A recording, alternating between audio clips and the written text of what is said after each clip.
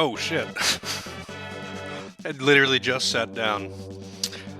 Jamobla, if that's how you pronounce that, with the big boy raid. Right off the bat, starting strong today. Weenie Warriors coming in hot. Thank you very much for the raid, and hello Kai. I'm going to guess that this raid was Kai's suggestion.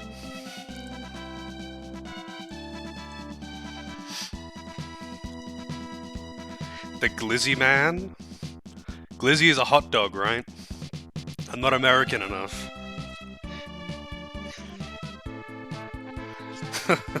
Here we are. Well, I really appreciate it. Have you played Soul Blazer before? Oh, I see. So, for those coming in, what we usually do around here is play requested games. This one is no exception. Yeah, this is a SNES title. I think it's an earlier SNES title, actually. Also, I should actually give a shout out. Oh, you're playing Ocarina of Time. Nice. I just playing vanilla Ocarina of Time? 92. Yeah. So this is the first in the Quintet trilogy. Illusion of Gaia and Terranigma are after this one, which you might be familiar with because those ones were pretty popular, especially Terranigma. But these guys also did ActRaiser and a couple other games, which have some cult following. But yeah, it's just like a pretty simple isometric action RPG type thing. It's pretty fun. You like go around and fight out monster dens to release people who are imprisoned in, I don't know, the Shadow Realm. Illusion of Gaia is a good one. Yeah, I've never played Illusion of Gaia, actually. But it is a pretty popular one. And it's the same people. You'll really notice it when you play a Quintet game, you'll notice two things. The interfaces are the same in all of their games, and the music has a very distinct style. Alright, so I just got to this dungeon. So actually, this dungeon here, this is one of the later dungeons of the game, because I like blitzed through it yesterday. Oh, not yesterday, on Monday. And I got through most of the dungeons of the game in one sitting. So here we are. I think there's like 3 major zones. But yeah, this is the basic gameplay loop is you go into dungeons, you fight monsters, and you free people and rebuild the town. Kind of like Dark Cloud, except you don't have to place the buildings yourself.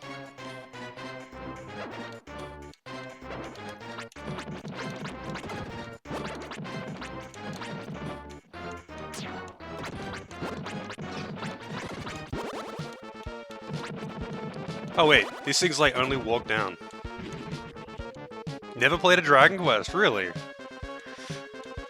I mean, that is basically the thought process of Dragon Quest games, though. Like, Dragon Quest is basically the first RPG made in Japan, and it has a very big following in Japan. It's fairly big outside of Japan, but they basically haven't changed anything since Dragon Quest 1.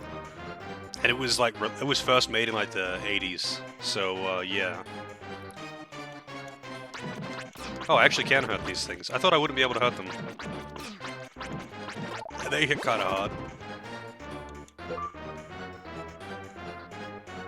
Yeah, so in Japan, I mean, you know what Japan is like.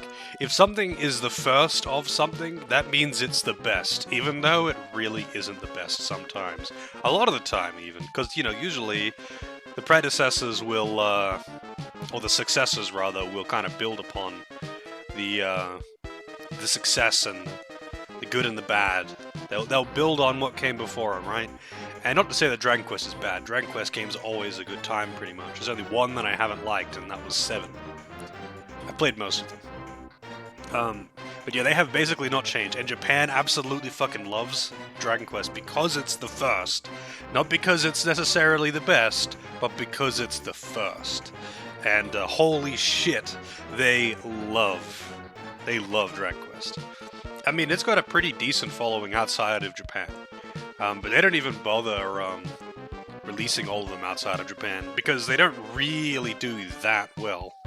They do definitely well enough. Like they would never lose money on them, but it's nothing compared to their home releases, so they just don't bother. Yeah, they just didn't really. So the other thing that's really changed over the years is like in the first Dragon Quest you only have one character. And I think in 2, 3, and 4, the originals of 2, 3, and 4, your party members are AI controlled. But that's about the only thing that's changed. They've made it so, you know, in all the games after 1, you've got a party of 4 or whatever, and you actually control your party members in the SNES versions. SNES and onwards, you actually control your party members. There's a few differences, like minor differences between, like, in Dragon Quest V, you can capture monsters to have them in your party. You know, basically Pokemon. And in Dragon Quest 3 and 7, and I think 9, you have like a job system, like Final Fantasy, but that never really caught on, so they just didn't put that in all the subsequent games. Released a Great Dawn.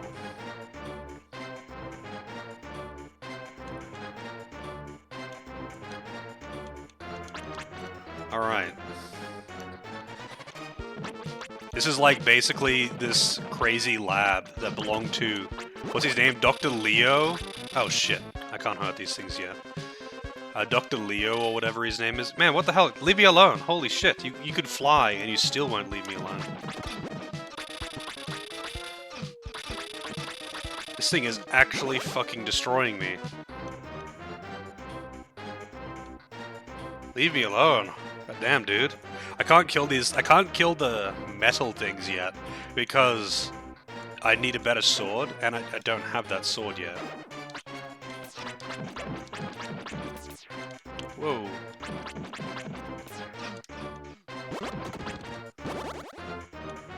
Wait, what was it? There was another one. What? Whoa! Are you serious, man? It's hiding behind these things. I am dead. I was gonna say I'm getting wrecked. But I got more than wrecked, I got fucking destroyed. That's why I didn't want to go in there. You don't actually, like, game over when you die, but you do lose all of your gems, which kind of sucks.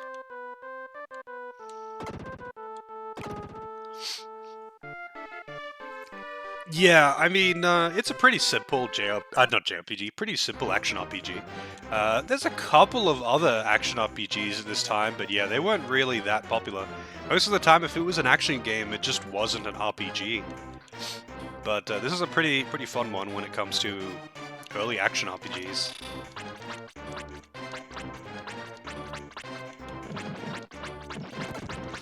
I really got to play Terranigma through because so I started Terranigma ages ago, but I never finished it. I think I had save file issues or something like that. I don't remember the exact reason why I didn't finish Terranigma. That's the third in the trilogy, and yeah, I just never finished it. Okay, I gotta get rid of that freaking Roomba.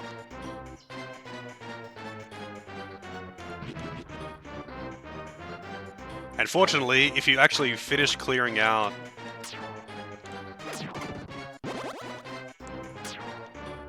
like one of these monster dens, they all stay dead.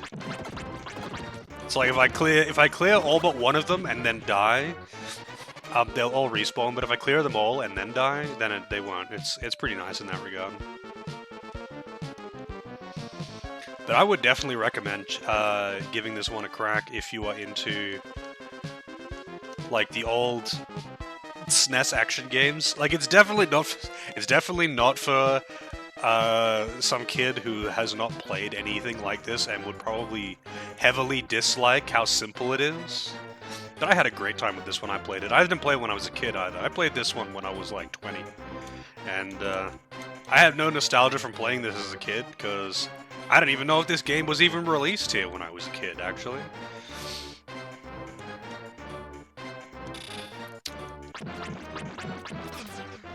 Whoa, that hurts.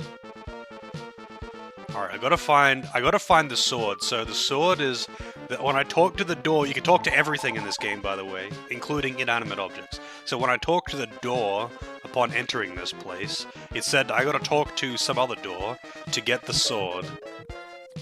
And I can talk to that plant if I go and find that plant. I probably don't have any real reason to talk to that plant, but I can. Shit.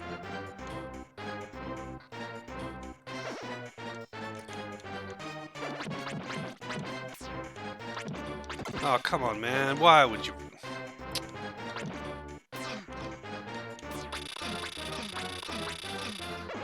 Get the hell away from me, dude. Oh, God, you're so annoying.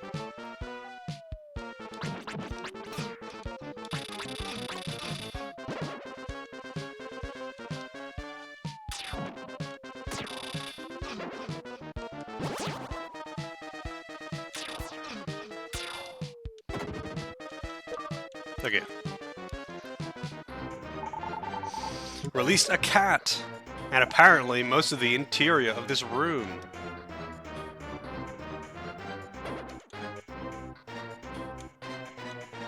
Huh. Ah, more of these freaking things. I really don't want them to just chase me the whole time because they're really annoying. Can't kill those. Okay, I'll go out into the main area again and see if I can get anything. I don't know if I can, I don't know if I can make more progress right now. Hey, a chest. Oh, there you go, it's a sword. I just had to find this door. I didn't even have to talk to it. Alright. So now I have the Zentetsu sword. I can actually kill monsters with special armor, which means that I can go back to the earlier levels and clear some unkillable enemies.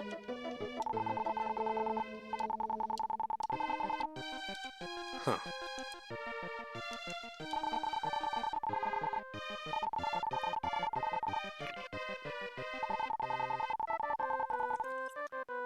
I think the model town is actually the next dungeon. And you go to this, like, miniature town thing and fight toy soldiers. And it's like, if I recall correctly, it's like the toughest zone. Alright, I kind of want to go back to the previous zones now that I have the Zentetsu sword.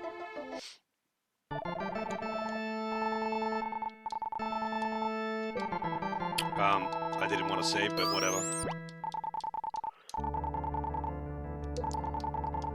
You are doing well, do not give up. I won't. Alright. So, not that one. I'll go back to the first zone, I'll just start from the bottom. I don't know if there was any unkillable enemies in the Mermaid Town, but there was in this place. And I think they were all near the end as well. Oh man, they're actually pretty beefy, and they give really good experience. I don't know where their monster den is though.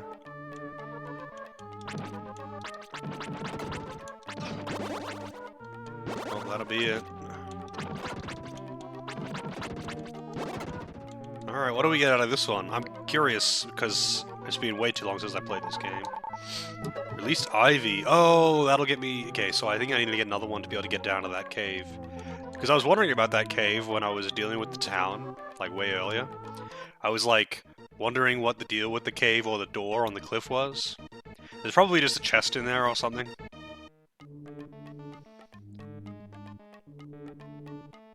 But I really don't remember. Alright, monster lair in here too.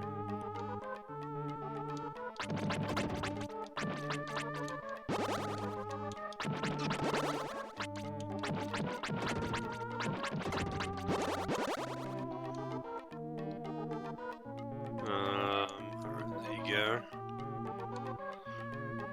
Chasing all the dudes down, and these aren't even like aggressive enemies, so I actually have to chase them down. Oh shit.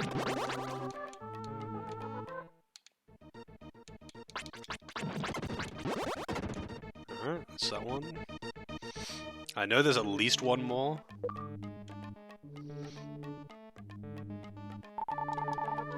More ivy, okay. And then there'll be another one that'll like probably extend that ledge or something like that. And I think that's in the previous room.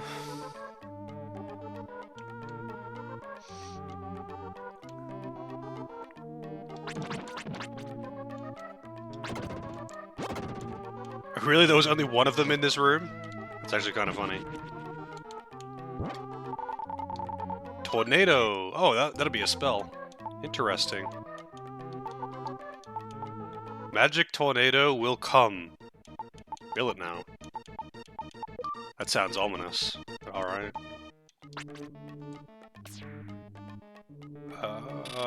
Okay. Honestly, I can't see myself using that. It will what now? That was my thoughts exactly, Brisbane. How's it going, Brisbane? No more monster layers on this floor. Or this floor.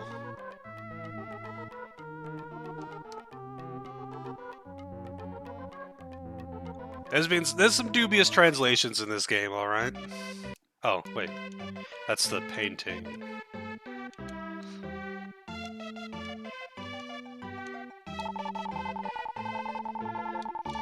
No, that's not the one that I released. So I released that ivy over there.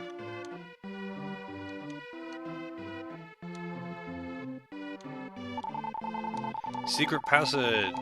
I don't know how to get a pass for it. Maybe if I go and harass this kid down here.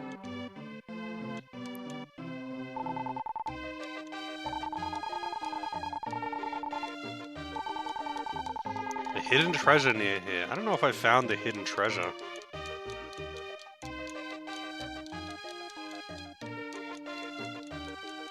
Gotta be one of the cool kids, yep. And I'm just too busy being some kind of emissary from God. From the sky. Like, literally some emissary of God from the sky. And you were sent here by God. That's how you teleport around through the maps. And, everyone just kind of treats you like you're normal, but occasionally you run into some, like, 1 or 2 dudes that'll be like, hey, I'm also from the sky, and then they'll give you a message from God. And it's so weird, because everyone else is just a normal human.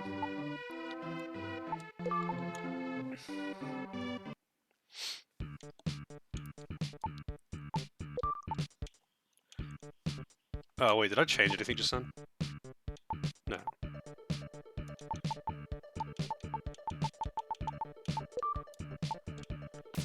Oops. This is the first dungeon, by the way.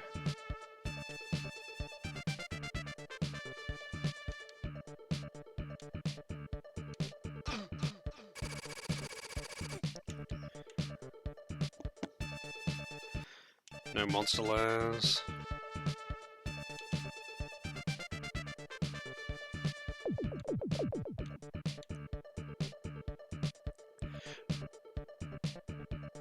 Maybe I should just, like, look up where all the invincible enemies are.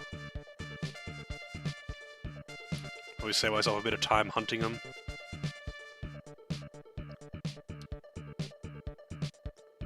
I'm pretty sure there was one in this area. Somewhere.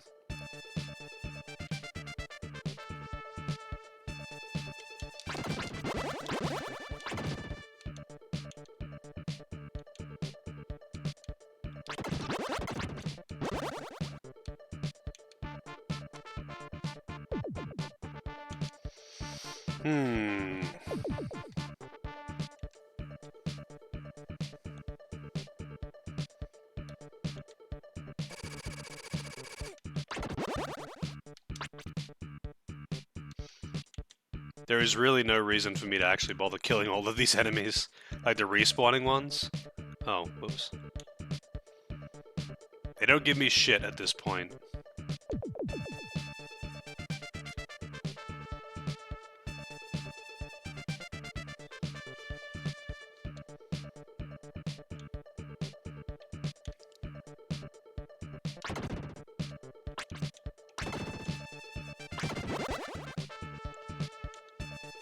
I don't know if there's another area in this spot. I don't think there is.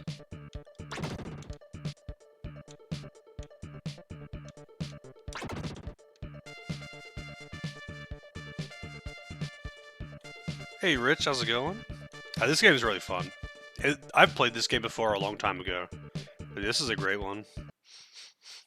Have you played this one before? I imagine you would have, surely.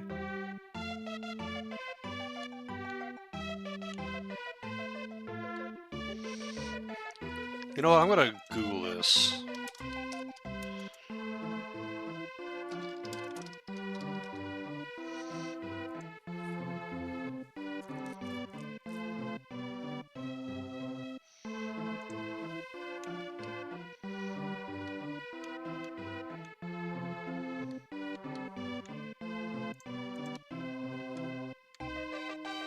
Oh wait.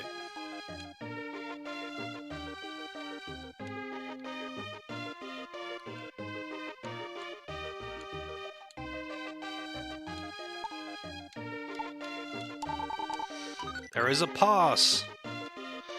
Played it once before. Yeah, I don't remember why I picked this one up. I think I got this one ages ago and I was just looking at, like, you know, slightly more obscure titles for the Super Nintendo. And ended up finding this one and really liked it. Hey Julian, how's it going? Oh, I have to actually, like, equip the pass, don't I?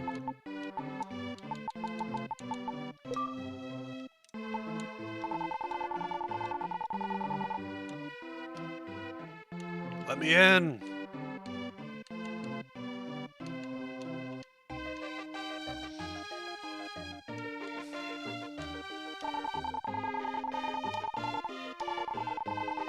The Recover Sword. Huh. Interesting. Oh shit. So that's really strong. HP will be filled when monster is defeated. That's really strong. But it's level 22. I don't know if I can... I don't know if you can use swords. I guess you can use swords at a higher level than you. I thought for some reason, like, they actually had a level requirement, but I guess not. Alright, I guess I'm done here. Does Doris need good RNG? You don't really need good RNG in this game. I mean, I guess there's boss attack pattern RNG, but that's not really, like, good or bad in most games. Like, in action games, yeah, okay, some attacks are going to be harder to deal with than others, but for the most part, an attack is an attack, like, you just deal with it. Unless the boss has got, like, undodgeable attacks or something, in which case that's bad in an action RPG, or an action game in general. How do I get to the thing? Oh, here it is. I was like, where is the pad in this?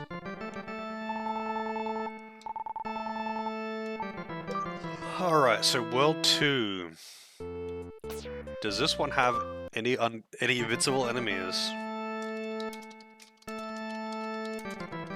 It does, it's got the metal gorillas. Metal monster locations.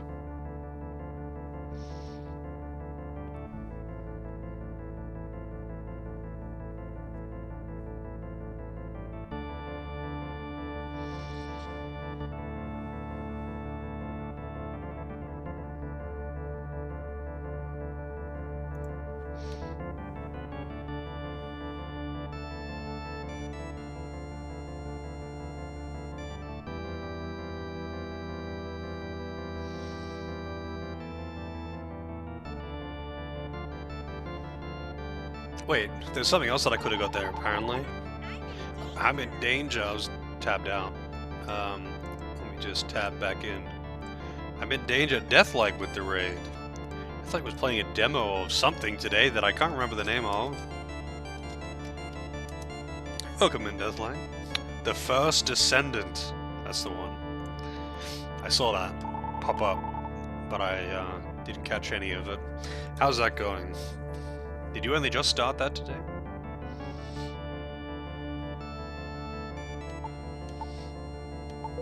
Alright, go back to World 1. one. Apparently I missed something over here.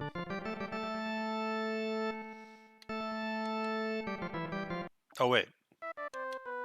That's not where I want to go. This is where I want to go. Normally, the layout's different. I went to maintenance? Oh, really? Is it, I guess it's an online game then?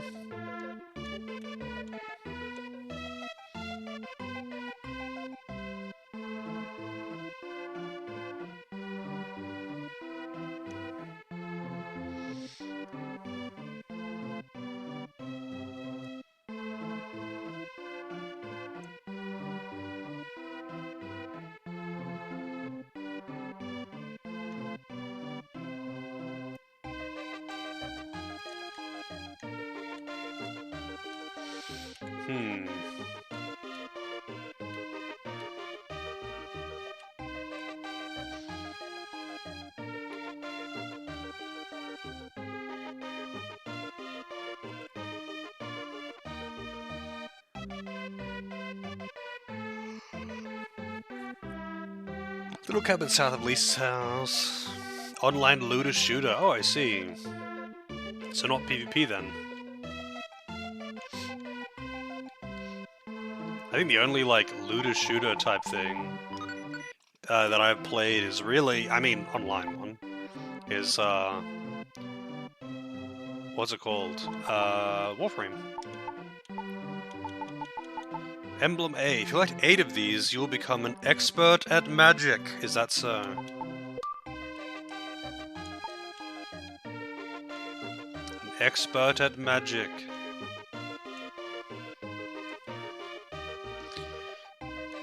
Did that game only just come out, recently? I haven't even been playing Warframe lately, honestly.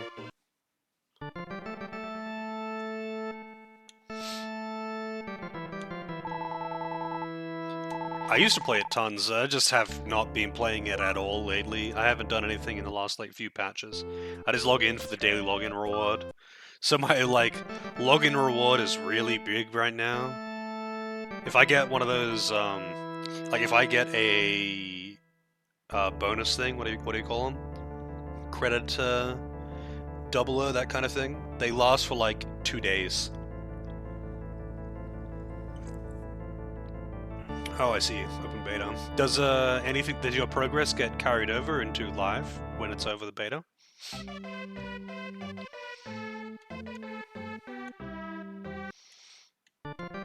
I would hope so.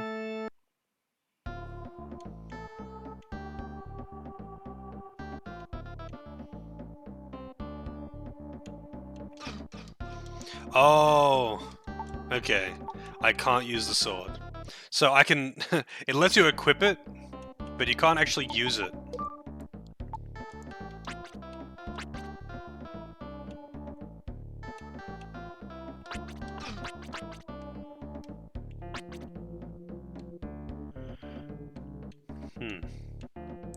I don't think I can kill these. I don't know what the deal is, but there's like a monster lair remaining. I just don't know what is needed to actually open it, I guess? Oh, shit. Alright, then have a good one, Kai. I was going to say thanks for the raid, but well, I guess thanks for the raid regardless. It was your recommendation. But have a good rest.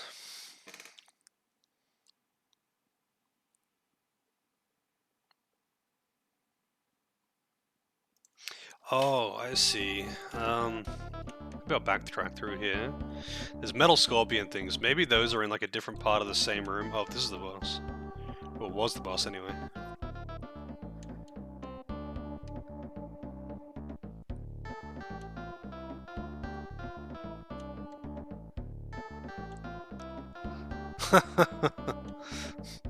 That's how it goes, dude.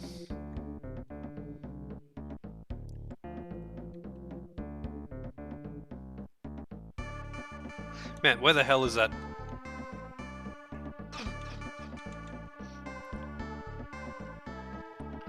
You know what? Fuck it. I'm walking backwards through this place now.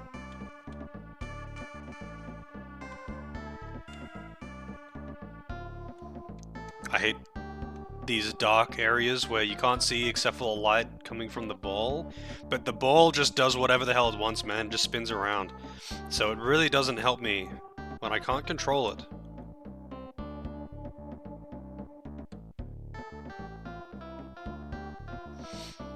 There are other dark areas that are not quite as dark.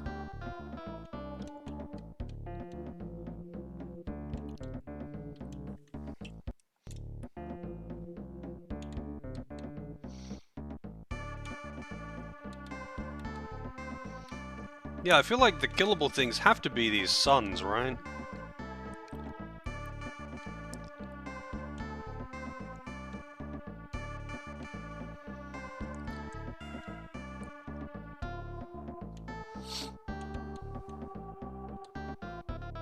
But I don't know how to kill them.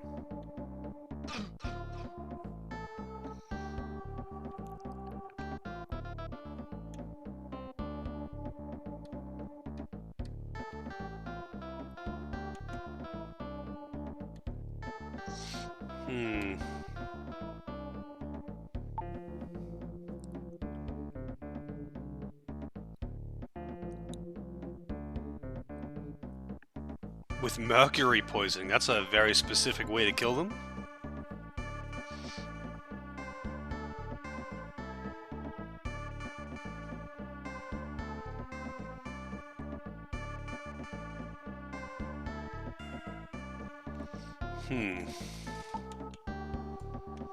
That's how I came into this room, right?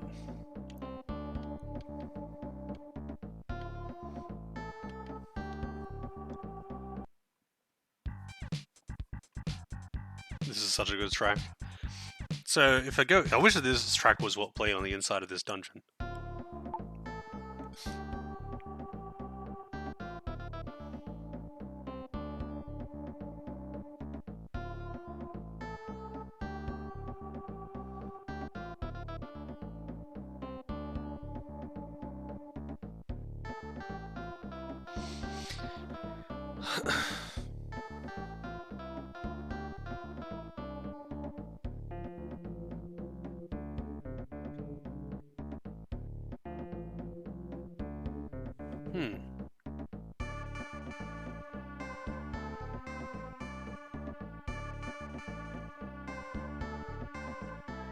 Apparently the Zentetsu sword does not work on the seabed, the metal gorillas. Interesting.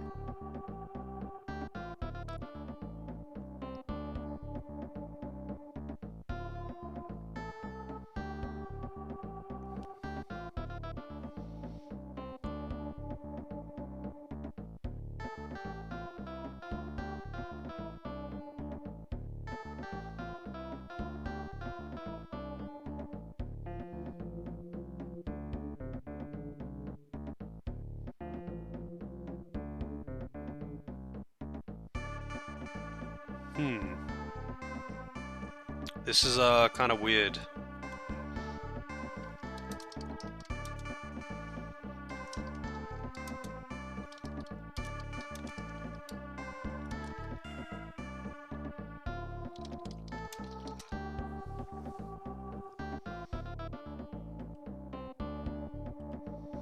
Just trying to find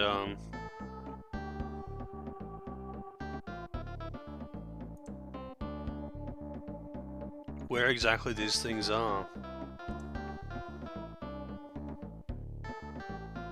Oh, so the fire spirits are killable, but you need the spirit sword. I might as well just come back then. You found a neat guide that wenches where the metal monsters are. Is it on thonky.com? Because that's what I just found then. Yeah. It's just that the way that it describes where the metal scorpions are in this map are a little bit odd. And I can't seem to find them in here, even though it says that they are in here. I can find these things, But there's also only one lair in here. And, yeah, a map would be real nice. I feel like that's wishful thinking in a game from 1992. But yeah.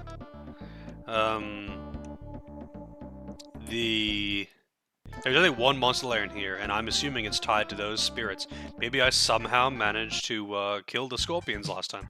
Who knows? Hey, Lozo. Soul Blazer's going pretty good. We're blazing along. Do I really want to go back this way? I guess I do.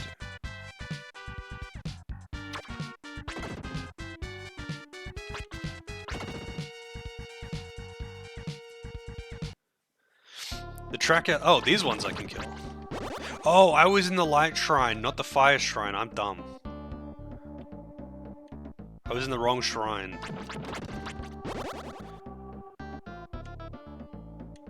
Musashi needs the OP raft. He does. It does. Musashi needs a lot of things, though.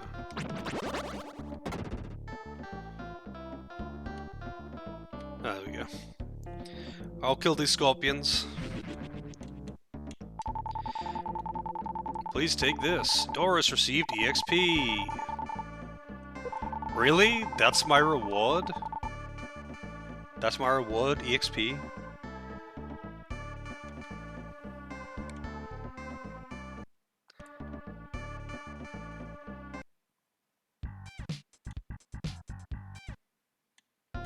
Element blindness. Well, the reason why I was thinking it was also the fire shrine was because it's got giant firewalls and giant floating fireballs that are just everywhere. So, you'll forgive me if I would mistake the place filled with fire to be the fire shrine. This place is even more fiery though. Because this has literally got lava in it. But yeah, I thought Fire Shrine was the third shrine, but it's the second shrine. Alright, where are the scorps?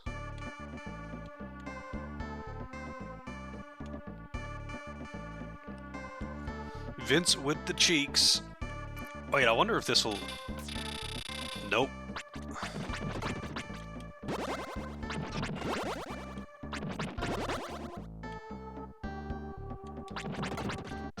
Oh. I might just put on the ice armor. Wait, that's bubble armor. Oh, cup noodles? Well, I'm already shooting. I'm shooting literal fucking tornadoes. Moving or not, I'm still shooting those tornadoes out. How was the day off? It was pretty good. I accomplished very little. I slept a bit more than usual.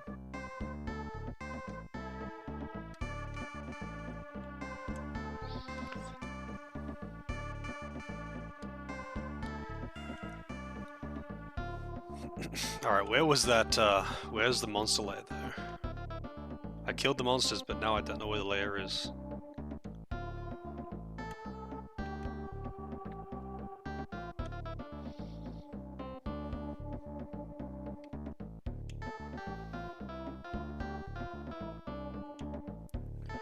Shooting mad!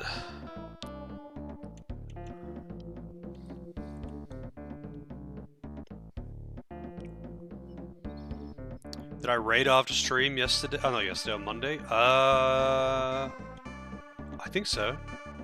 Pretty sure I raided someone who was playing Lufia. Maybe that was the stream before that.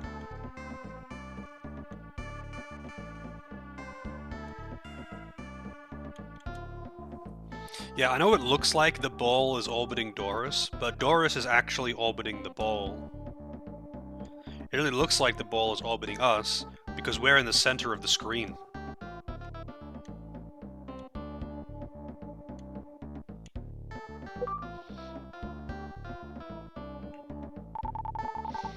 Released a bird!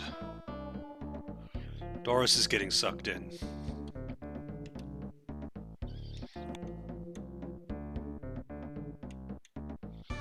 Alright, I need to get down into that actual area to give the scorpions.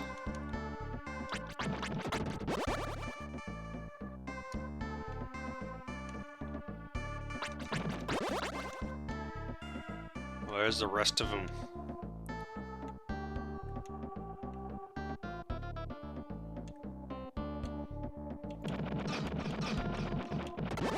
That is not a good way to fight him.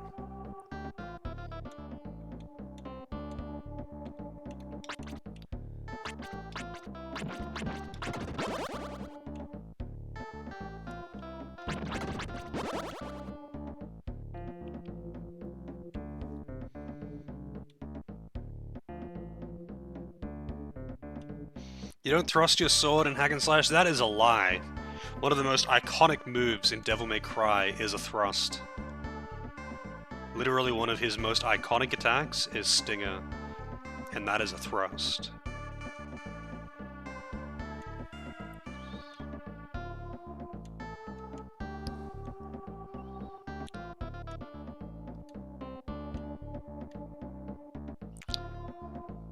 That is true. This also isn't a hack and slash. So, but you did say hack and slash. Nice.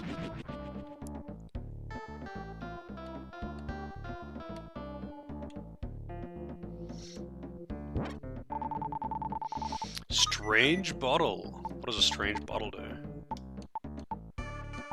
Oh right, it's just those things. I always forget about the strange bottles. Really? That's it? Man, that sucks. I wish you could, like, while in the town of an area, just, like, see monster lair count of the entire dungeon. That would be really nice.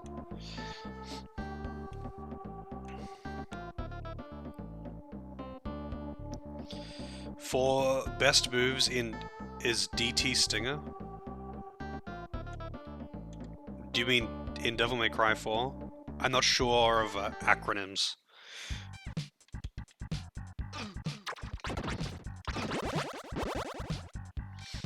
I mean, Stinger is always great, honestly, in like all of the Devil May Cry games. It's a gap closer that hits really hard. And you can choose to either combo off of it or knock enemies away with it, I believe, depending on whether or not you hold the button. Devil triggers, I see. Does it behave differently? I thought you just had like a totally different moveset in Devil Trigger in 4.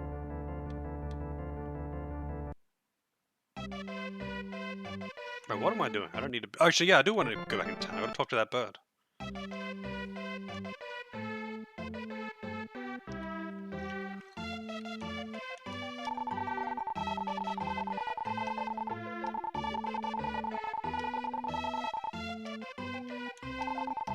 The Phoenix's magic when he visited the soul of the mountain. Yeah, thanks for the info, bird. That doesn't help me, though.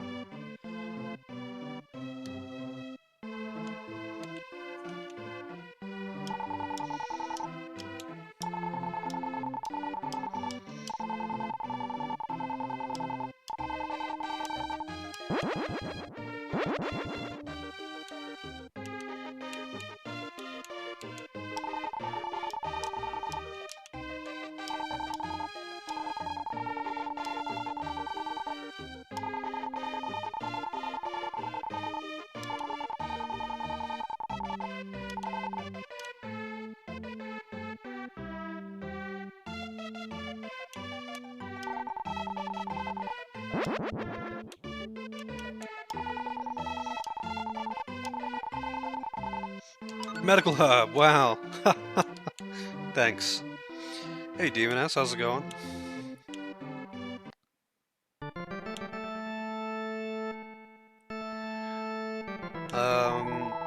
Let's see. I might just move on to back to the current dungeon. When I get the spirit sword or whatever it's called, then I'll come back again to clean up the rest of the stuff.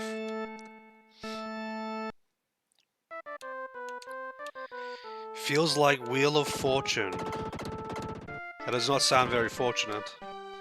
I'm assuming you mean that you are sick. But that is an interesting way of expressing that. Alright. Now I can kill metal enemies, so it's time for revenge. Finally.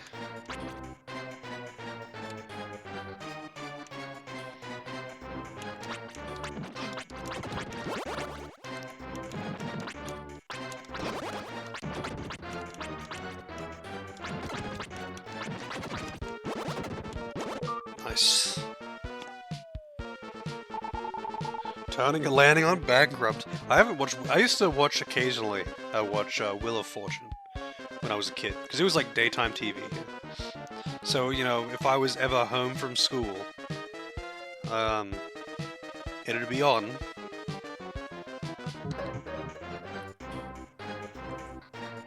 But I gotta say, I don't really see the appeal of that show.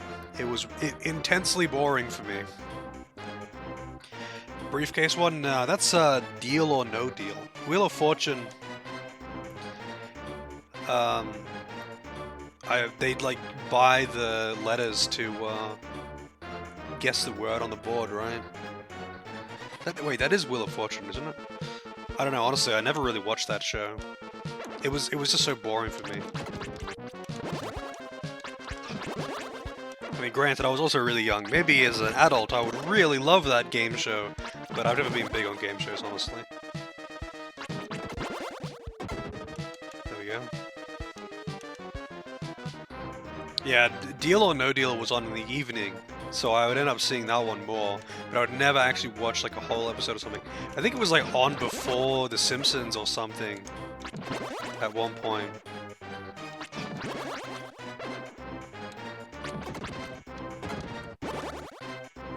Oh shit.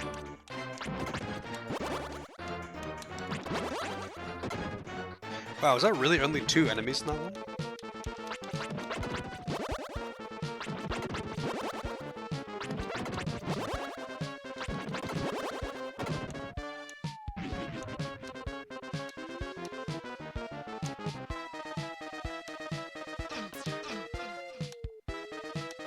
Alright, I already hate the tornado. The light arrow is where it's at, dude.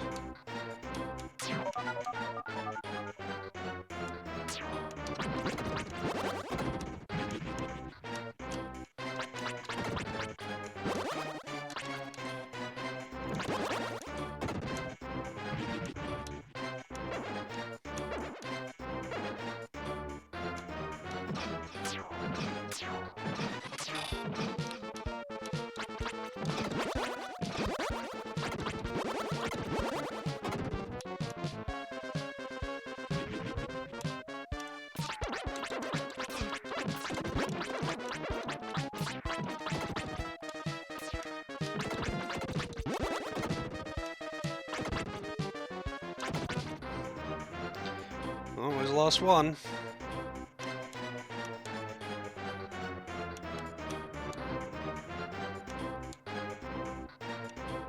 Where the hell's the last one? Alright, you know what? Fuck it. Family Feud? I've seen bits and pieces of Family Feud. I don't know about Family Fortunes. Yeah, like... I've seen outtakes, not outtakes, but like clips from that show. And it's pretty funny at times. Although, like, it's clearly, like... The entire intention is to make them say things like, haha, my penis. And it's like, wow, very good. It's just like every other episode where they'll say something slightly suggestive to like bait that response, and then it's actually on the board.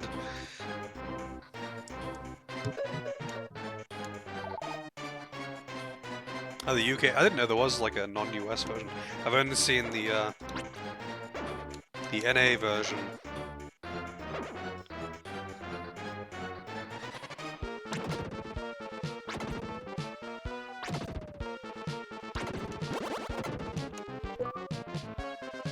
Very good.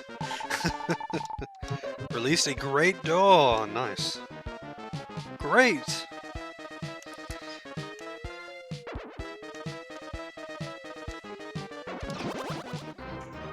Man, these freaking zoomies.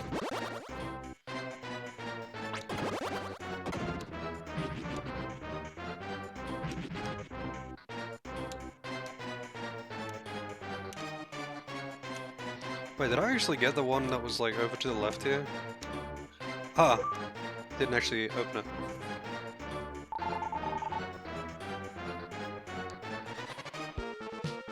Over a fire, damn. Brutal. I released a cat. Another cat. Apparently Dr. Leo had a lot of cats.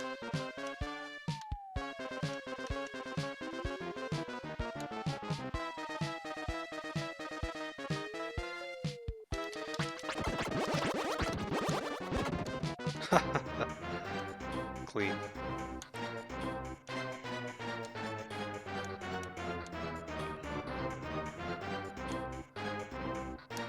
And I bet it was up there.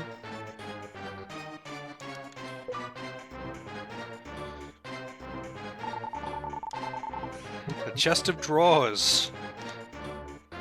Just rebuilding this guy's house. Hey, Dr. Leo seems like a good guy. I bet he deserves it.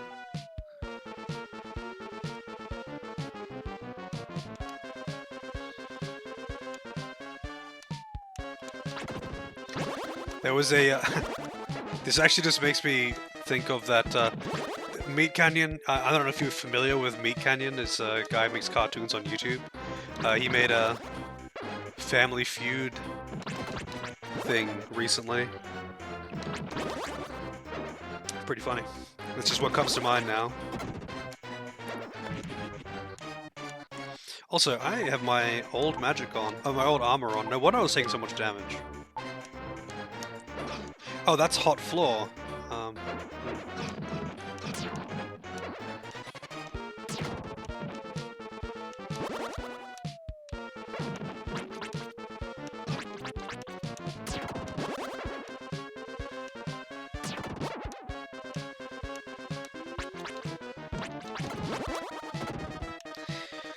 Alright, I'll put my ice armor back on. Shit.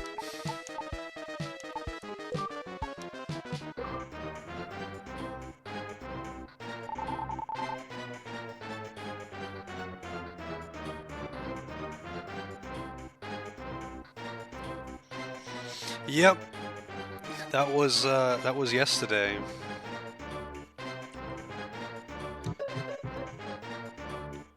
More cats, man.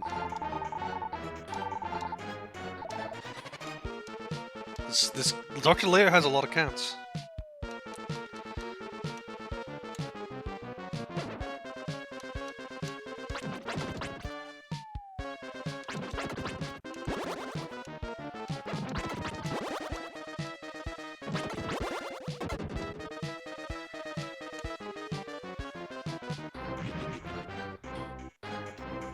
Alright, 12 more layers on this floor, damn.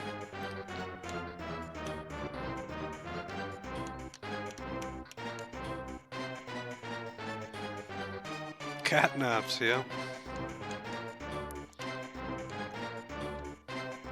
Well, one of them is asleep, so they really are cat napping.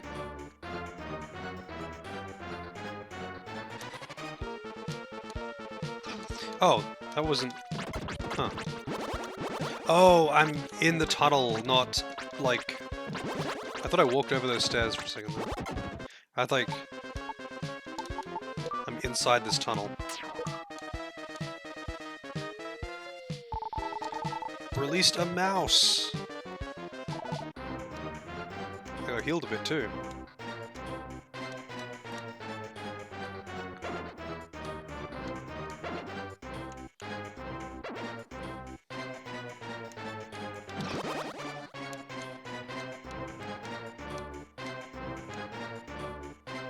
Alright, where'd those other ones go?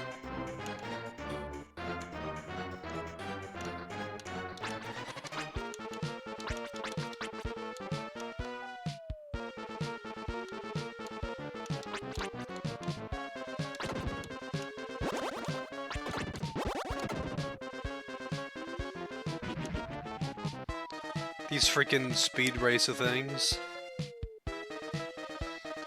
Mario RPG and Earthbound. I don't know. I really need to listen to Earthbound music again. It's been way too long. And Earthbound really does have a great soundtrack. It's so odd. Like, it really feels unique.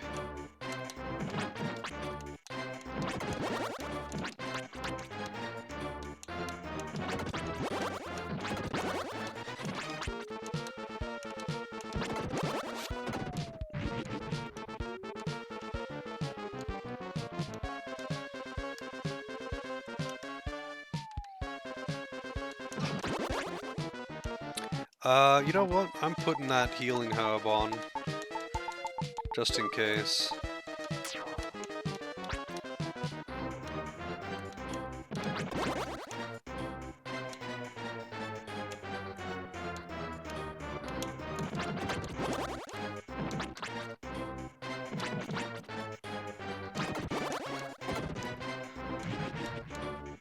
Oh god.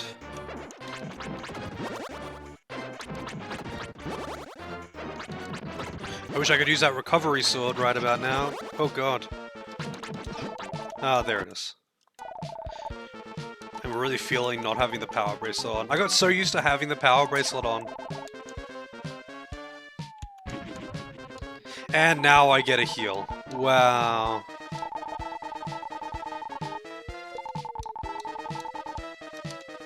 Now I get a goddamn heal.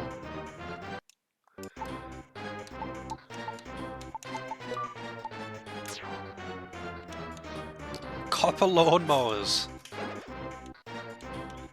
These are Roombas, is what they are.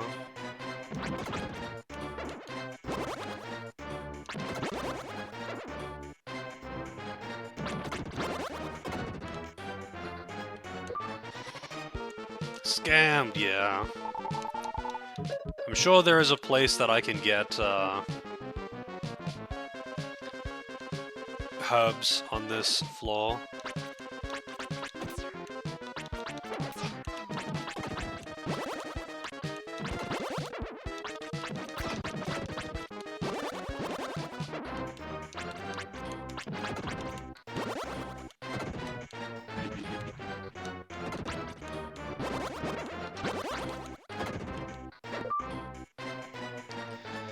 Got him!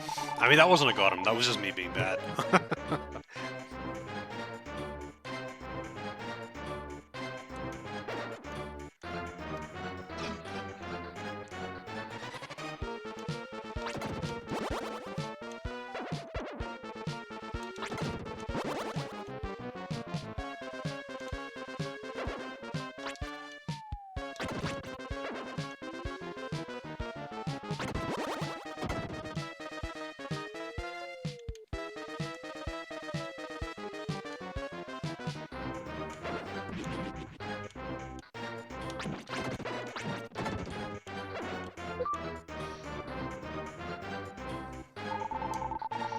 Bottle of Town!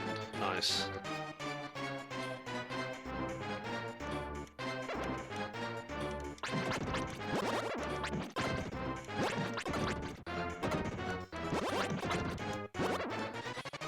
How much experience do these things give? 160. I don't think it's really worth even attempting to farm experience though, honestly. Oh, nice. Another heal spot?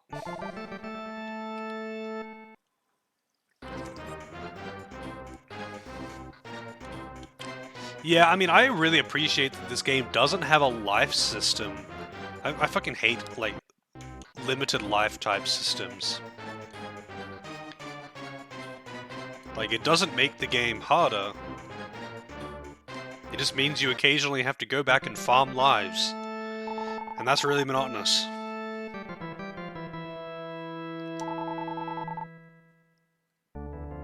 But it's just one of those things, you know, that carried over from the arcade days. I'm sure they will.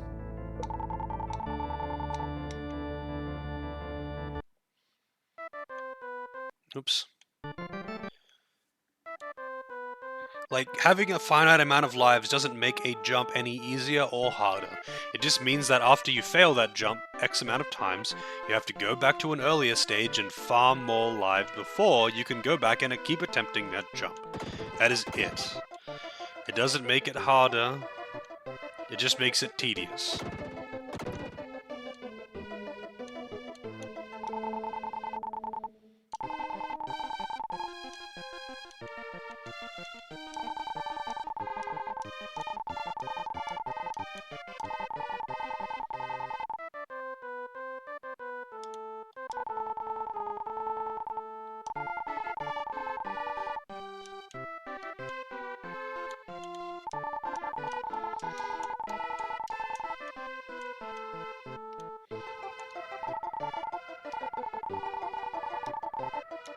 My body is locked, he says. Disgaea? I played Disgaea 1 and Disgaea 2. That is all. I have not played anything after that. They're pretty fun. They're not really, like... I know they look like TRPGs or strategy games, but they're not really. They are numbers games.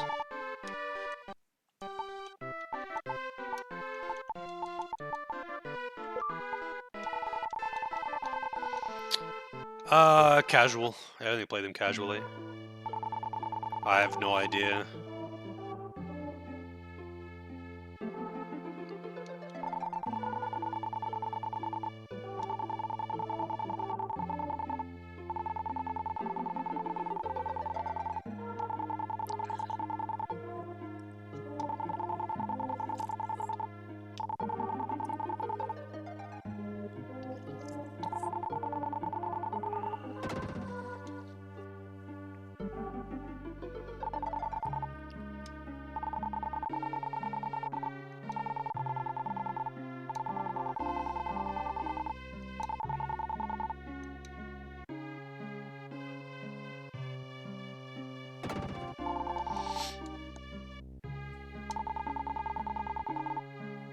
The wacky grindiness of Disgaea doesn't really kick in until you beat the main story, though.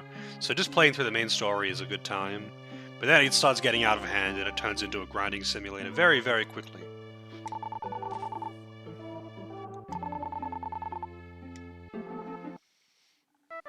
Oh, Master, please help me.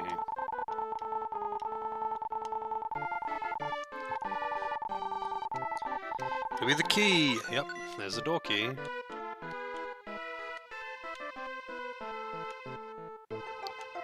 Swallow it into the model.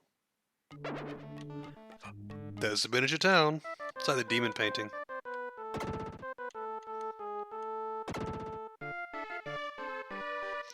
Yeah. I mean, that being said, though, I really don't have much interest in the Disgaea stories. It's incredibly cringe. It's trying to be ironic cringe, but cringe is cringe. There is no... Cringe is cringe. Like, there's no difference to me.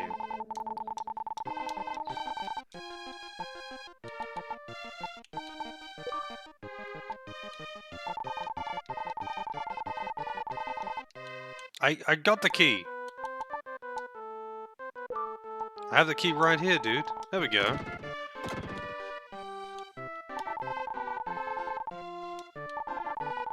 Mystic armor. Nice. Alright, let's take a look at this. Invisible for longer period of time after taking damage, I guess that means. And that goes up 2 points of defense, too. That's a big deal. Very Final Fantasy, does it? It almost sounds Dragon Quest to me. I wouldn't say it sounds very Final Fantasy to me. It does sound pretty Dragon Quest. But it just sounds kind of generic fantasy. What is Doris up to? Well, Doris is about to get sucked into the painted world of Ariandel, and by that I mean he's actually just getting into a miniature toy town. It's not actually a painted world this time. Yeah, we're orbiting. Orbiting the orb.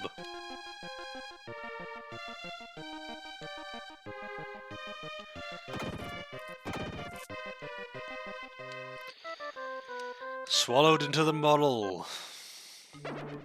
Alright. Shit.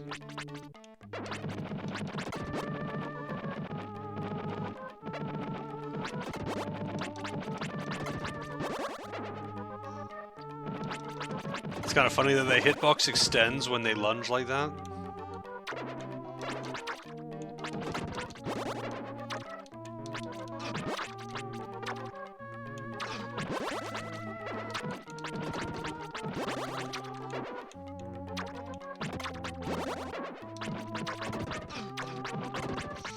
I recall this place being fairly dangerous.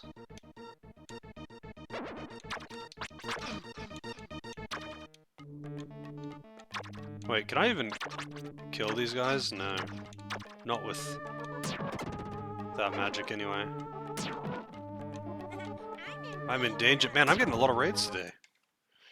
I'm getting a lot of raids today. Eat with the raid. Is Doris a giant menacing these tiny people? Yes, he is. He is. How's the Robotrek going, by the way? You, I mean, it's a game. From what I can tell, it's a game. One of the games of all time.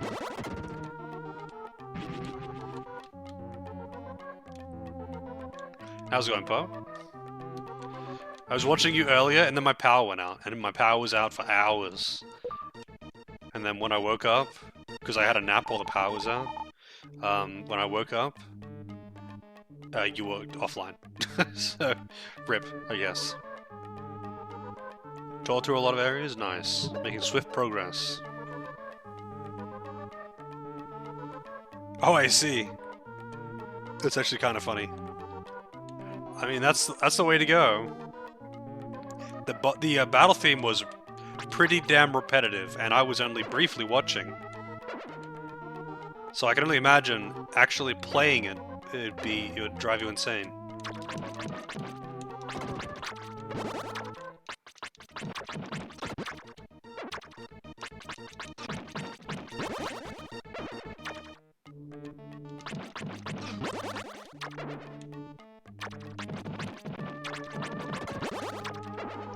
Man, stop shooting at me. I'm just trying to kill these horses, okay?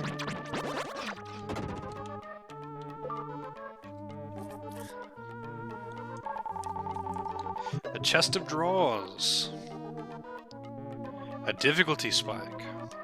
I mean, it's a JRPG, right? So I imagine the solution is lol, just grind. Which is very boring, but it's a solution, I guess.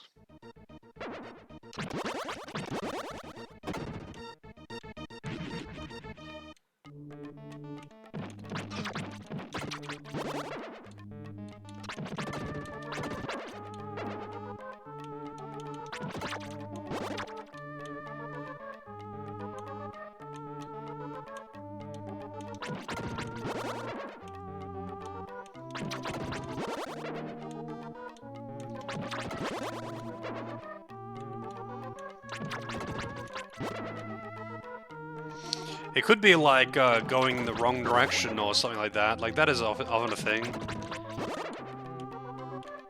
Doing something, just like missing something at the start, which makes it feel like a difficulty spike, but it's just kind of missing something. So you're skipping over something that would keep you in pace. That kind of thing.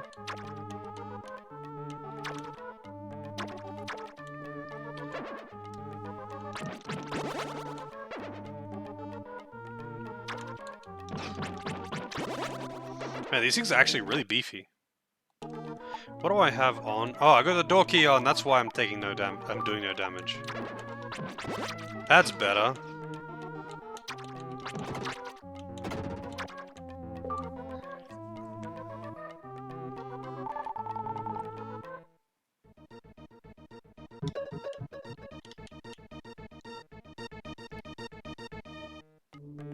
Huh.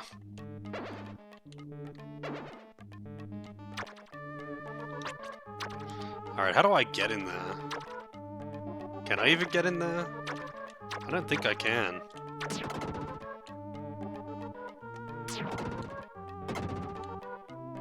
Just have to use magic.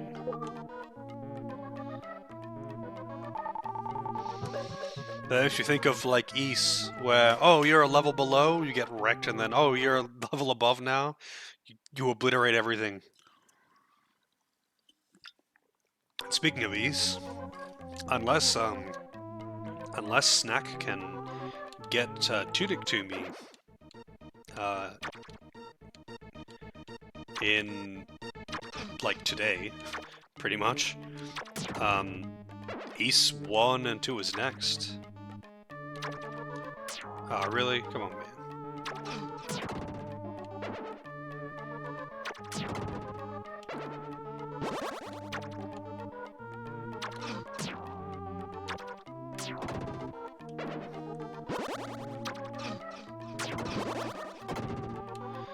Alright, killed all those. I don't know how to get over there, though. Man, this, this BGM sounds very mysterious and all, but I kind of wish there was a bit more to the BGM in this area.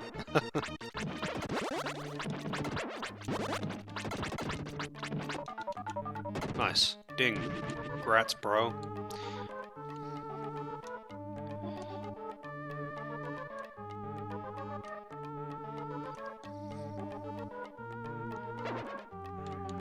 Do you, like, just use the weapons to upgrade them, or do you just pay or something to upgrade their number and their rank? Oh, no.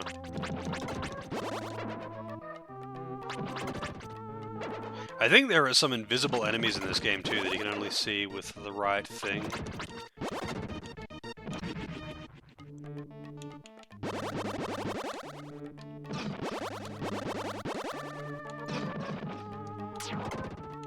Yep. These enemies. These enemies are invisible enemies.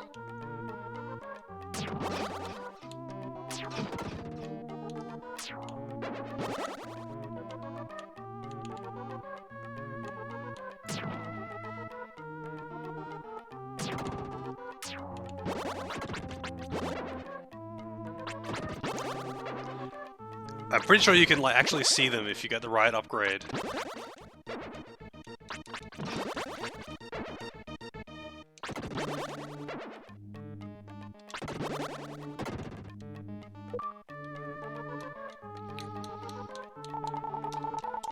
A great door. And a lot of doors. The door squeaking or speaking to itself. I can see the machines throwing bombs inside the model towns. Ah. Okay, so I gotta go back to him to be able to reveal the invisible enemies. Shit.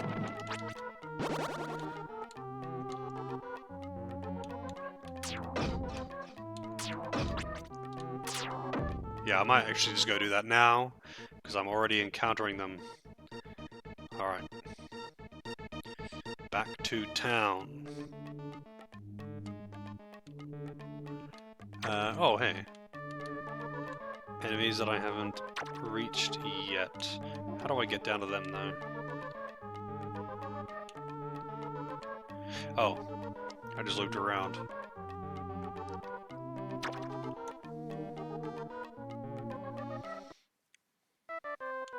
Alright, so... Wait, did I talk to this mouse?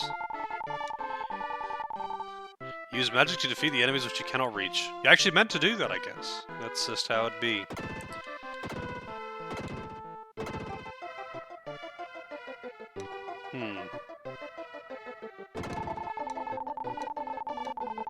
This door is from the sky, just like me.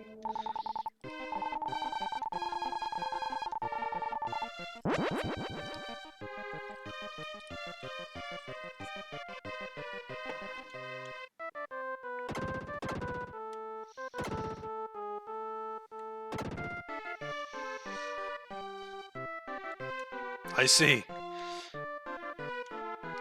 Greatest RPG dialogue moment, yep. Well, I'm assuming you have to read the dialogue to be able to understand how that mechanic works. Does it get explained?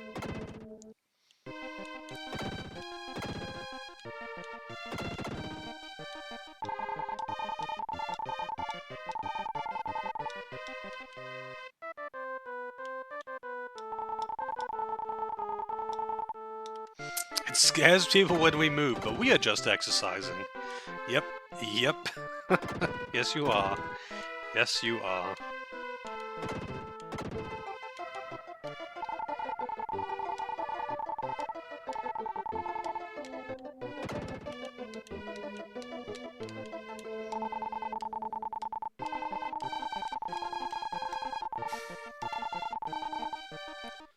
The manual explains, yeah. I mean, let's be real though. If you don't actually buy the game as a kid, back in the day, who's really reading the manual? Even if you have it? Most people really don't read the manual. I mean, a lot of games back then really did expect you to read the manual, though. And I know I did. Like, when I was a kid, I would read the manual. I'd flick through the manual and read some parts of it when I was a kid. Nowadays, though, even if I bought something that had a manual, yeah, I don't read the manual. Sometimes, yeah, I did often, when I was a kid specifically, you know, I haven't had a game with a manual in ages. But, like, if I ran into an issue, like, not knowing what, say, a status did, then I would usually look at the manual before I looked on the internet. Because usually that kind of information was in there. That's the kind of information I would expect to find in there.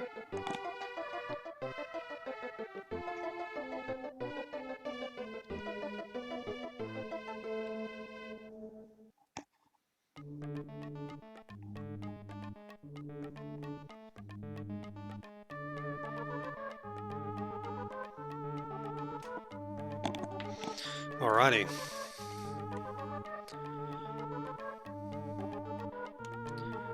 Yep, there they are.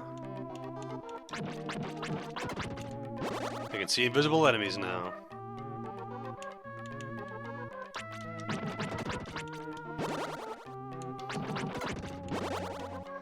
I didn't see how much experience I got. 160, I think it was.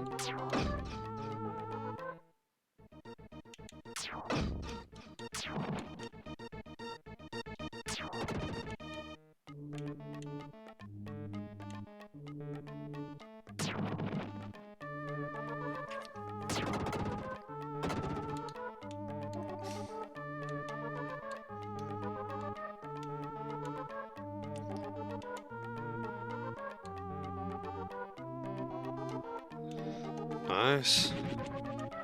Chests, nice. 80 gems, that's not what I want. Medical herb, I actually do kind of want one of those. My weird void hole. Invisible siege towers that lob bombs, yep.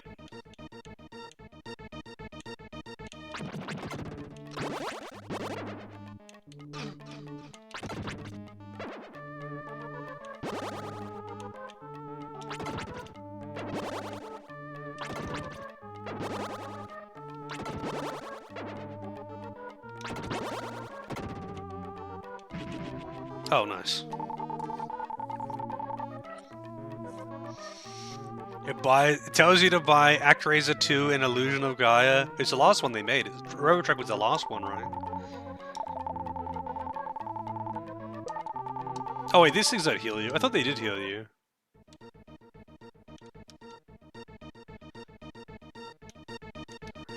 I don't know. That kind of thing can be kind of funny sometimes, but it can be pretty easily, quickly overdone, you know.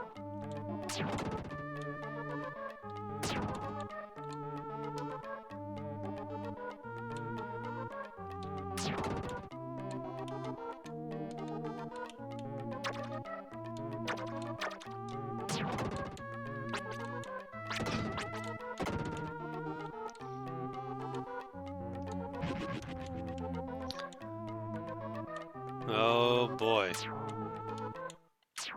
More bomb lobbers.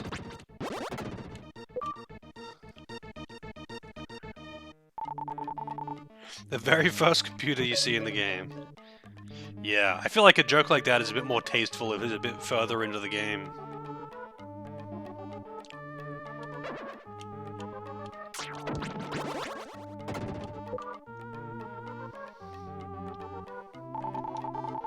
Released steps. Nice.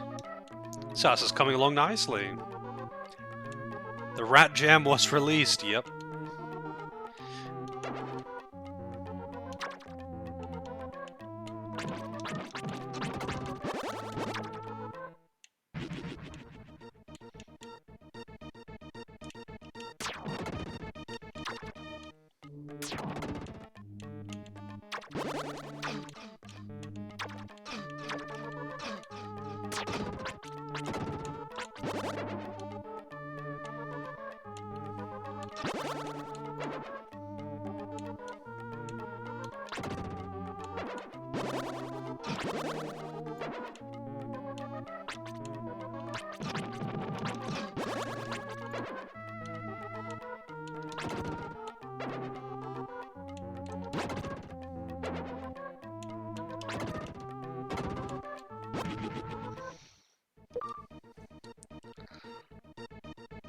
Calling them popular is hilarious. Really? Do they not do that well?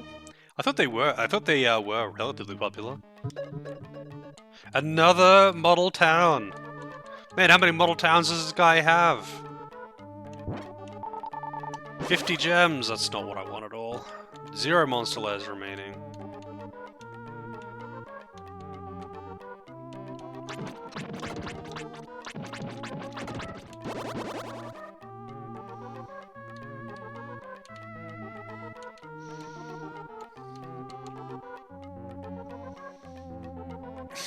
Hey, Freebird. What is this? It's simple action RPG, really. I don't know what else to put it as. It's pretty fun, though. Definitely worth a play. I played this a long time ago, now.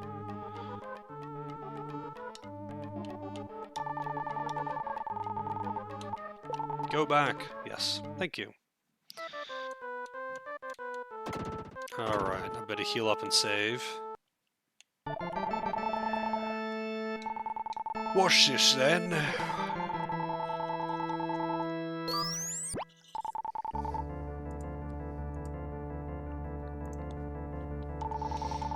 Yes, I do wish to continue.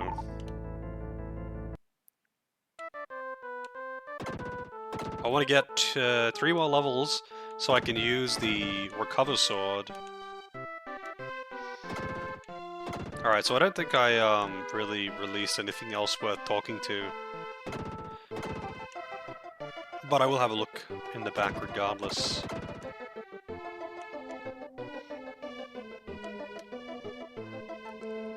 Also, this looks like a freaking church or something in here. A devout mountain. It is, yeah.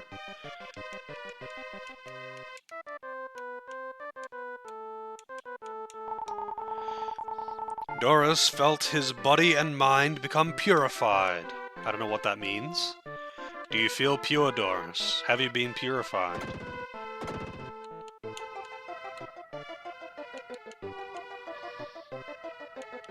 There is nothing in here. Very good. Alright, Mini-Town 2.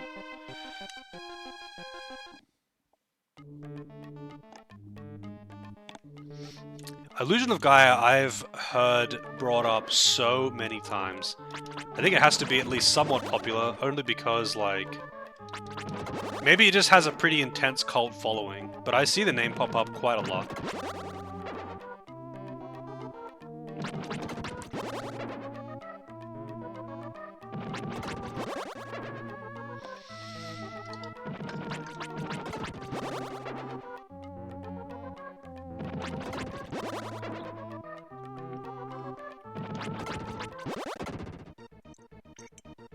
There really is no reason for me to, actually kill those things over the wall like that.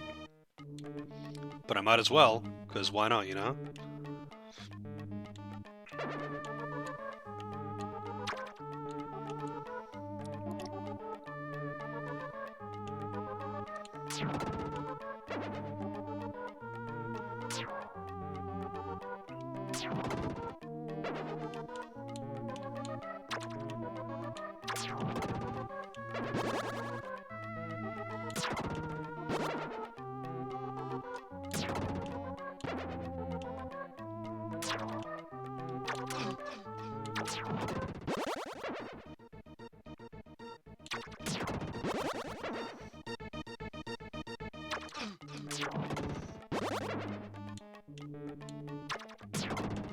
No, that was just a waste. This is just a waste of gems, but you know what?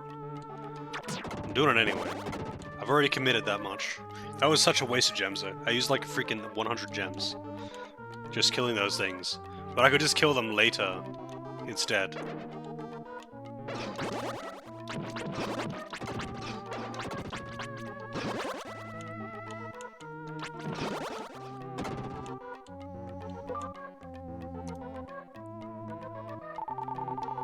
Released a mouse. I'm putting things in the attic now, I guess. I hate these things. Especially because they respawn.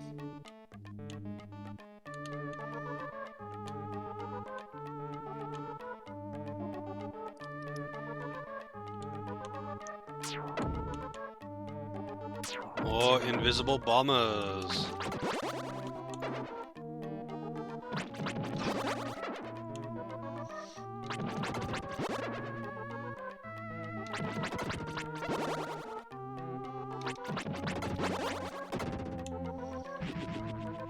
Oh shit, is that poison?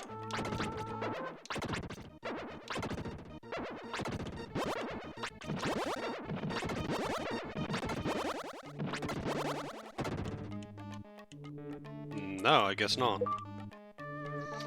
Looks like poison. Release a plant.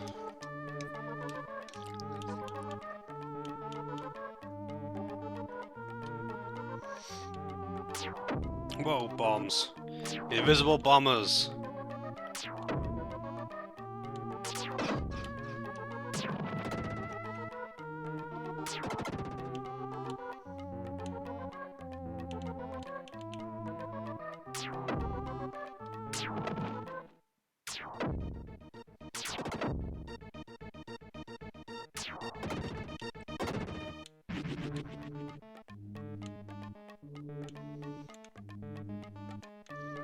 Hey CJ.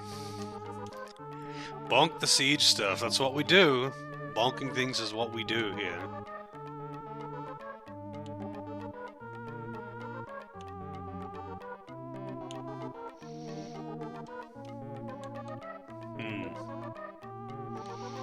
Exactly, no one knows what's up.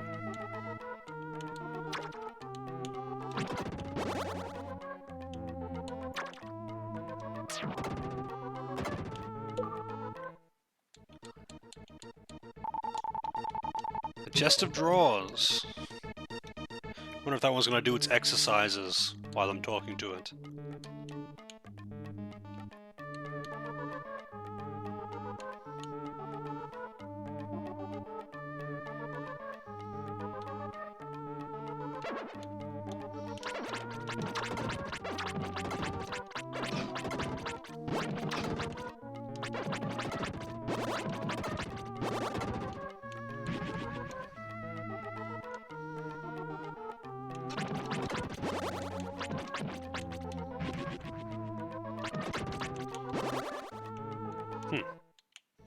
Random chest. Strange bottle! So many strange bottles. They don't stack or anything though. And I never use them, so they're just useless. They're just useless. I wonder if there's anywhere where you can like get an infinite amount of them, like with the herbs. Pretty sure I already had a herb. Now I need to figure out how to get up there too. 3 layers left on this map.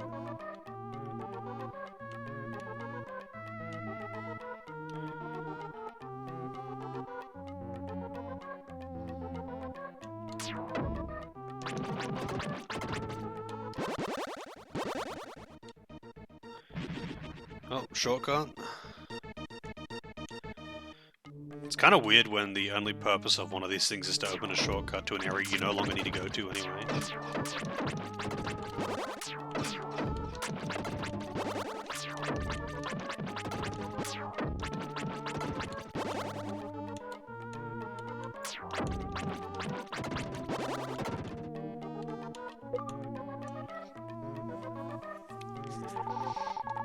Steps, and that goes downstairs. Was it one more? Yeah, one more layer remaining.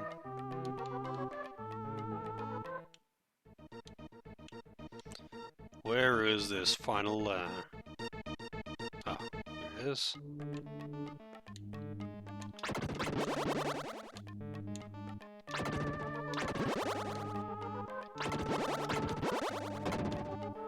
That was easy. Released a cat. Cat released. Alright, that's all the layers in this area.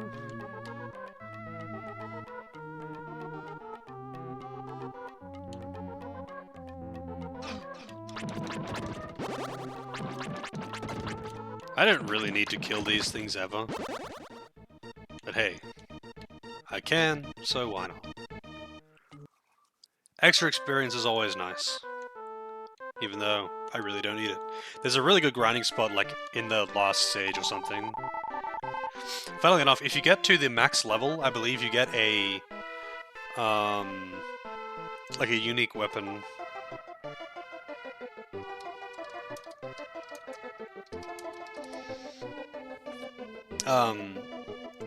But I don't remember. It's like a reference to some other game. And I think Chrono Trigger has the same reference in it too. I vaguely remember some connection to Chrono Trigger, but Chrono Trigger's much later than this game.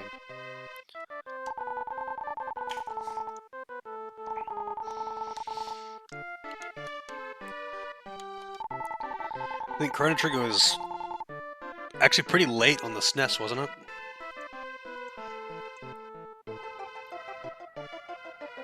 Let's see.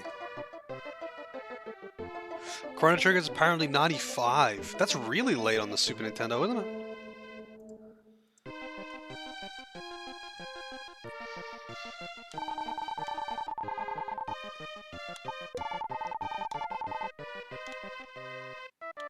That's a storage of medical herbs. It's just the name of a weapon. Apparently, I think the weapon name is the same reference, or something like that. Maybe Chrono Trigger references this. Maybe they are both referencing something else. I just vaguely remember something about this. It's like a sword that you get if you hit max level, or something like that.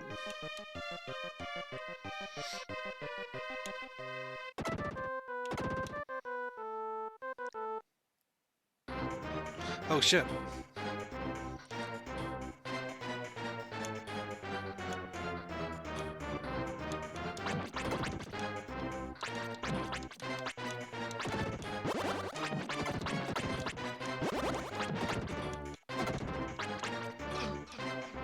I guess you can't destroy those.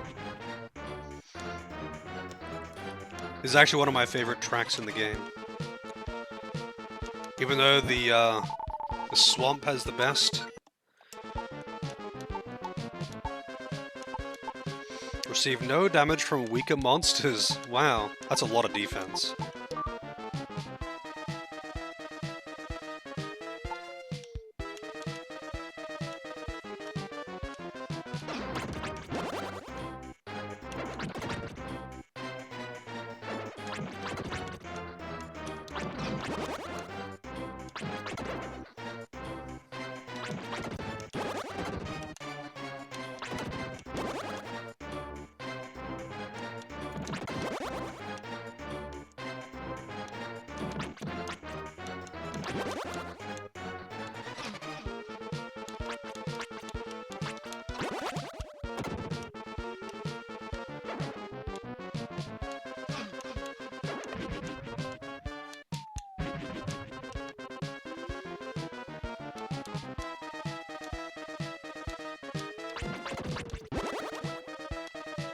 These freaking things.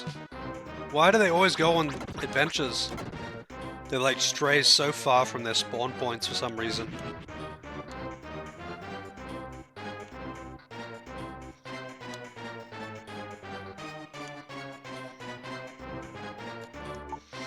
Keeps making me put on my ice armor again though. Which kinda sucks.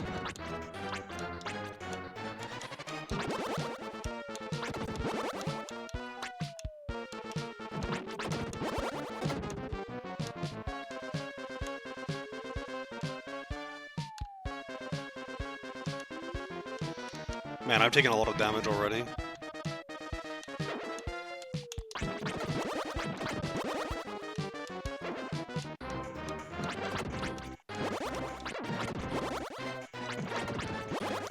Using low-level armor in a high-level area really hurts when you take any damage.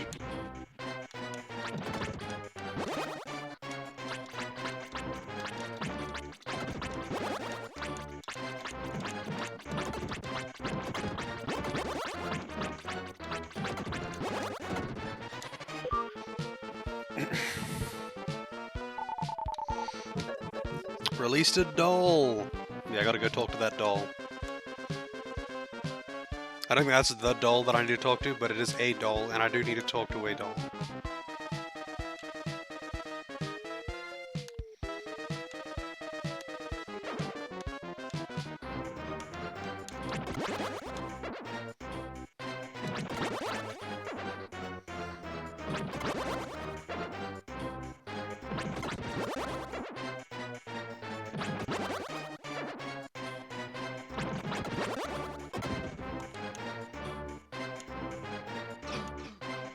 Shit, I better put on my my healing herb. I don't really want to die.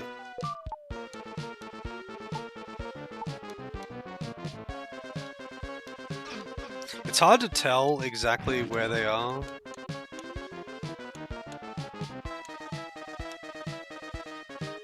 I better go back to that thing.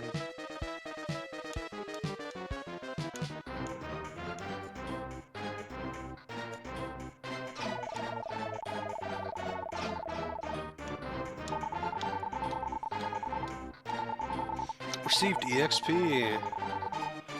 Nah, I'm staying.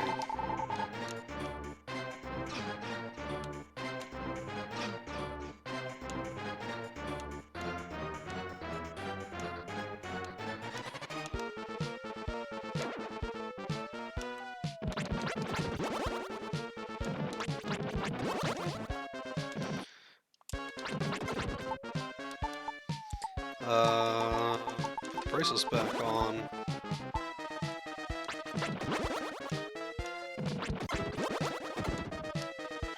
That's the last layer in this area too. And I unlocked a portal. How convenient.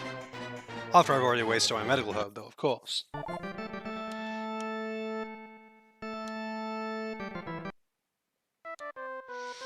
Alright, so... what have I unlocked? Oh, what am I doing?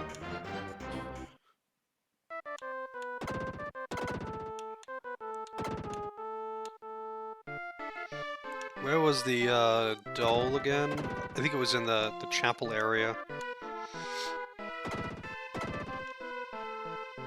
I wonder where you get that spirit sword too, the thing that you need to kill the fireballs.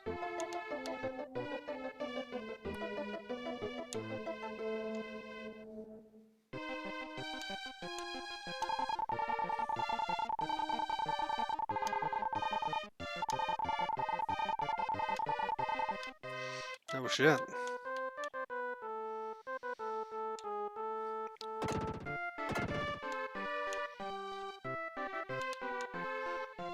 Let's see if this wardrobe can give me medical herbs.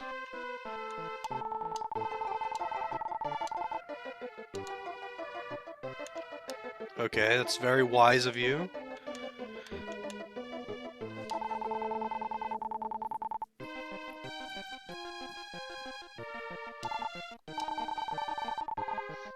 Actinidia leaves.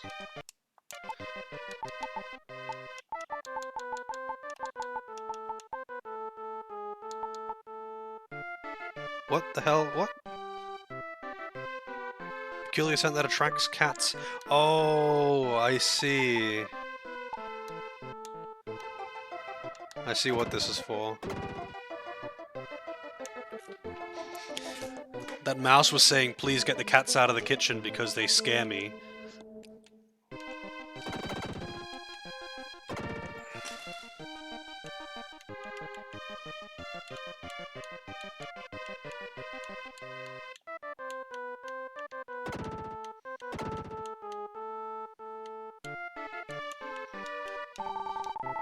What a pleasant smell! Alright, time to take the item off.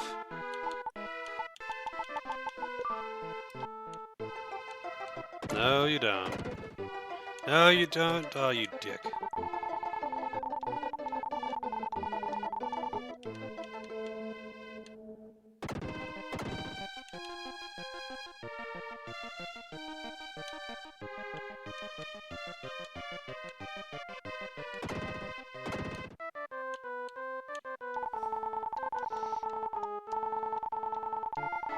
Is there another one in here or something?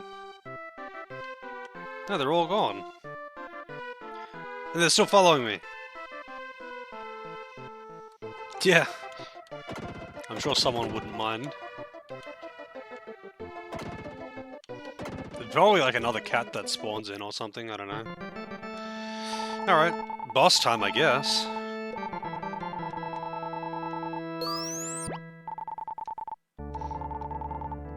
But yes, I do wish to continue.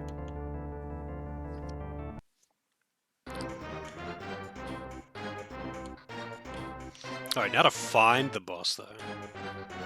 So, this area must be near the boss. But where is the boss?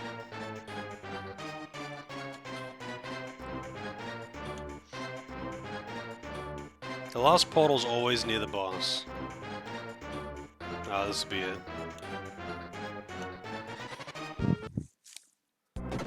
Whoa, hey buddy.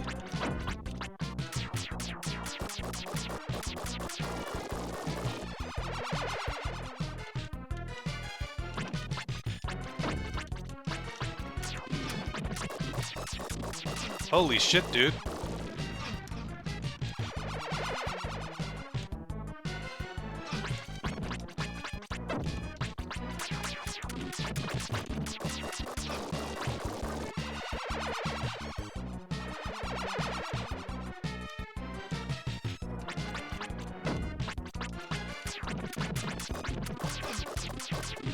I'm taking so much damage. Do I even have a healing herb? I don't. Guess I'll put the strange bottle on. For the first time.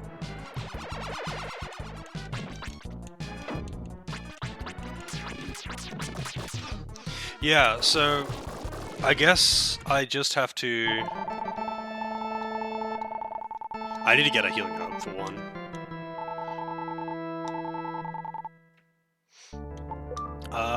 I might actually just put a save so I don't have to keep going back and getting healing herbs. It's gonna take me a few tries, I think. With the most areas that I've found, I can just like get a healing herb for free in town, but I haven't got that in this one.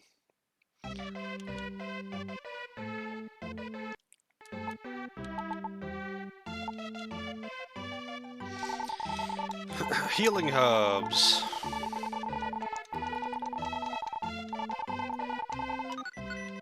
Very good indeed.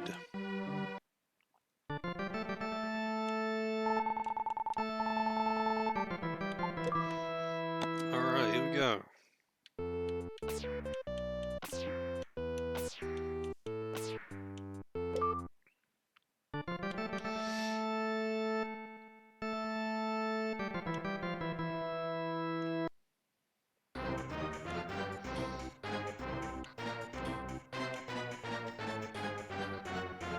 What am I doing?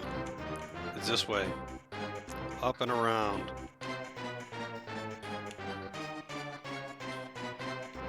Yeah, I'll put a save here, just so I don't have to keep going back and get that medical herb.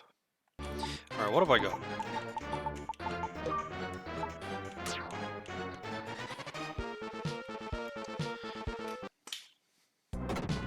Whoa.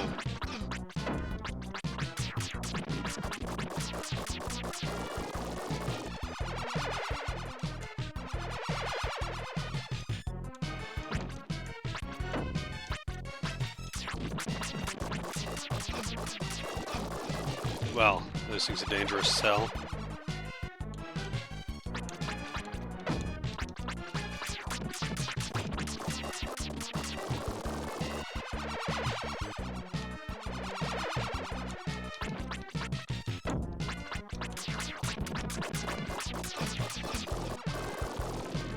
Okay, I mean, I basically see what has to be done here.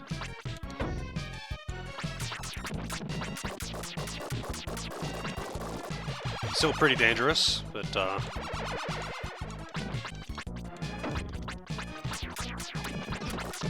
no, didn't end up needing the healing herb anyway. Okay. I just had to figure out the pattern. Still took a bunch of damage though. You know, I'm probably wearing bad armor now, I just realized. I'm probably wearing shitty armor. And that's the doll I need to talk to.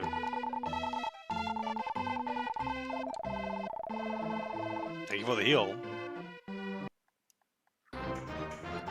Oh, I'm not wearing the bad armor. I'm wearing good armor. I imagine if I was wearing bad armor, it would have absolutely just deleted me with every hit, though.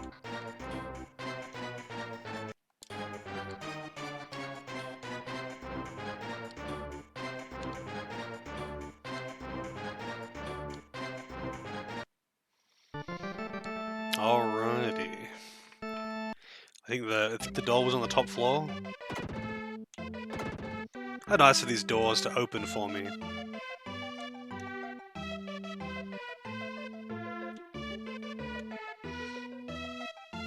That's the wrong doll.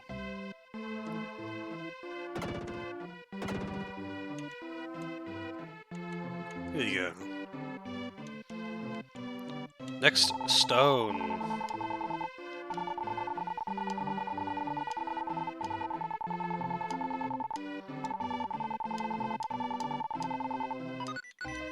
Magrid the castle. Let's talk to you again.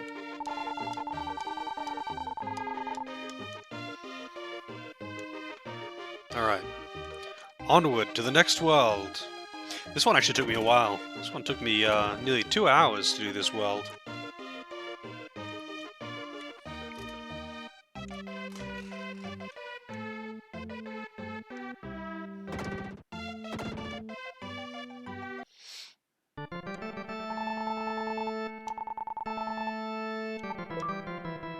Alright, off we go.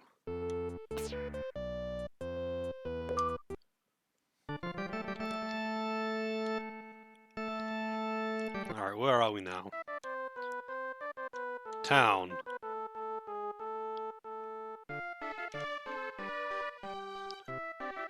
Well, I mean, I might as well just go straight into the dungeon. There's not much point in wandering around if I haven't freed anything yet. I'll wander around after I free some stuff.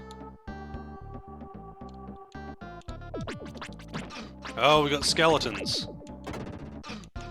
Oh, we've also got things that spit at us. Wonderful.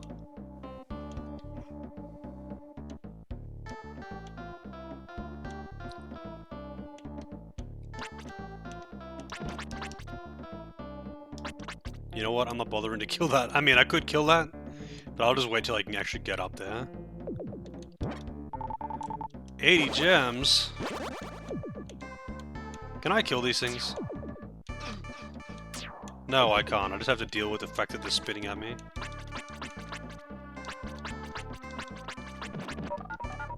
There's a level up. What is it? 1 more level? 2 more levels for the sword? 2 more levels for the sword.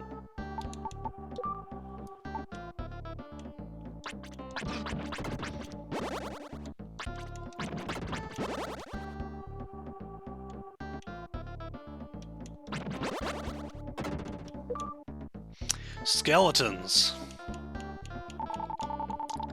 Released a soldier.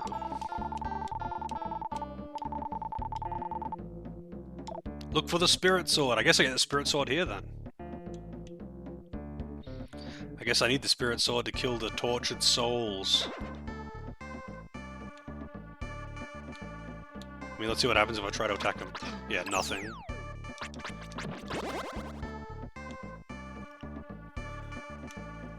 So I'm just avoiding them for now, which is annoying. I hate it when there are enemies that you are actively seeing, but you just have to avoid.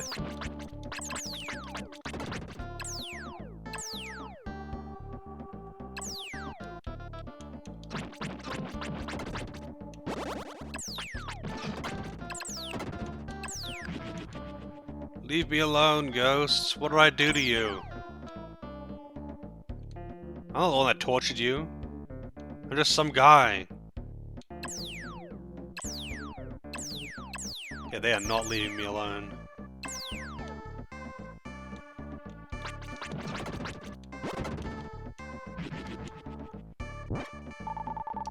Seriously, wow, okay. I didn't even have to, like, free someone in town and go talk to them. And that's considerably stronger. Can I please kill this thing? No, I can't.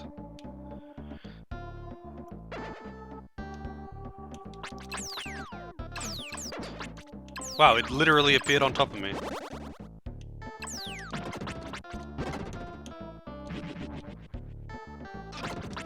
That was pretty cheeky. put me in a pit.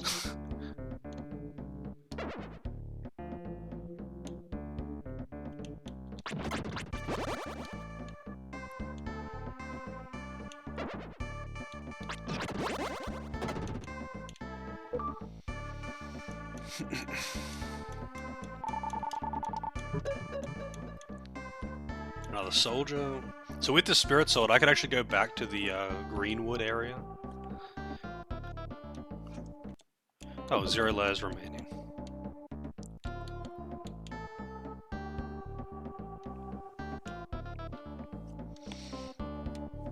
I guess these snakes are just respawning enemies. They're gonna be annoying ones at that.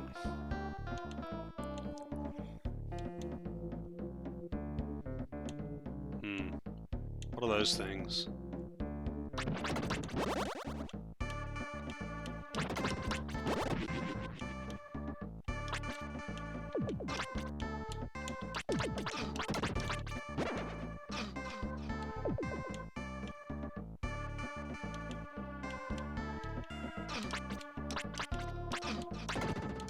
Okay, those things are already really annoying.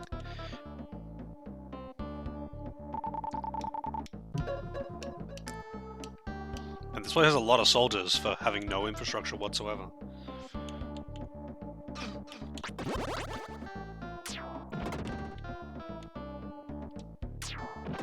I think magic is the way to go, these guys. I wonder if magic works on these guys.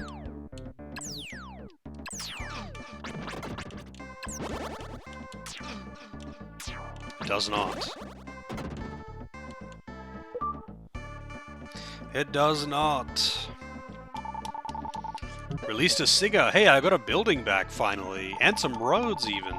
A sad voice is coming from the theater. I guess I have to find some strings for this bard.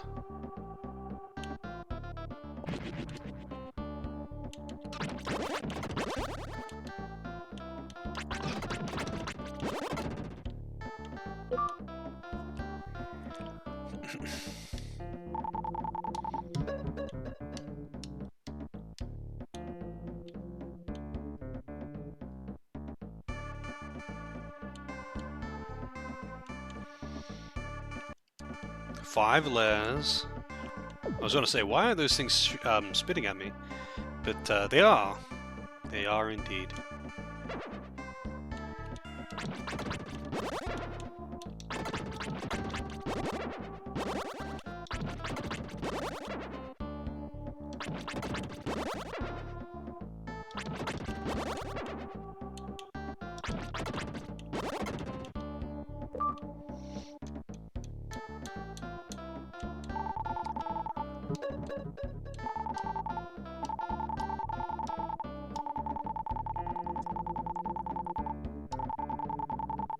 The elemental mail. I wonder what that does. It's kind of weird that sometimes they heal you a little bit, but usually they don't. Damn, these things give really good experience. 600 apiece for respawning enemies? Too bad they're not, like, right next to a door or something. If they were, I could actually farm the shit out of them.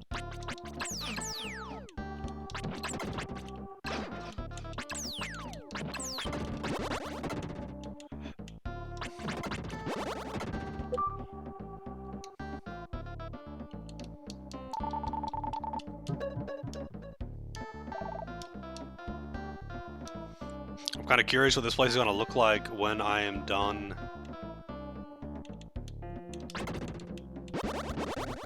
Freeing everyone, you know? Hey, Burn, how's it going? Hello there.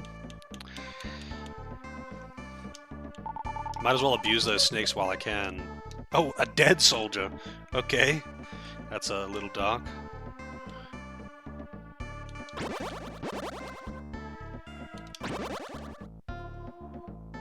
I don't have a door right next to them, but I can do that. I mean, actually, they are pretty close to a door, though.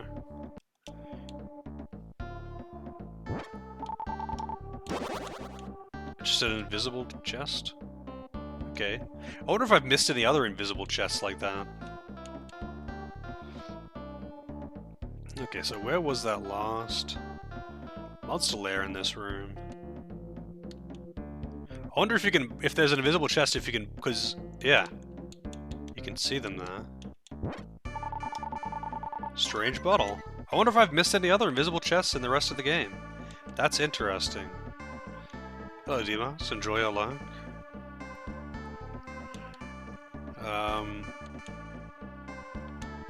I guess you must come into this room from elsewhere.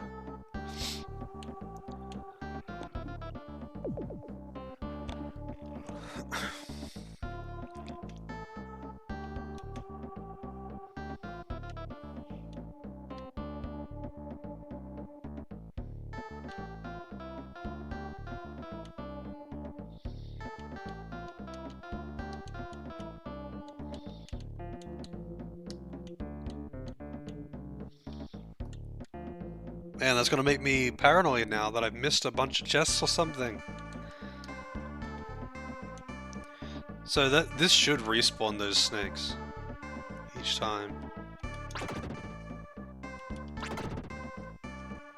I mean, it's not an amazing experience, but that's like a casual 2,500 each time. Damn it. Well, I gotta level up. One more level and I would get access to that sword. You know, I'm gonna do it one more time. It's addictive. Just because it's actually fairly efficient for experience. They give a lot of experience for compared to most enemies.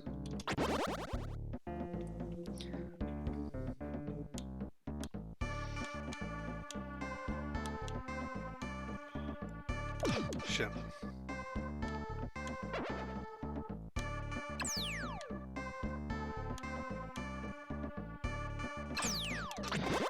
These bastards.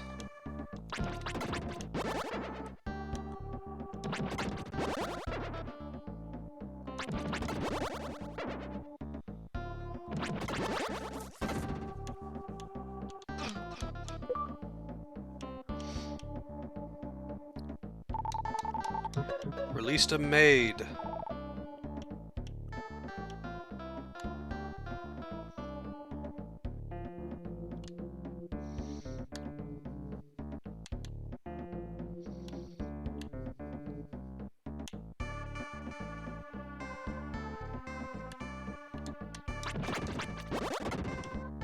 Just one skeleton for that thing? Oh, that's why. It's a goddamn trap.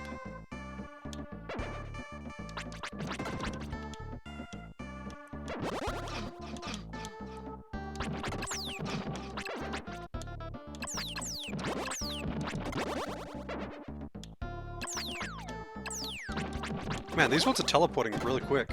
Normally they'd have a bit of a delay. These ones are teleporting before they're even vulnerable.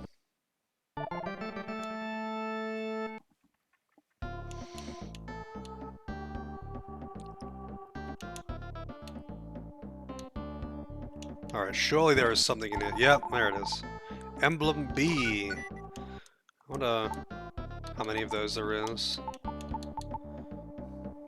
8 of them. Yeah.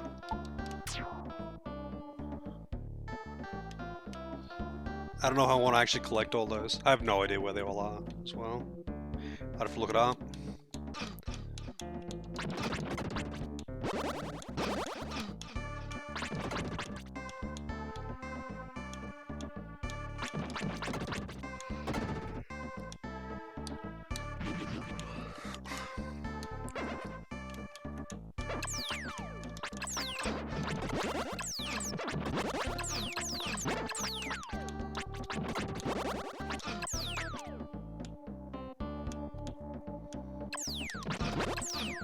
Man.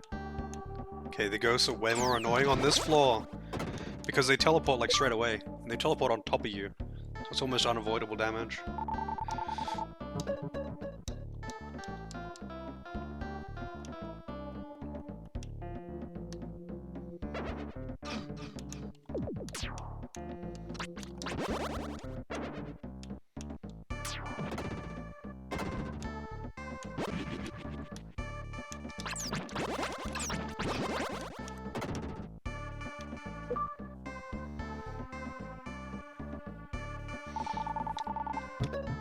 A singer!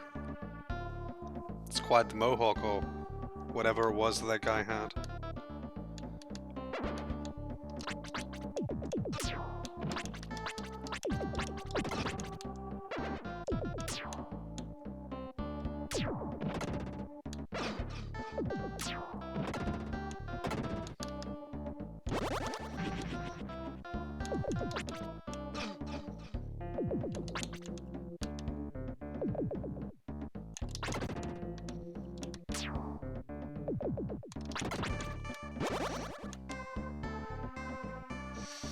Snakes!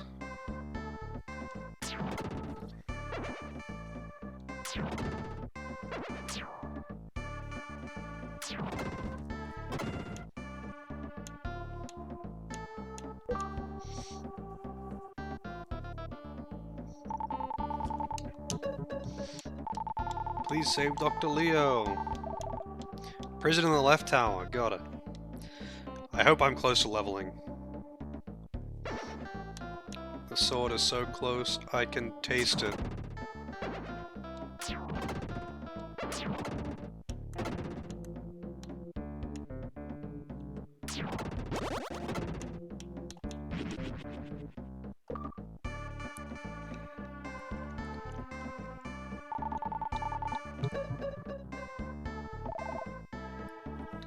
Well, that's the prison on the left tower, I guess. Alright. I can actually explore town a little bit now. Probably should save too. Not that it matters, because there's no game overs, but...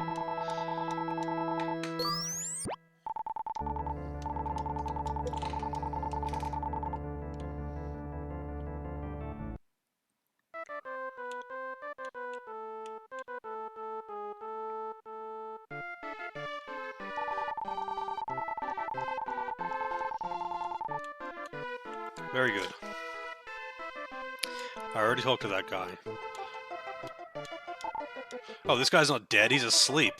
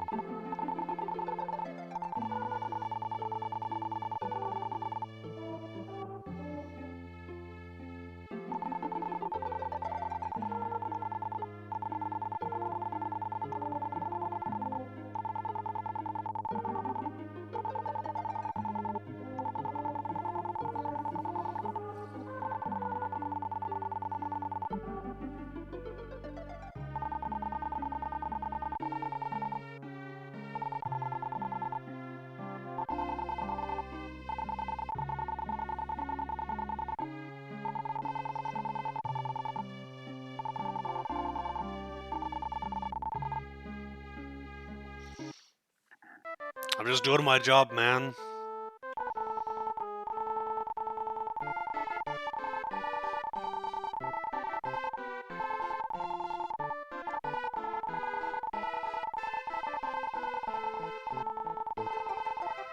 Elemental mail. Alright, what does this do? I'm getting, like, new equipment left and right. Protects Doris from the damage zones.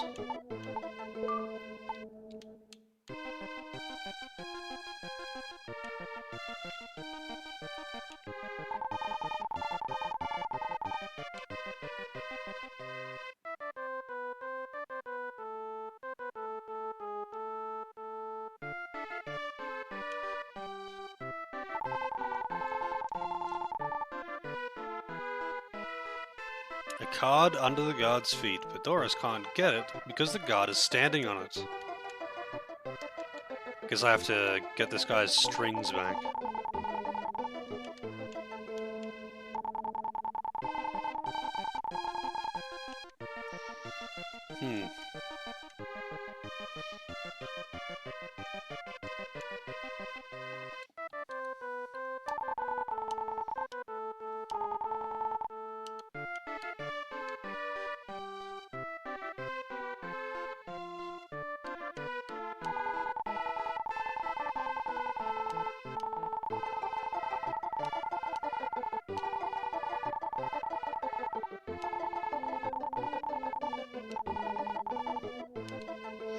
Well, I guess that's the guy I need to free if I want to get that harp string.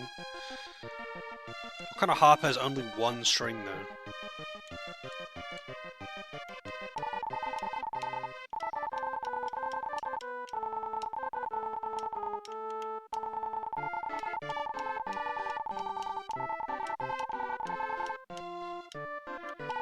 Ah, goddammit, dude.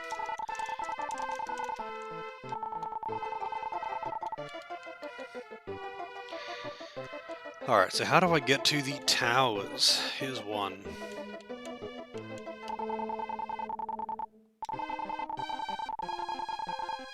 Platinum card. Alright, that's what I need. So I guess I need to get the string.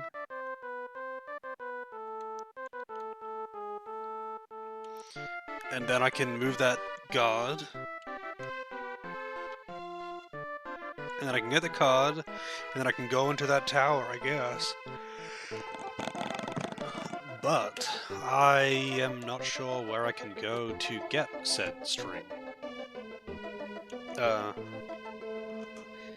don't think I missed any. Actually, no, I did miss one of the doors.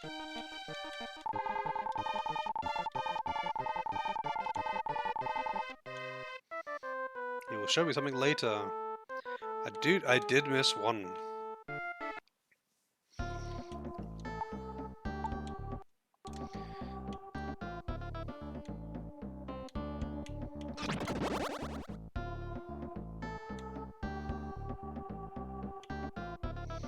Looks older than you? It might be. It was 1992. How's it going, Snack?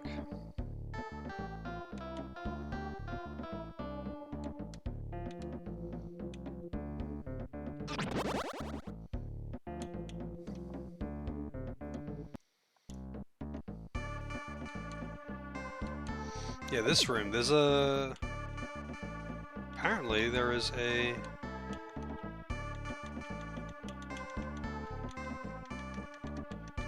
I mean, I wouldn't think it would just be a... invisible path. That would be kind of weird, right?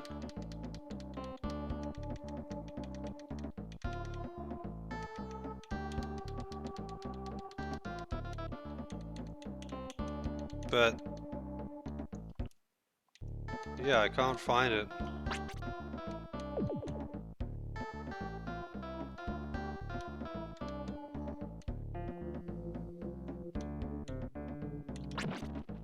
Oh, I didn't actually kill it with that. Oh, it's because I have the dream rod on.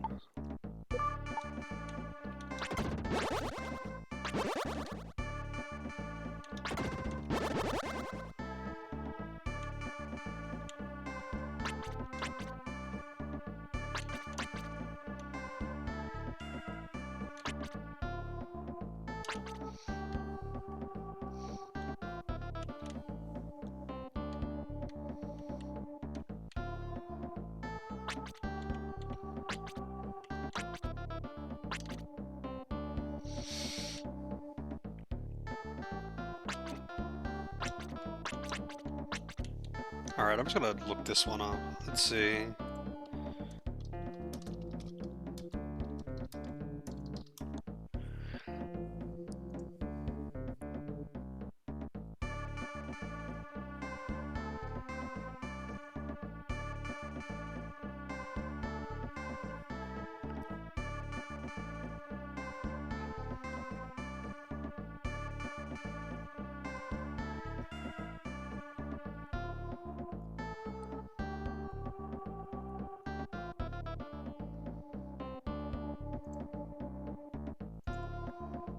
Oops.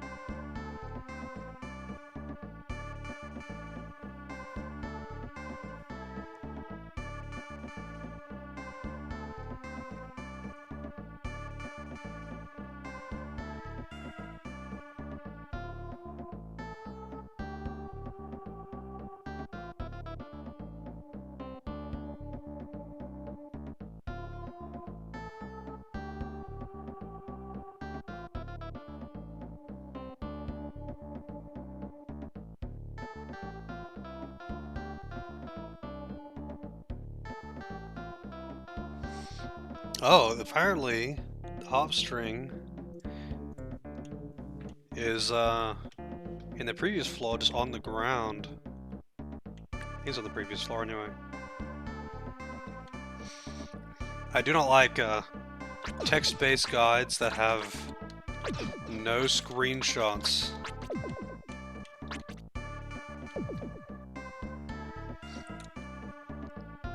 Because trying to just describe a situation with text only kind of sucks. Harp string, there you go. Most text-based guides, yeah. In some games it's fine.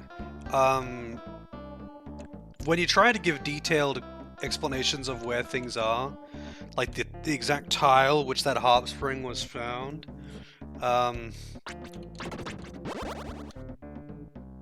yeah, good luck doing that with text alone. Like a lot of old text-based guides for older games have like ASCII maps or something. Just if they want to be precise with something like that, they'll give you a little shitty ASCII map. But that's enough. Like a little ASCII map, that's enough. You just need something. How do you ask chatbot a question? Do you mean 8-ball? You just type exclamation 8-ball. Oh yeah, that's right. Tunic's up next, Snack. I'm gonna need to get that from you. Otherwise, of course, I can just delay it until you can. Just let me know. Alright, so in here...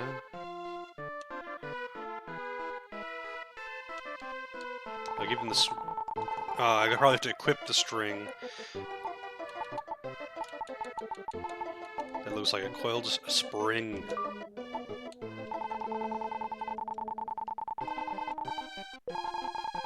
Thank you very much.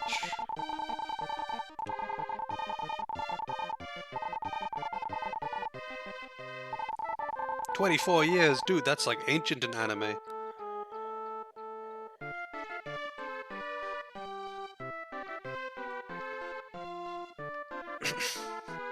Will Doris end this game with marrying the orbiting orb? Yes.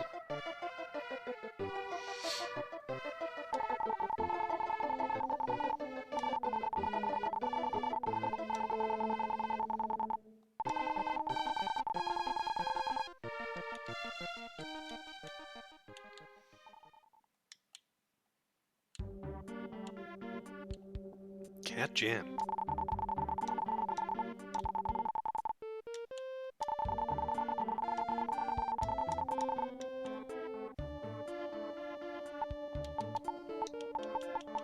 He's playing this on a harp, by the way.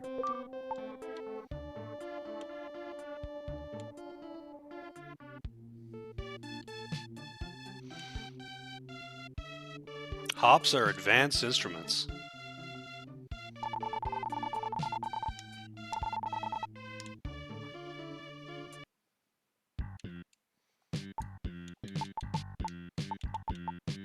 Got more music.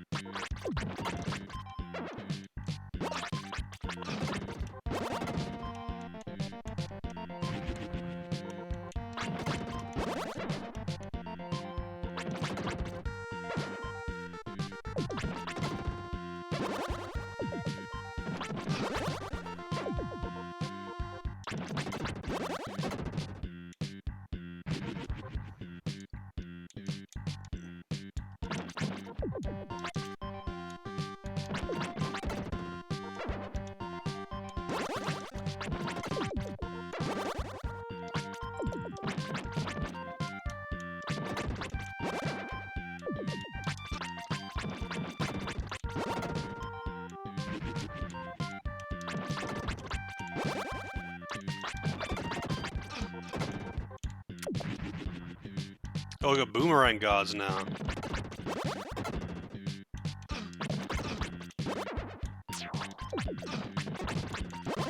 Okay, these fireballs are really annoying.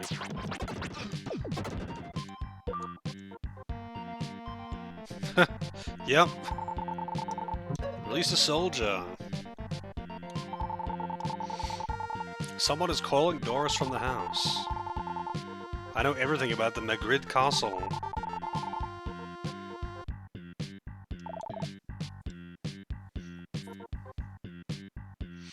How's Soul Blazer? It's blazing pretty good. Blazing brightly. How's it going, level 1?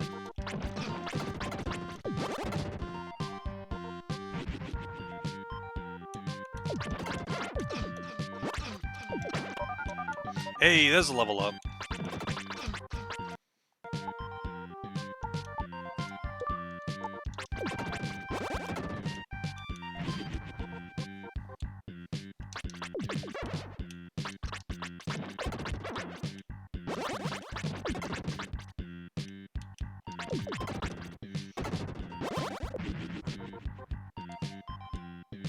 So that one never goes away.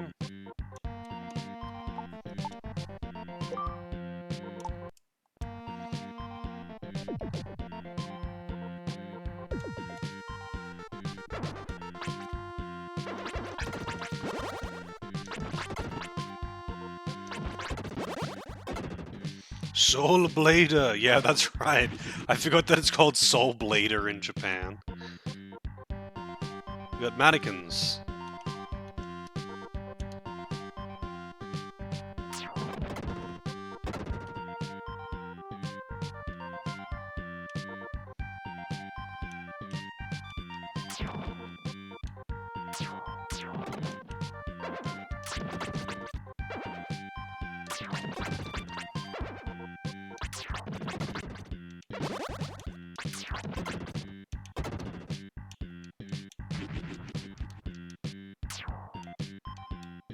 What the?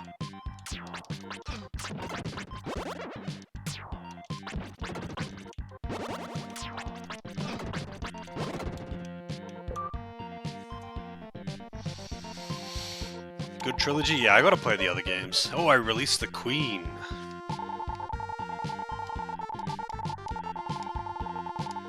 Give me a gift if I come back. Alright.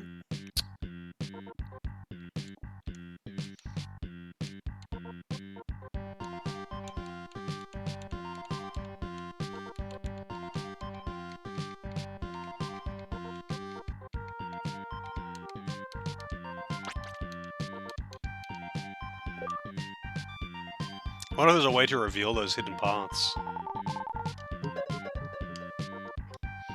Apparently this entire city, or this entire castle, is inhabited by two types of people. Soldiers and maids. That's it. Also the Queen, I guess.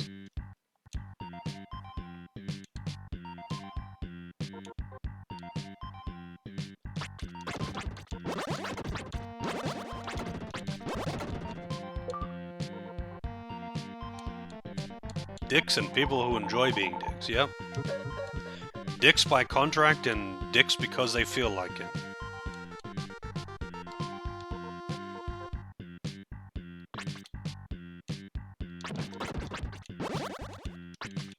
Oh, those are down at the bottom.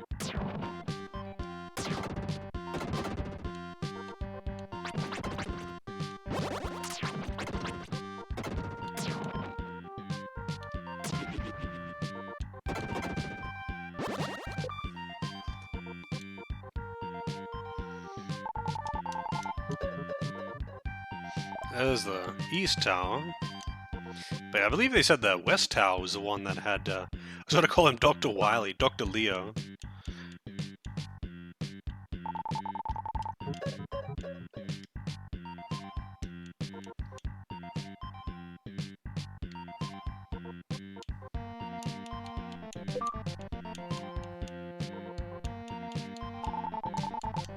Yeah, Dr. Leo, there he is.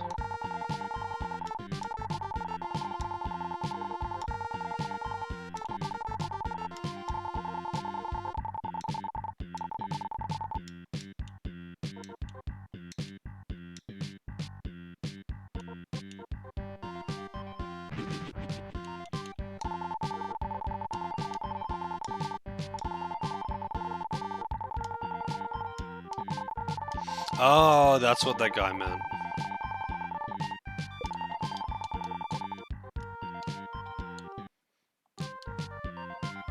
No more layers down here, though.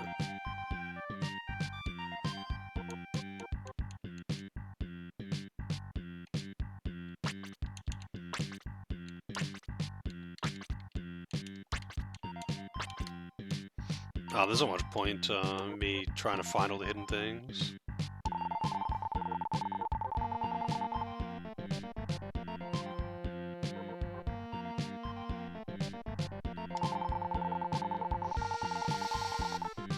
I don't really like to pirate games, especially for stream, just in case there was any kind of bullshittery. You can just change the request if you want. I don't mind.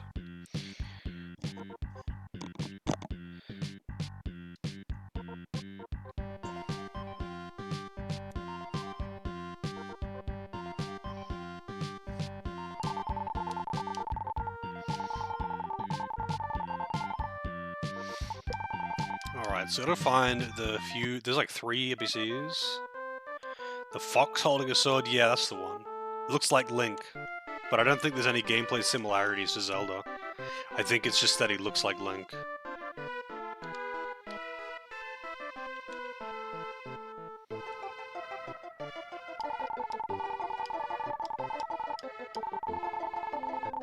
A VIP card. I'll probably get the VIP card from the Queen.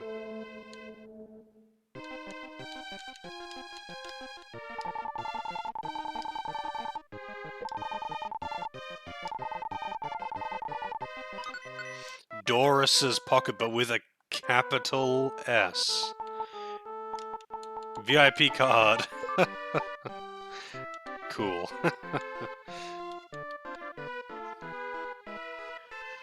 Very good indeed. Alright, so where's the guy who said that he knows the castle well?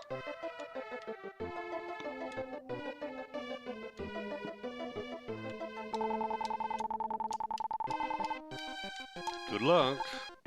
I'm gonna need it.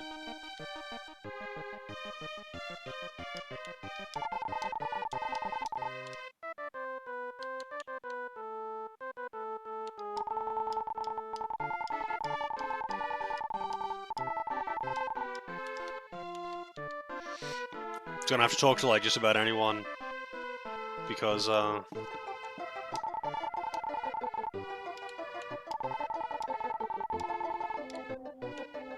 I don't remember where all the new people are. I'm from the sky, just like you.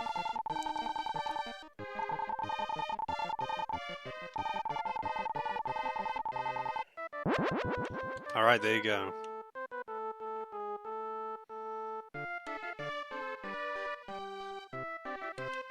There's the Queen.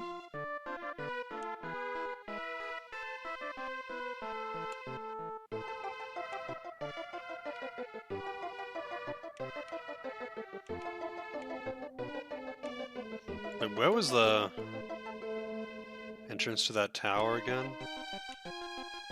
It's on the east side somewhere. Oh, here it is. Oh, I have to actually put the card on.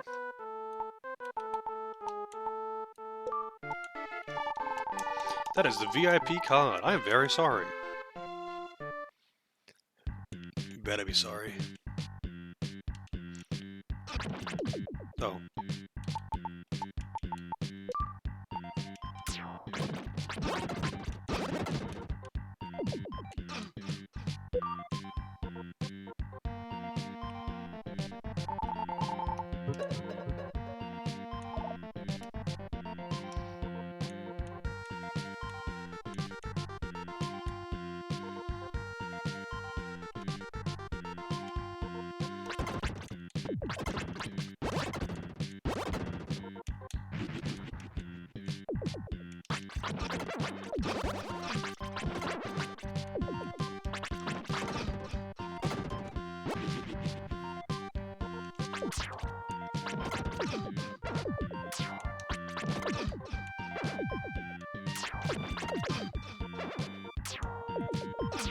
Man, imagine trying to do this game hitless.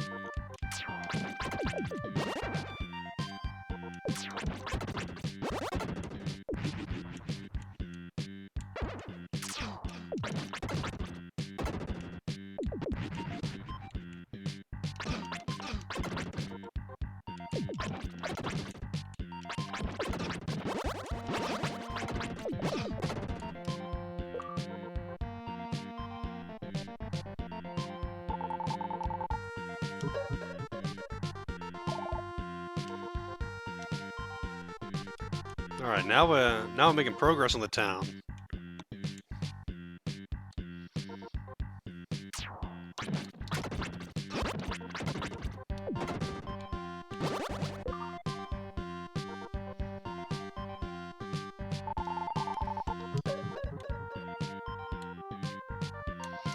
Making big progress.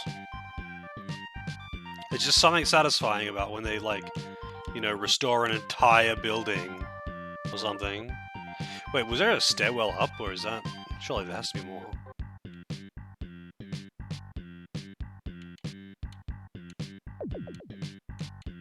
Ah.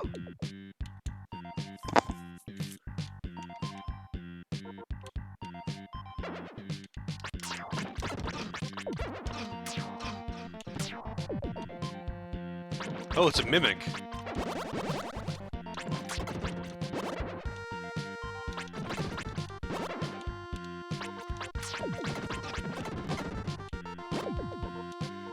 Those mimics are worth 1,000 experience apiece.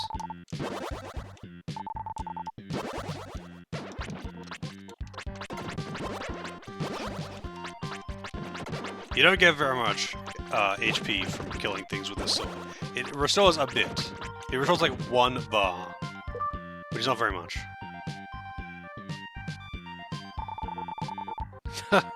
Yep. Dark Cloud without the fucking weapon durability. Just having to carry a shitload of repair powder. Man, that sucked. Weapon durability systems are never fun. Actually, that's not entirely true. Weapon durability systems can actually be pretty interesting. It does depend on how it's handled. But 9 times out of 10, they're not fun. 9 times out of 10, they are not a good time.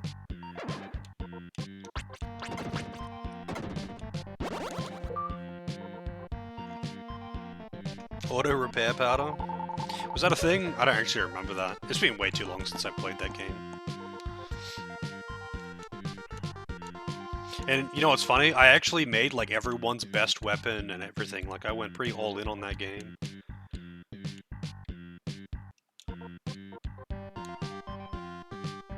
This is what cats jam to, dude.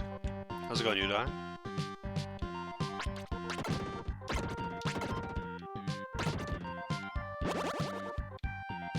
It's got a sick baseline, the cats are totally into it.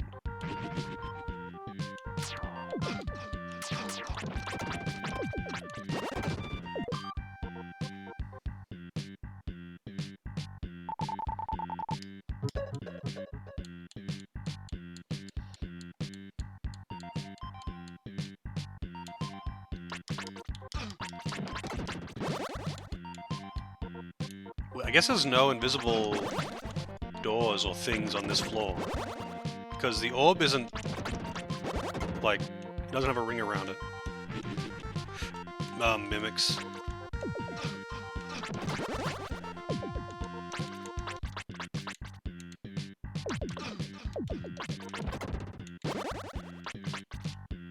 Oh, that one's actually a chest. Medical herb. It's medicinal.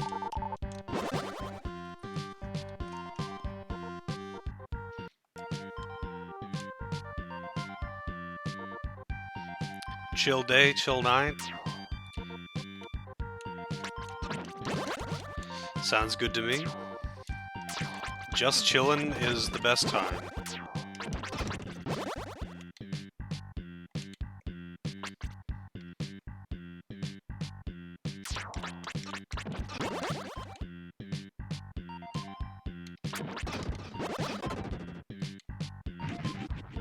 Hey, there's the thing.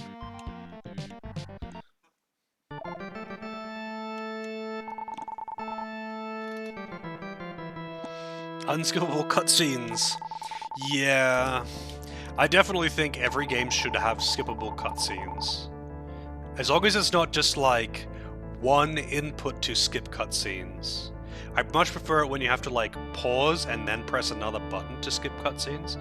I know that's 2 inputs, and I'm sure some people really hate that, especially speedrunners, but I hate it even more than unskippable cutscenes. I hate accidentally skipping cutscenes because I don't know, pick up the controller, or if I tab out during a cutscene and then click back on to the window during the cutscene and I skip it, man, that pisses me off.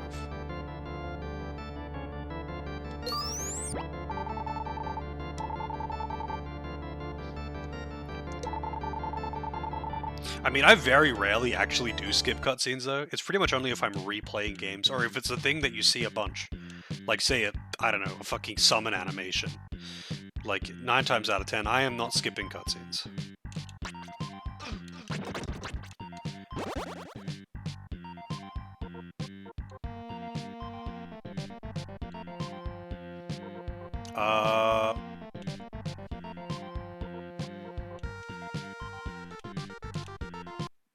Really? What?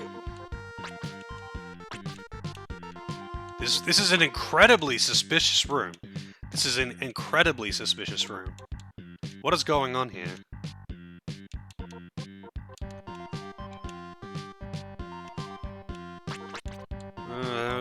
Whatever, I guess. Sus. That should be a boss fight, though. In or around here. The dock for an airship. Please see Dr. Leo.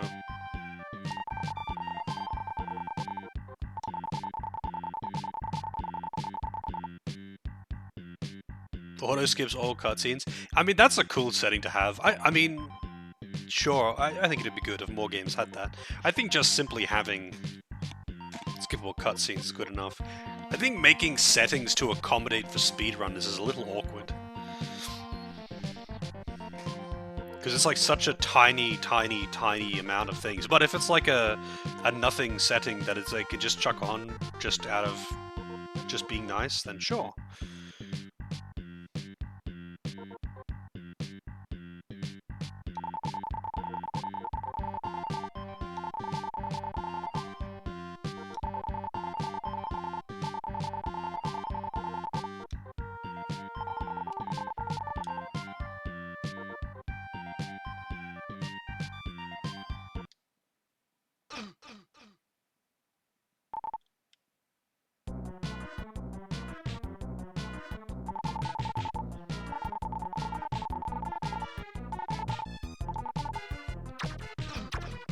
Shut up, wimp! Defeat him!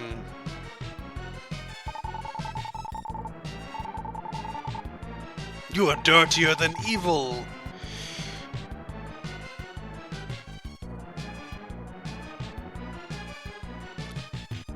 WeTransfer GOG game? What does that even mean?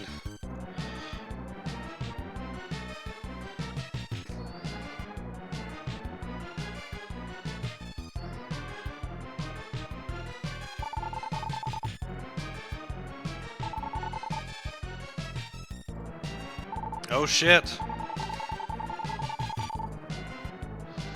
Dr. Not Sid!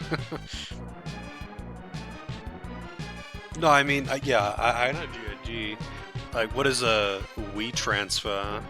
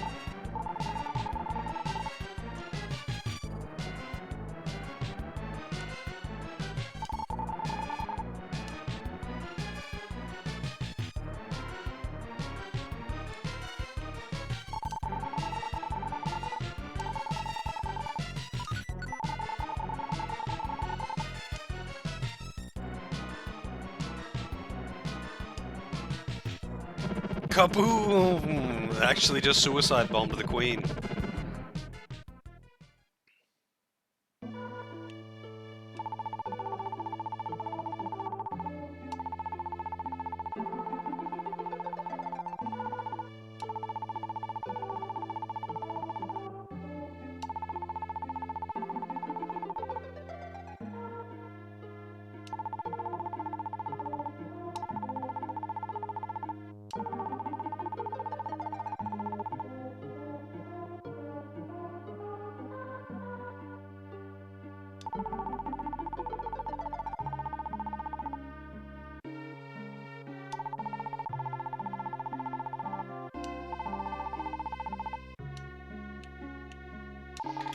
Rip.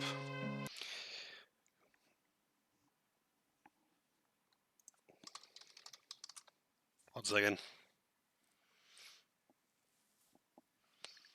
Oh, isn't WeTransfer just a file hosting thing?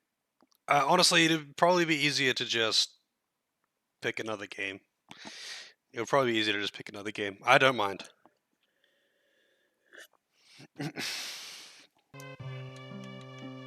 Also, Rip Lisa just literally watched her father suicide bomb the Queen. Keeps crying. She just keeps crying. Also, I don't know if, now... Also, is this thing made of freaking brick? Look at this. How do I actually operate this thing? How do I turn this thing on?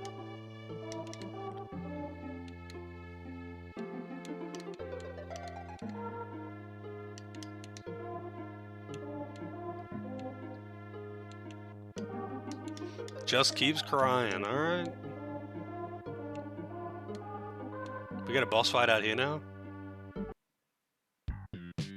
No? Unexpected scientists, yep, they ruined the culture.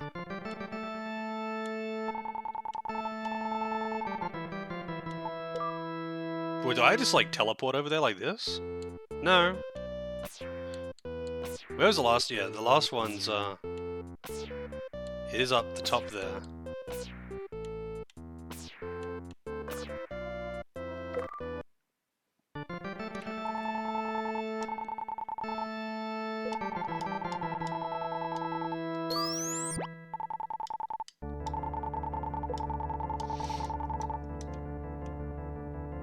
Oh yeah, actually, hang on a second.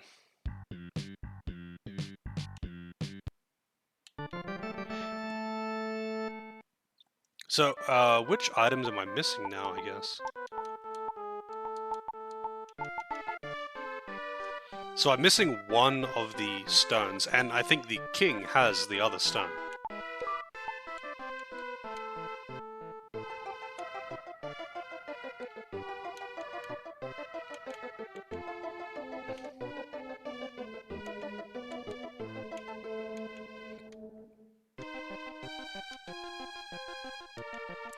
Alright, who's this guy? He'll be crowned the next king. Why the hell would he be crowned the next? He's a fucking god. Somehow, I don't think he's in line for the throne.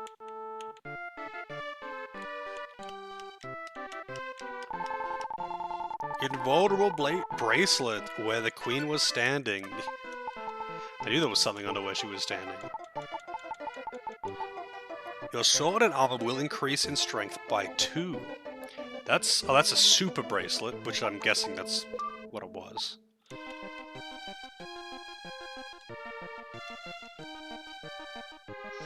Alright,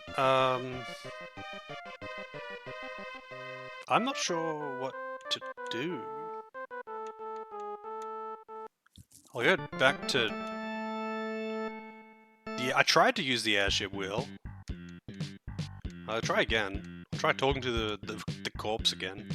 And then I'll, just keeps crying. He's got nothing to say. I wonder why. I can't seem to climb up here or anything.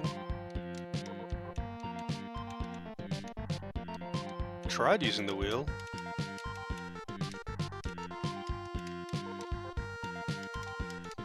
Yeah, it doesn't seem to let me to operate the airship. There's actually something that I'm going to do though. And then I'll look it up, I guess.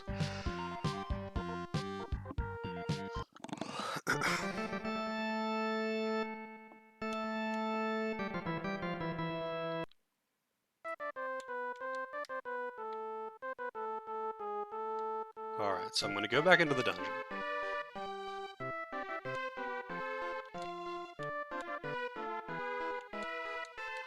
It's kind of weird having these walls around the entrances now. So there was, the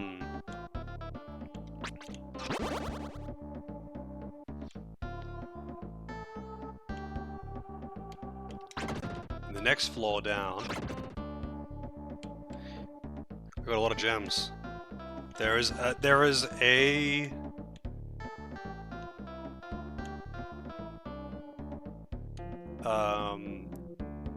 another thing somewhere.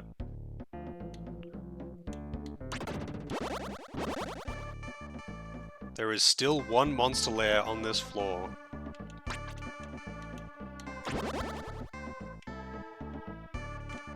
Yeah, there it is. Alright, so how do I get to it?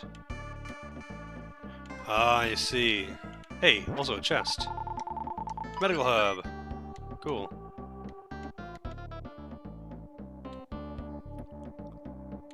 Yep.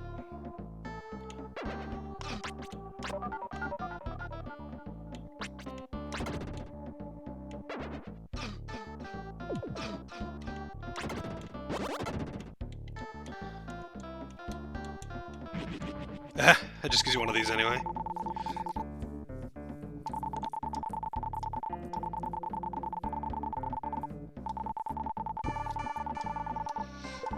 Oh, what did I get? What did I stay?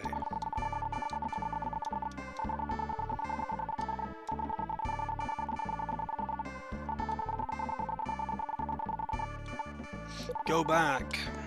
Alright, so now that I have the spirit sword, I wonder if I can kill the gorillas and also the fireball things.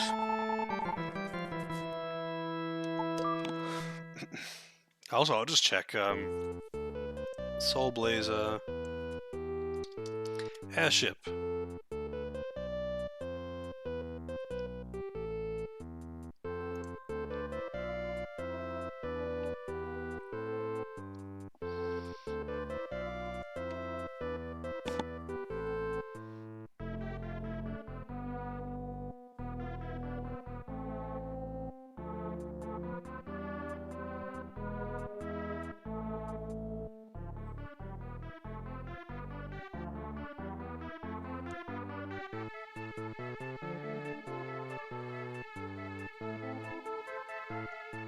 Equip the airship key that Dr. Leo gave you, and then go onto the ship. I see.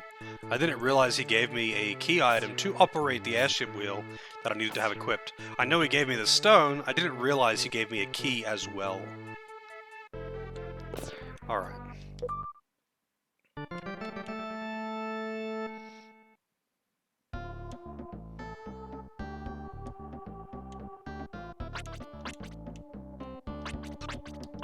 Wait. I thought I could kill these things now.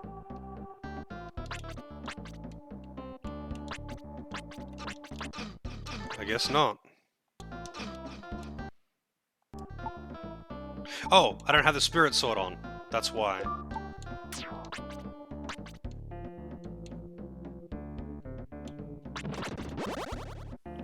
They give good experience.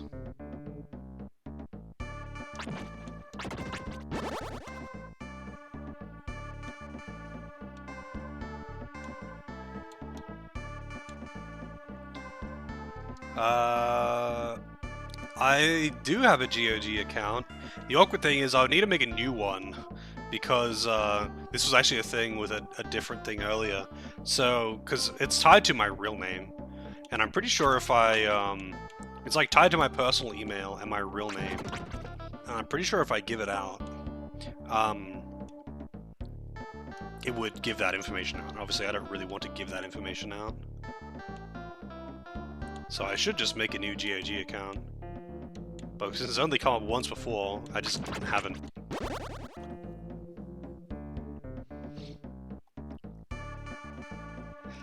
When you can get back, you can request a new game now. Once your game is started, you can start it. You can request next game.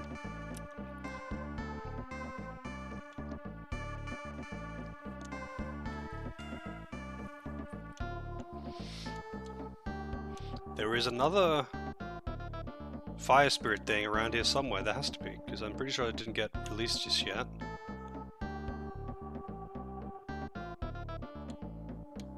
Yeah.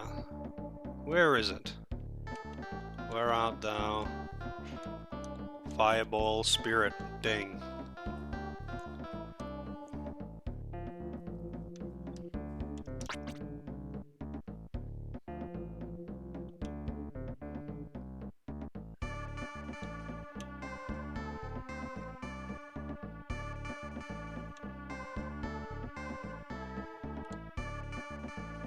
I know you're here somewhere. Man, I would love to have a fucking map right now. Truly, I would. Kind of weird how you can see, like, the edge of the map on the right there. Game request gold price, they did. They did indeed. I kind of have to raise the price periodically. Oh, here it is. There we go. I kind of have to raise the price every now and again, just because it's becoming more popular. It's the only thing that keeps the queue from being extraordinarily long.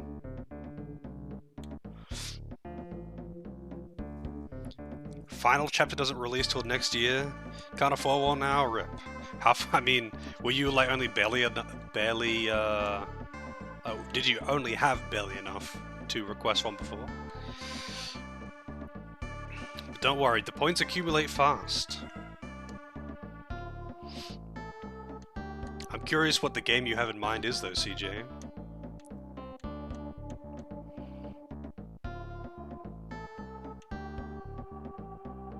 Where is it? I'm pretty sure it's up here on the left.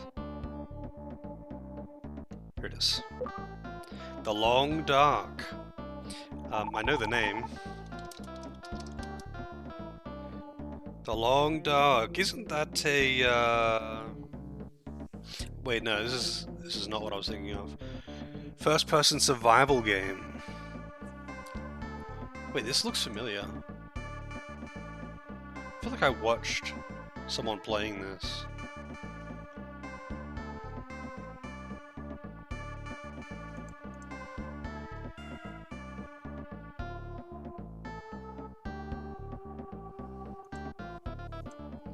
Freeing all of the animals. Oh, okay. Well, I'm sorry, freeware, but it has to happen. It has to happen. But 50k comes in pretty quick if you're around frequently. Story mode and sandbox, I see. I can get pretty sucked into survival games sometimes, but it really depends on the game. Like, there are some survival games where I've just got, like, I've really enjoyed. Like, Subnautica was really fun. The problem I find is, if they're not very good at, like, giving you objectives, or, like, giving you, like, I guess, what's the word? Giving you goalposts, I guess, then I get distracted and aimless.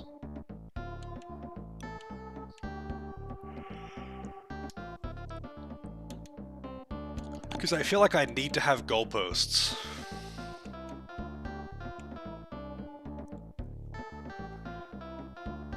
Yeah, points do go up pretty damn fast. I forget what the math was, but it's like if you're here for a whole stream, with a watch stream that is, you end up getting like a couple thousand per stream. Naturally, most people aren't here for an entire stream. That's with the average of 6 hours stream, which is what I usually do.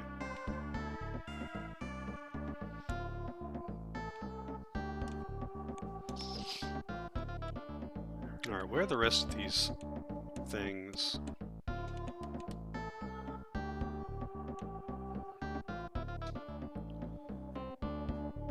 Here we go.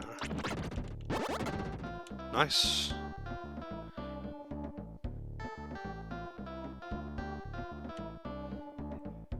These in the top right.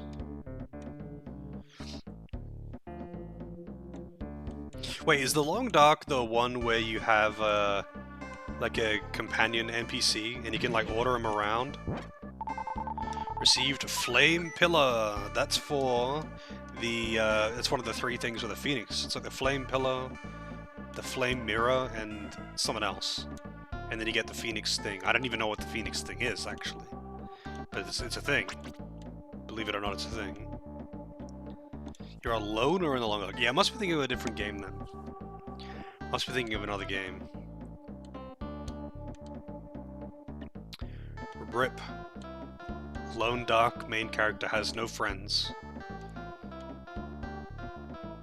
Like, I was just looking at the screenshots a moment ago, and I was like, hey, this looks like that game that I was watching someone play on Discord.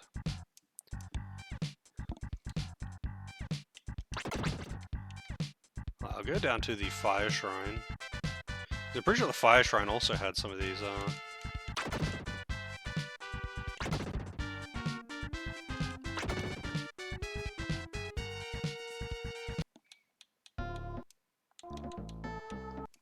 Had specific goals. Let's see. Oh, hang on. Go to this many so the music doesn't stop.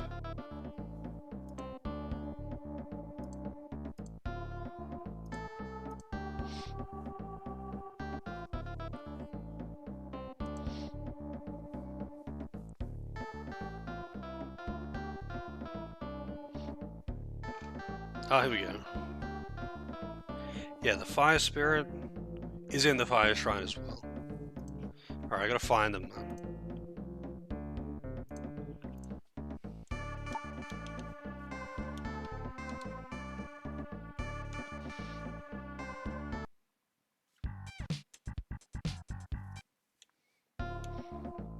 Yeah. I mean, sandbox type stuff is generally quite enjoyable, but those are the things that I like to play offline. Because, like, when I'm playing a game on stream, I kind of need to have some kind of objective or goal or like a campaign or a story mode or like a set thing to do. Otherwise, I don't have like a stopping point.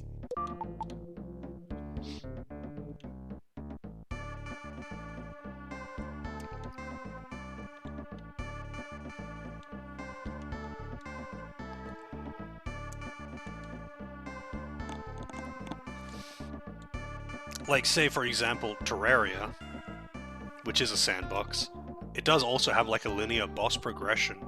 So I can just be like, yeah, I'll kill all the bosses. I'll beat Moonlord.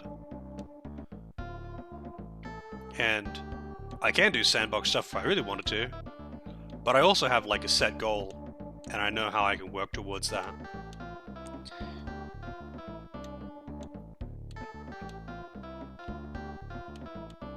Wait, is this the one that I just came down?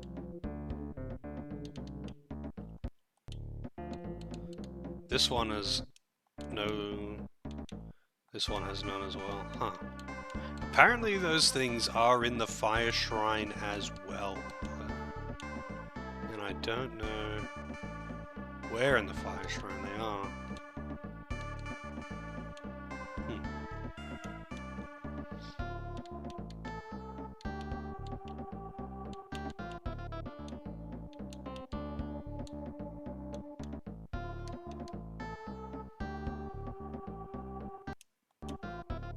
Well, whatever, I guess I'll just move along.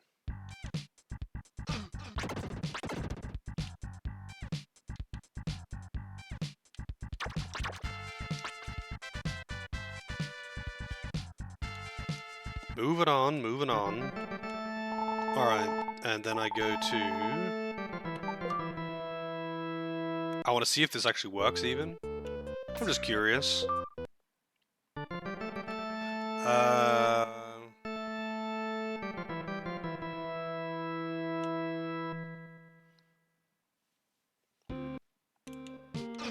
Oh. Oh shit. I have to have the bubble armor on. I totally forgot about that.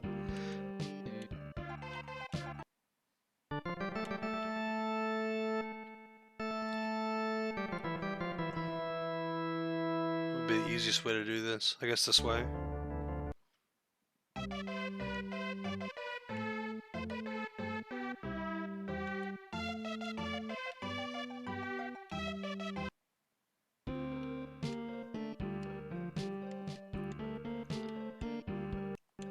No monsterless. Wait, what? Oh, I got the power bracelet on still. This is probably the toughest boss so far. Has actually probably been the boss on here, or rather, the boss that I have the most deaths to is probably the one that I fought in this zone.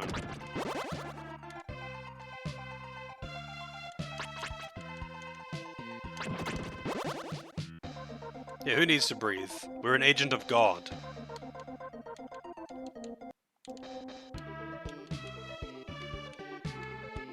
I think it's bottom left, not top left. I think this is actually the path to get to the boss.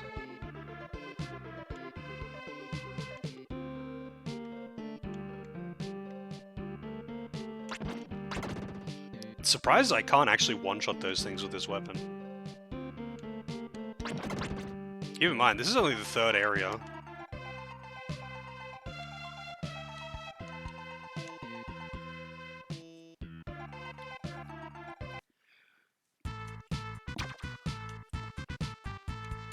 Alright, here we go. Mecha Gorilla. Wow, I still can't hurt them with this weapon. I mean, I'll try the Zentetsu sword. Hey, the Zentetsu sword does work on them. The freaking guy lied.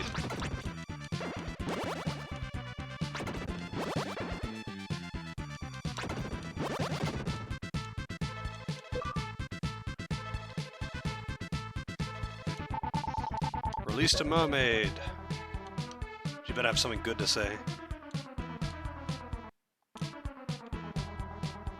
Pretty sure that was another Mecha Gorilla spot, though. I think it might have been top right. Hey, Knight. This game really does bring the jams, dude.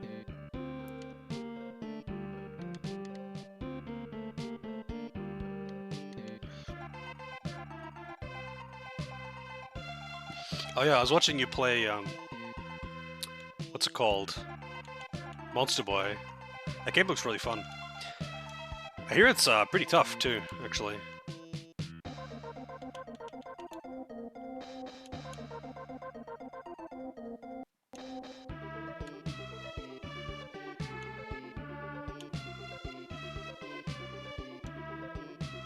Wait, this is the way, I think, to the,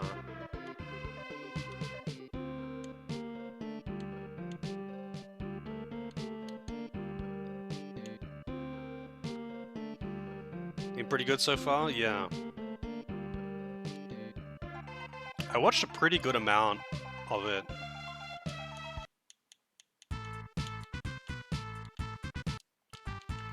Lester. No monster layers. Surely there is a, Oh, this is the one with the angel statue. Yeah, this is the one that had some, but I killed him with the lightning rods.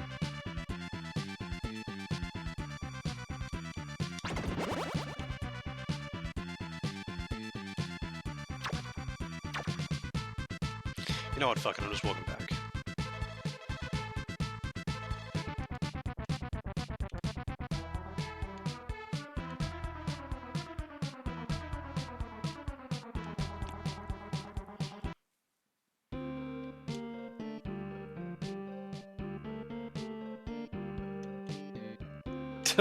Really? That's actually kind of funny. It's always kind of a weird feeling, though, when you feel like you're not taking the correct path. It's like, wow, this is like way too obscure to be the main path, right? And then you find out that actually was the main path. And it's like, what the fuck was that other thing that I thought was the main path then? It is an odd feeling, and a rare one at that, actually. Oh wait, here we go. Over here is one.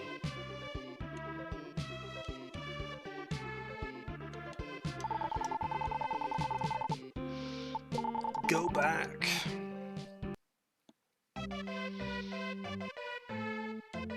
Isn't that like a modern port or modern sequel to an older game though, or something like that? The red hot stick.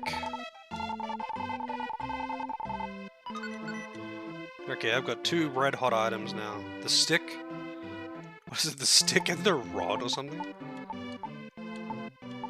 Stick and, Wait, where's the other item?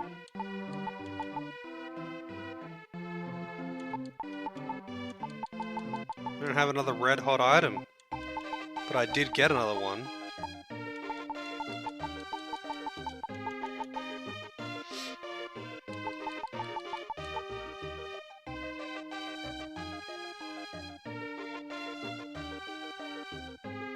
Wonder Boy? Maybe that's what I'm thinking of. I'm not sure though.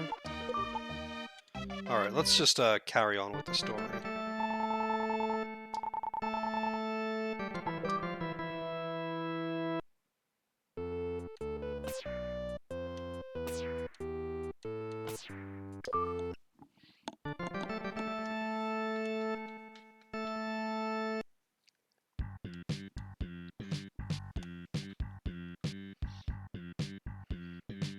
Slap.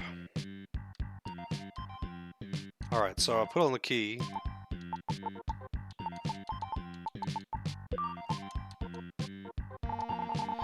Plugged in the starting key. Plug it in.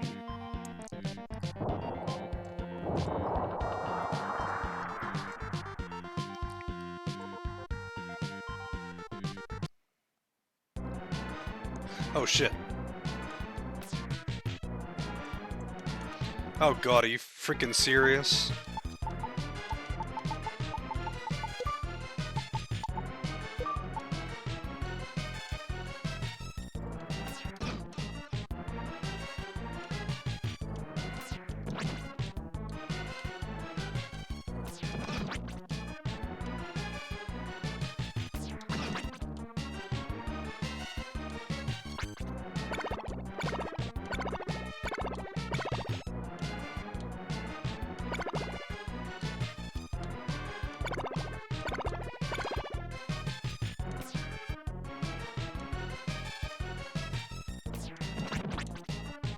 Man. Actually, this guy's actually kicking my ass.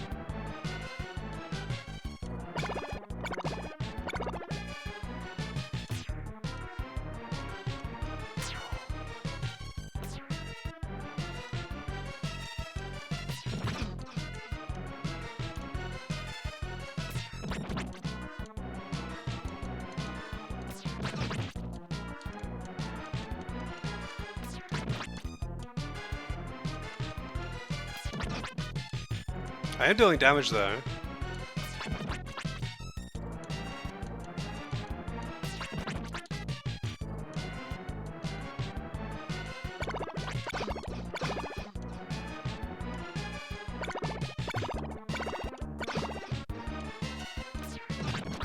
Alright, I better put the herb on.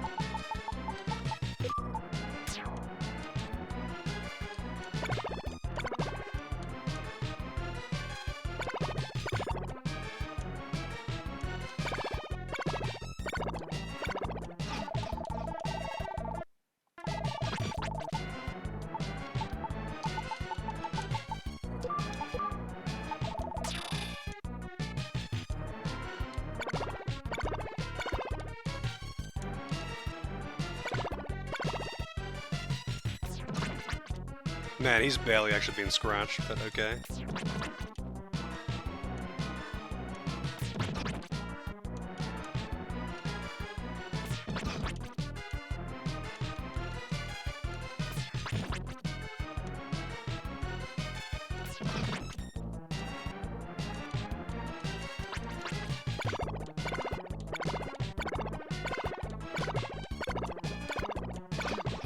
Oh shit.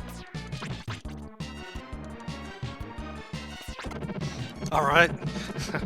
That was kind of tough. It's a naked fairy.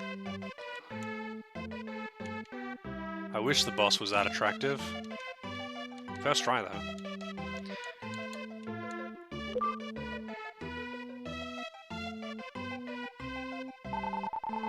Yeah, I doubt it would be planned that far in advance, because Wonder Boy's way older, right?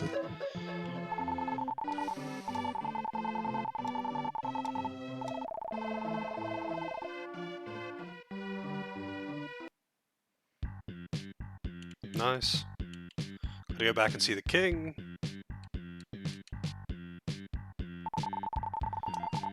Drove the airship back to the dock. Alright, nice.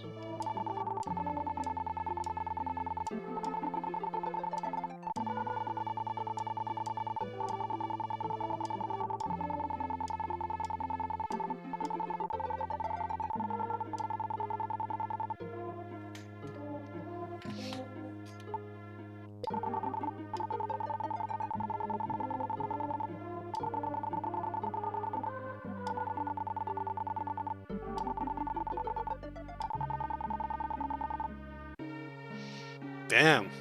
Looks like Doris is not going to be getting the orb, he's going to be getting the girl. How lame.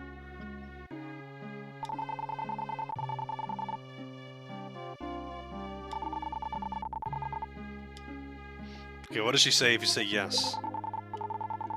She says the exact same thing. She says the exact same thing regardless of what you say. It's a classic Dragon Quest.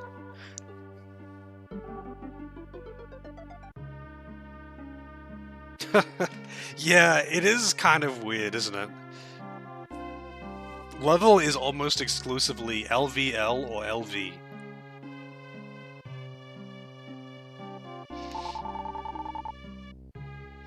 Onimusha? I played one of the Onimusha games, or maybe actually more than one, on PS2. I recall thinking they were alright, but I don't really remember anything about them. They're like pretty janky hack and slash games, right? With some puzzles. I have seen L before as well, yeah. Just L. Usually you see LVL or LV, but I have seen L.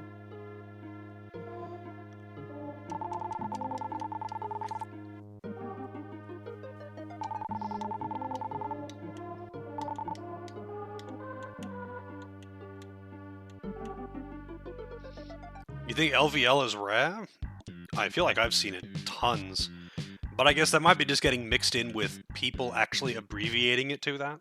Because people abbreviate to that a lot.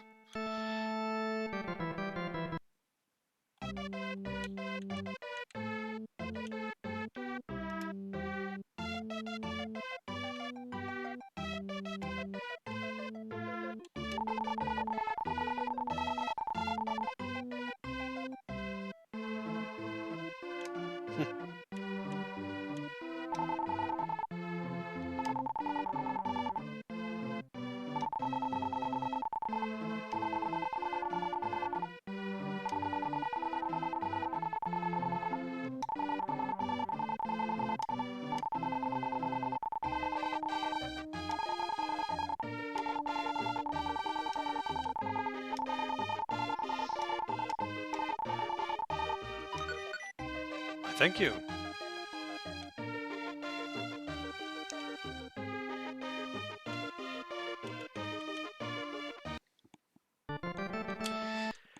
Alright.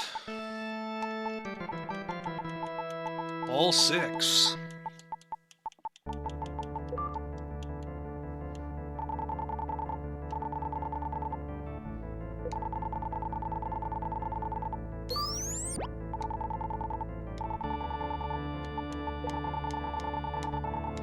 You are doing well. Do not give up.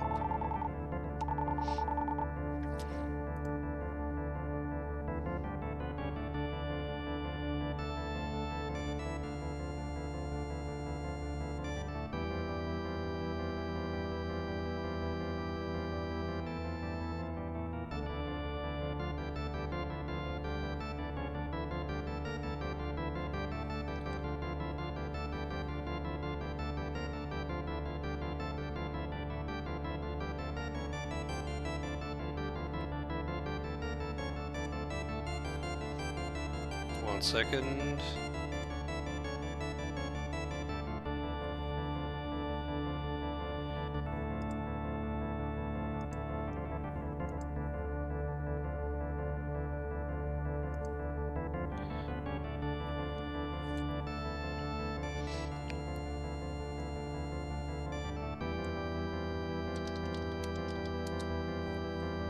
Red hot items. That's what I was looking for. Red hot ball, stick, and mirror.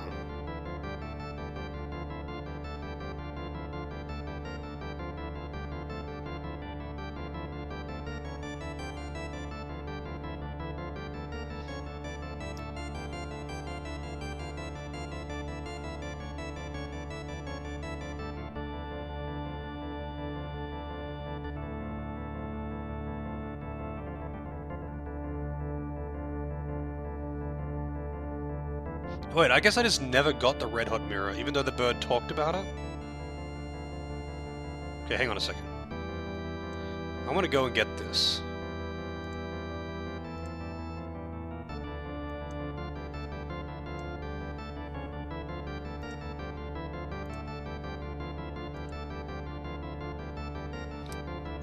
Can hopefully help you. Not guaranteed, but hopefully.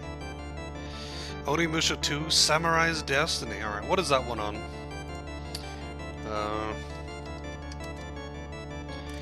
Onimusha 2, Samurai's Destiny. PS2.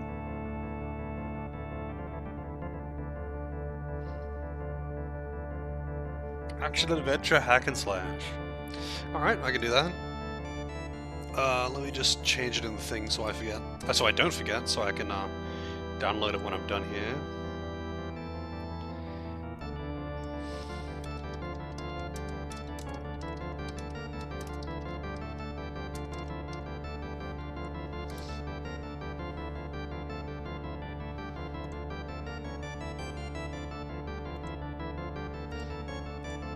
A man can dream. Alright. Move. Oh, there we go. The world of darkness. Actually, also I realized what time it is. But first I'll talk to this bird. Pretty sure I talked to this bird already.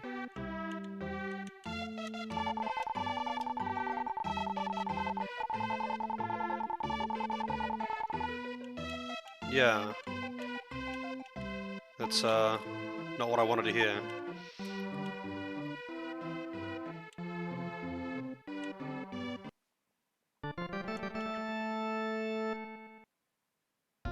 Oh wait, this is not the one that I want. This is the one? Alright, this is the one. This is the song that I wanted to leave you on while I go get my coffee. I'll be back in a few minutes, and then I'm gonna get this red hot mirror. Be right back.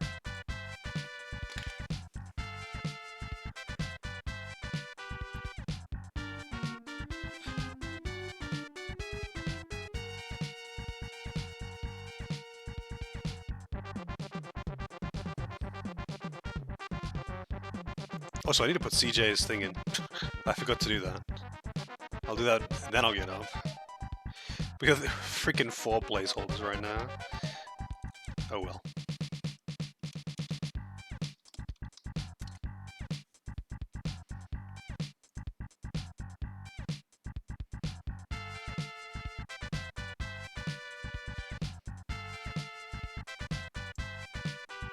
Alright, now I'll be right back.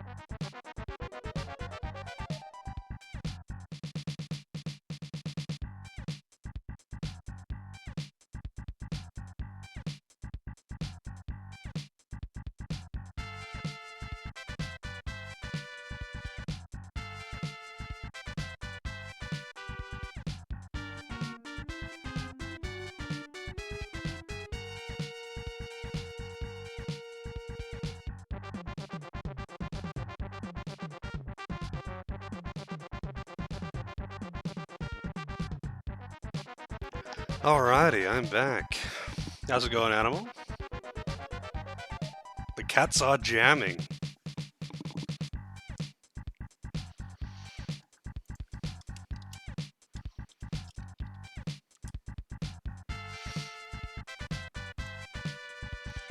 It's probably the best song in the game, I think. It's just so catchy.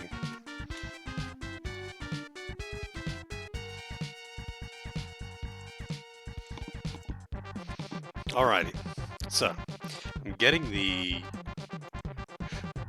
red hot mirror. Turn to the green wood, destroy all the fire spirits in the light shrine. One of the monster layers will release a bird who will appear to the left of the restaurant. Sneak up behind the bird and talk to him, he will give you the red hot mirror. Oh wait, so I do just have to go back into town. I talked to the wrong bird, I guess. The left of the restaurant.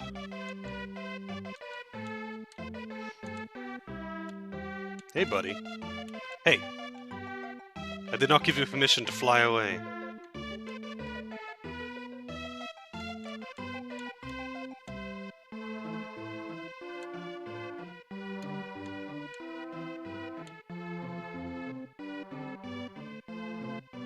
I don't know if he's flying away because I'm getting close. I think he's flying away because I'm getting close.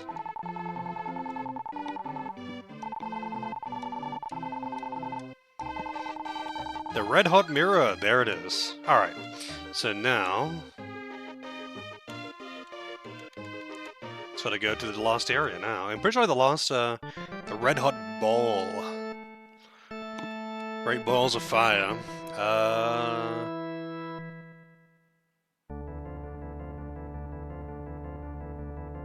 Okay, it's actually in the final zone.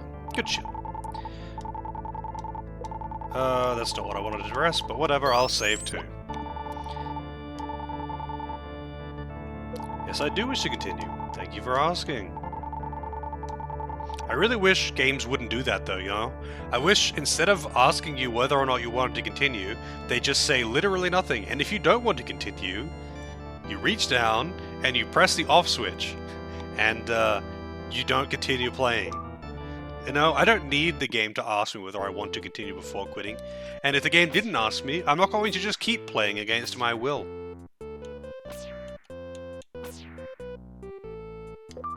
The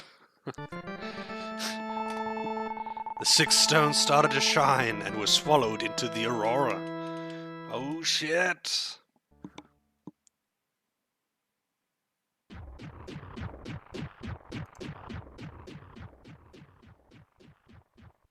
Aurora Borealis. Localized entirely within your shrine. You need the Phoenix's help to defeat Death Toll. Wait, do you actually need to get the Phoenix? Ah, well there you go. I guess you do need to get it. I thought it was just something as a bonus. Oh god, we've got invisible platforms.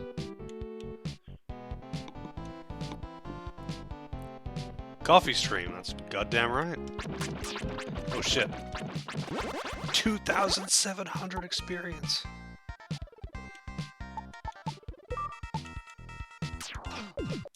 Oh, what, I do have the power bracelet on.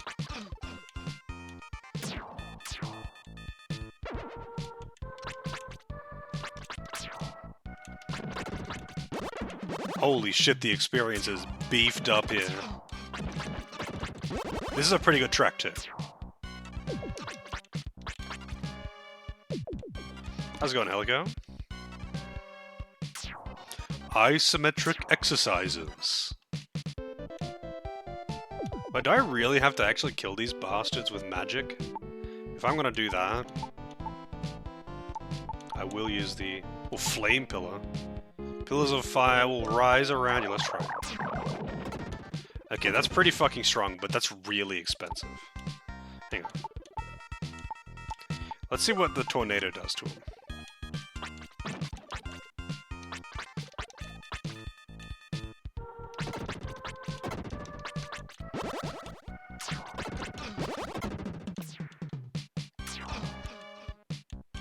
I think the tornadoes are very random in their movement. But if I do that, it is very strong.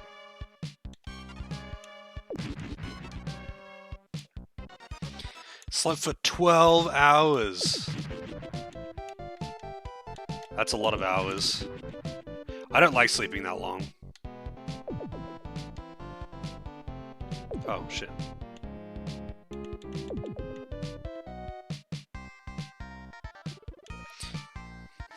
Yeah, I just feel shitty if I sleep that long. Like, I wake up feeling groggy. Also, those fireballs are actually kind of wrecking me. I'm doing a lot of damage.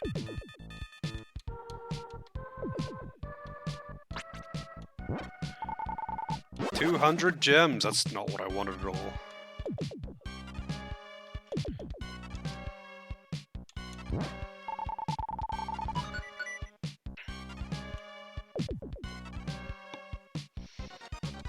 Like, I'll end up sleeping that long. If I'm dead tired, I will end up sleeping that long. But then I wake up and I feel shit. I got a headache and, yeah, like, just groggy, overslept feeling. Probably because, like, after sleeping that long, I'm probably really dehydrated and or hungry. But, yeah, I don't know. I don't actually know why. Either way, I feel like shit if I oversleep like that.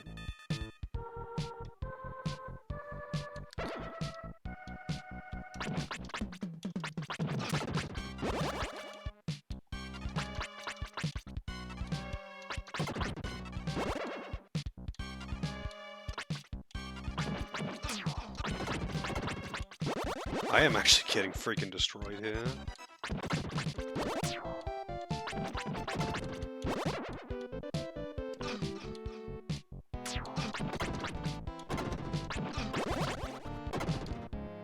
I better put on my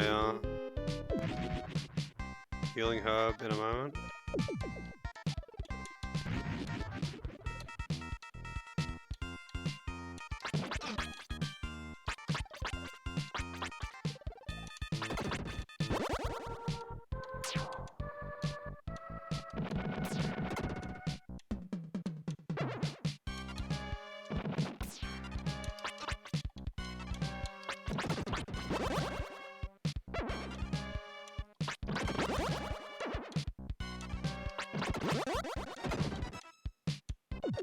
Shit.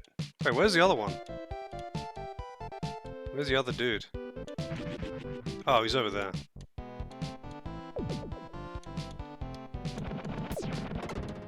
The tornado is actually pretty useful for these guys. Oh, shit. Okay, how do I get over to that?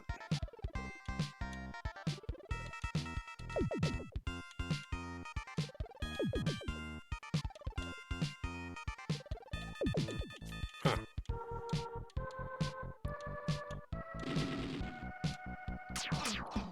Oh, shit. Alright, I'm putting the healing herb on.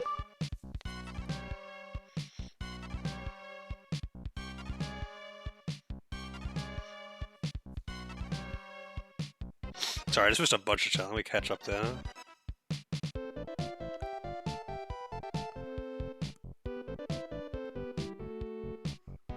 Really? I mean, the funny thing is, okay, I like to have a coffee when I get up in the morning. I do. But if I don't have it as an option, I don't actually really care. I just like having a hot drink. I could happily take anything.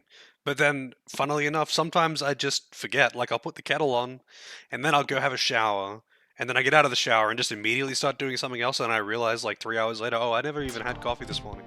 Like, I really can take it or leave it. As much as I love coffee, I do not need my coffee. Like some people really do. Damn it. It is really hard to not take damage in this place.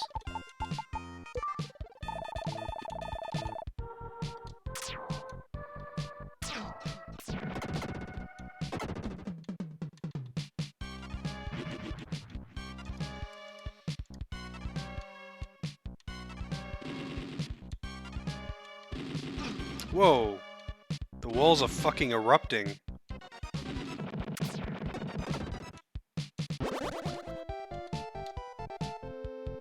Okay, I need you to despawn tornado. Despawn, please.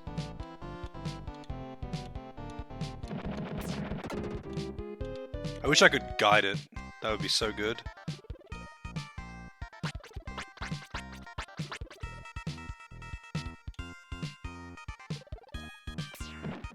No, don't go away from it, you dick.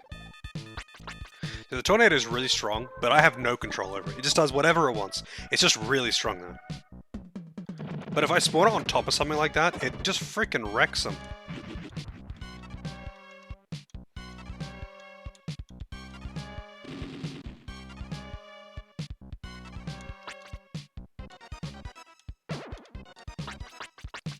Oh shit.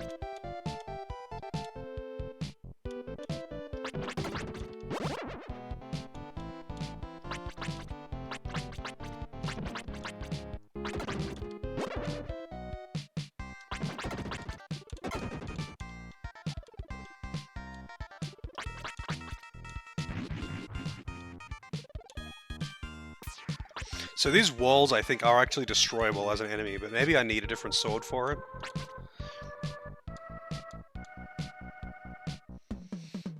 Yeah. Hey, Bojo, how's it going? Thank you for the good luck. So, I like to have a hot drink when I get up, but I could happily just take tea or Milo or whatever. Honestly, I could have a glass of juice. It's just having a drink. Just, I don't know, it helps me wake up properly. But at the same time, the best way for me to wake up in the morning is to have a shower. Shower is the best way to wake up. No contest.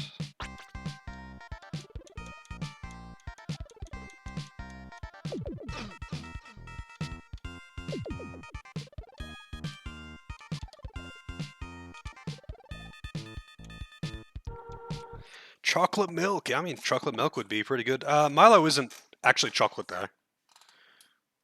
Milo is actually made of malted barley. But it does have a chocolatey taste.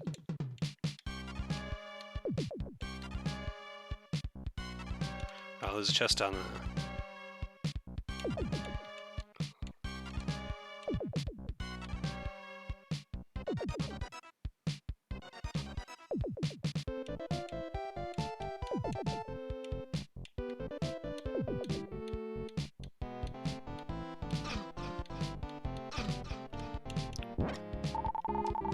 Soul armor. Enables you to walk in space. A lot of defense, too. Pretty sure I'm already walking in space. Huh. Yeah, I don't know how to destroy those things. I can destroy them. They can be destroyed. But I can't do it with my sword, obviously. Maybe I have to use the spirit sword for it.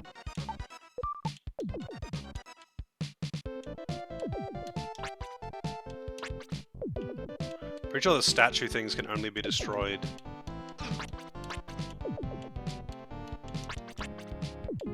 Yeah, I'm not sure how to destroy those. Pretty sure the statue things can only be destroyed with,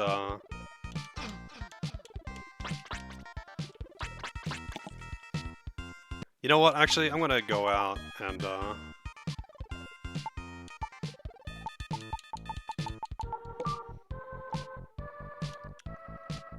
heal. Phoenix spell to kill the walls? Wait, really? Okay.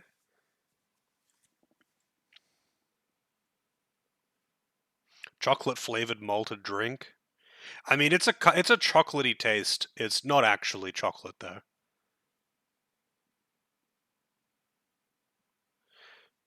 It's made of barley. And, if you were to compare it to, like, Nesquik or something, it's kind of plain.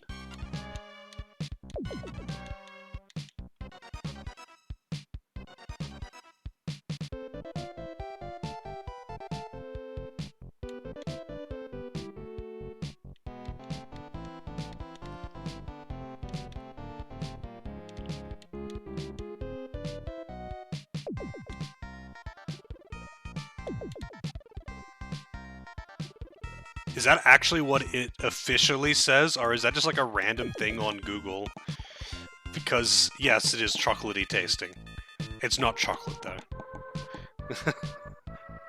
It's not. It is indeed not chocolate.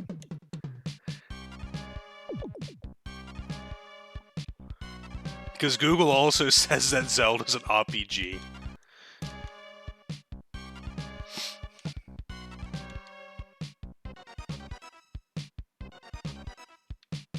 Alright, here we go.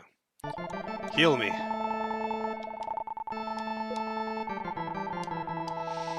Sugar and cocoa. Does it actually have cocoa in it? It doesn't. That's the thing. If it does, it mustn't have too much. Chocolate and chocolate flavored are two different things. If it does have cocoa in it, it mustn't have very much, because it doesn't actually taste like if you had, like, say a brick of Milo and a brick of chocolate, they do not taste like this. They do not taste the same. But it's like it's chocolatey in the way that, like, coffee is kind of like dark chocolate. So if there is cocoa in it, there mustn't be very much. Like, I would not get Milo and expect it to be Nesquik.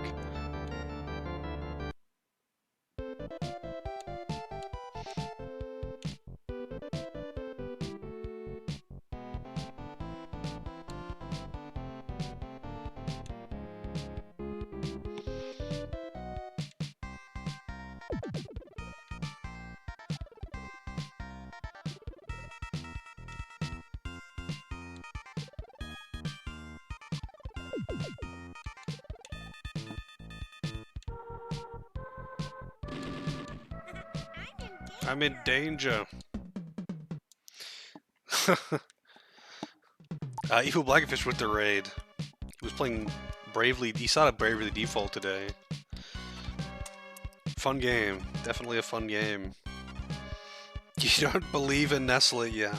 I mean, fuck Nestle. How's it going, Fish? And Ragnar? Welcome, welcome. How's the Bravely Default going? Very brave, I hope. They are pretty evil, yeah. But they own so much. That's a good question, Ragnar. This soundtrack is just... it's cheating. Oh. 100 gems.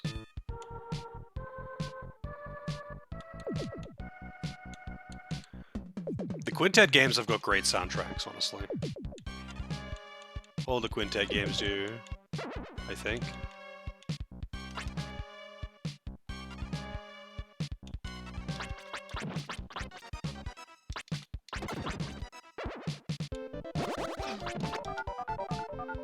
Level up!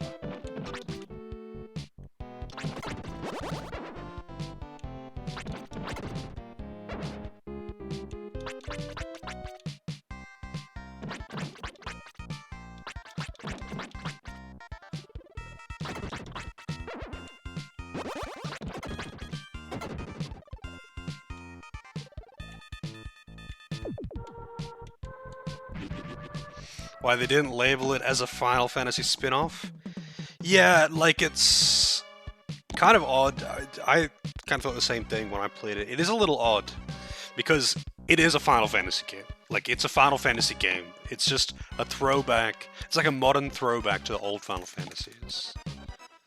But yeah, maybe it's because they, like, have rebranded Final Fantasy to be edgy, shitty action RPGs at this point. So...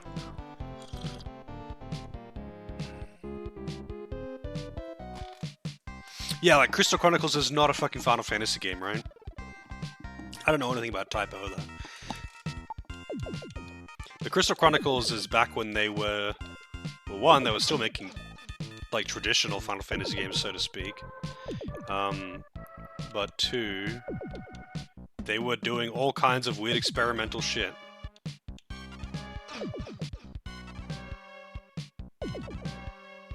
Stop shooting fireballs at me.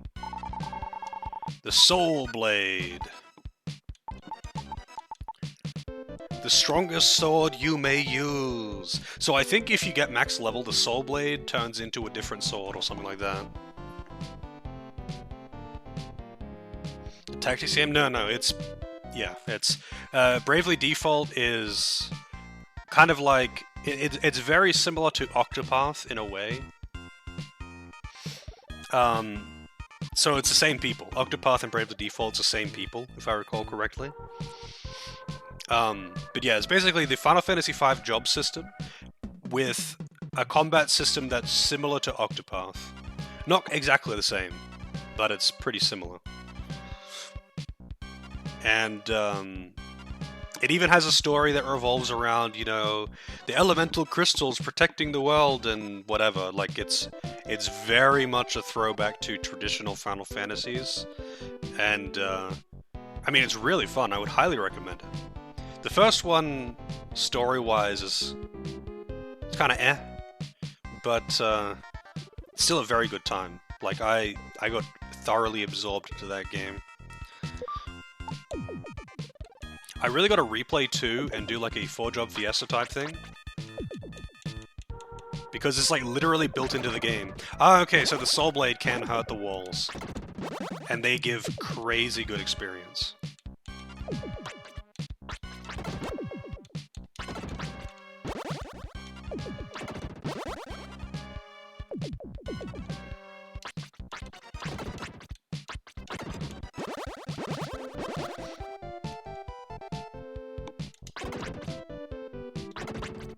Take that, walls! This is like the best grinding spot in the game. Because you can do this, and that's 8,000 experience.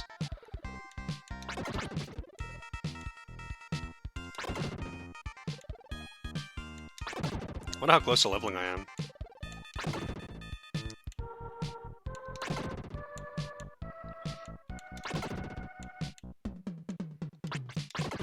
I kind of want to get one level.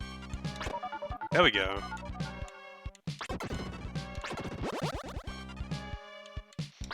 Actually, there was a thing back in the first area that I could only access if I killed those guys down there. Yep. If only I could kill these statues with it. But I guess the statues are less annoying when I'm not avoiding them and the walls at the same time.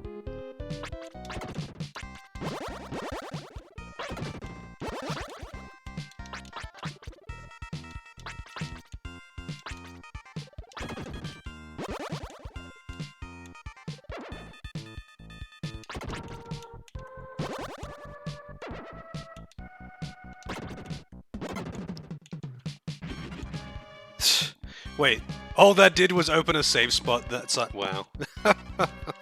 I did not need to do that, but okay.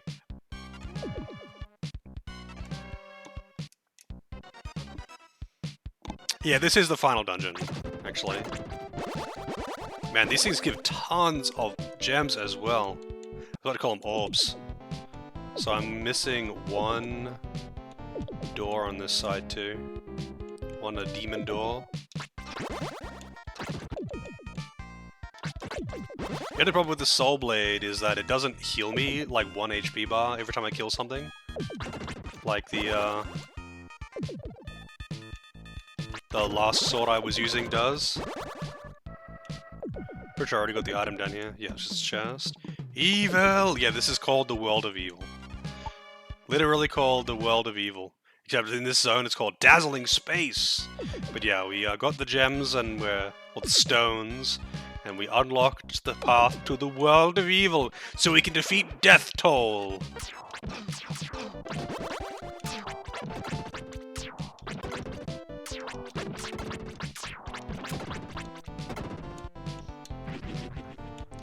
Evil!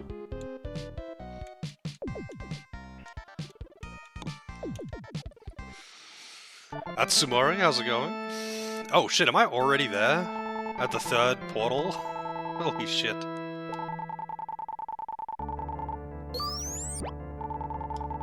Finished recording. Yes, I do want to continue. Thank you.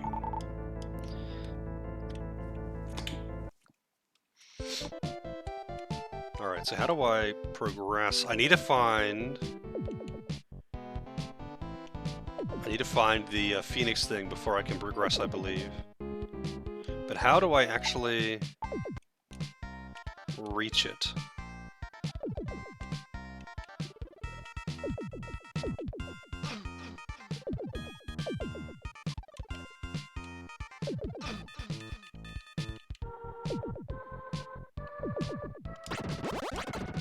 take that wall.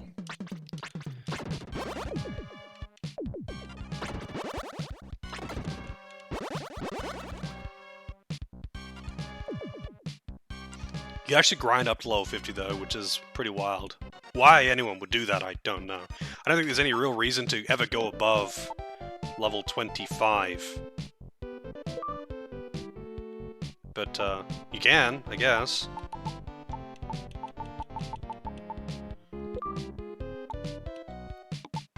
Alright, how do I get the thing? Let's check the guide here.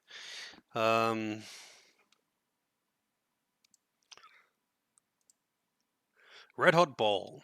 Located inside a treasure chest in the world of evil. Only way to reach this is to travel there via the west teleport pad in the Master's Chamber. Pad appears on the Master's Chamber after you see it in the world of evil. Wait, what?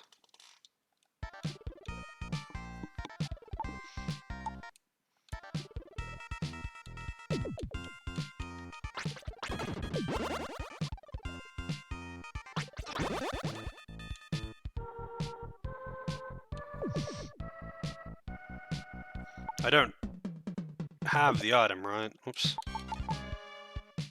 No, I do not have the item.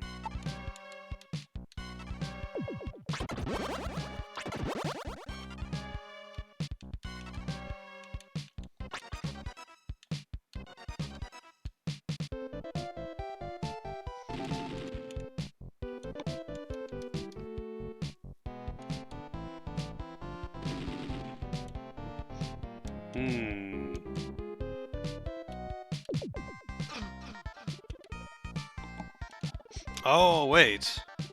Oh, I get it. Okay.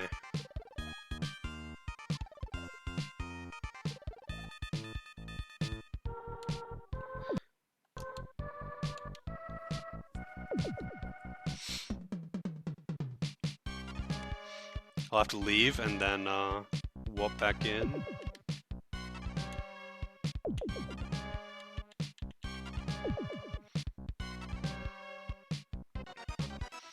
So, this portal. Yeah. Red Hot Ball. It's red hot. Tomorrow's Onimusha, yep. I shouldn't have any troubles getting that one.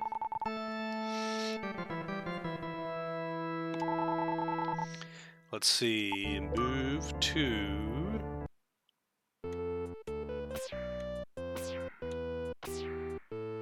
Onimusha stream, apparently, yeah, Onimusha 2. I believe it's this one. I played I think one or two Onimusha games when I was a kid. I don't remember which. One of your favorite games? Yeah. It's got a bit of a cult following. I like this one. I played this quite a long time ago now, and had a good time with it. So it's nice to get back to it. Onimusha kicked your ass? Really? Is it really hard? I remember it being fairly janky, but I don't know if I played 2. I might have just played Onimusha 1. I'm sure I played more than one of them though.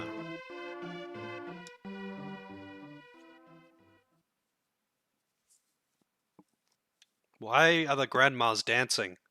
Also, considering that I've been away for a while in other zones, why aren't they dead by now? These guys live, like, are born and die in such a short period of time. Doris received Magic of Phoenix!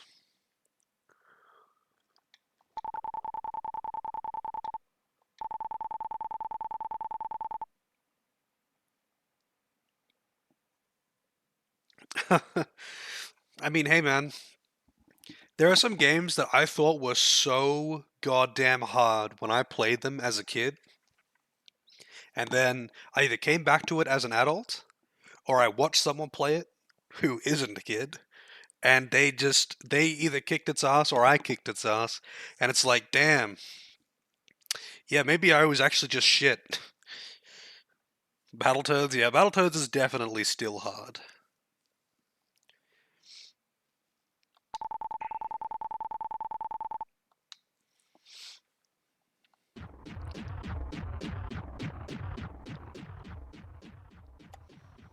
Kids are dumb. Kids are dumb. And I was an especially dumb kid. So, you know, when the standard is already low and you are substandard, you know you're in for a good time.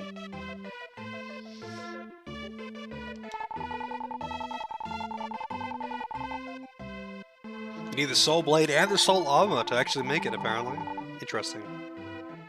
The final battle. The battle with Death Toll. Please come back alive. Well, alright. I guess.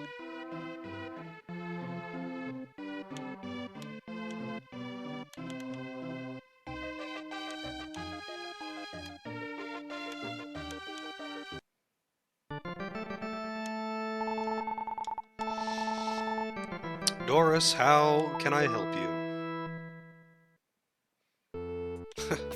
They are asking a lot. They only need me to, like, literally go to hell, which is apparently in space, to fight the God King of Darkness with a sword, and somehow come back alive. Also, just a side note, I need a special bubble suit to be able to survive underwater. But I can just walk around in space just fine. I don't need anything special for that. Fuck yeah.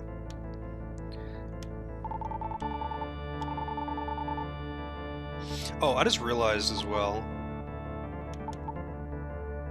I don't have a herb, do I?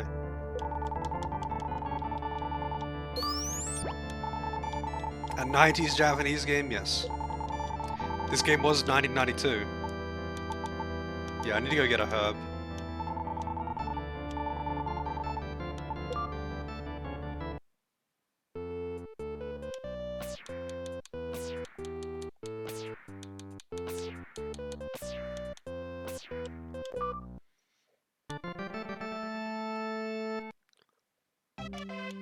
Oh, goddammit.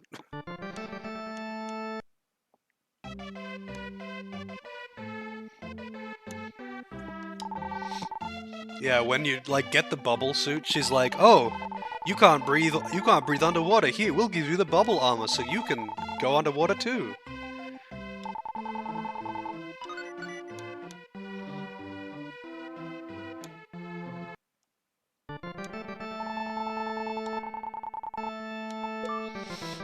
The speedrun of this game is pretty cool too. Simple and short. Simple and short. Fairly optimized.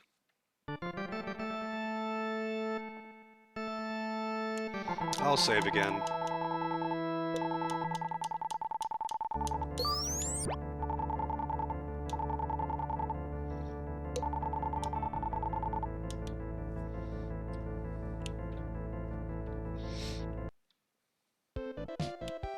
And here it is! Alright. Tornado! Tornado! 2 gems. Phoenix will join Doris. Only cost 2 gems. Do I go straight into the boss fight? No music. This boss battle theme better fucking slap.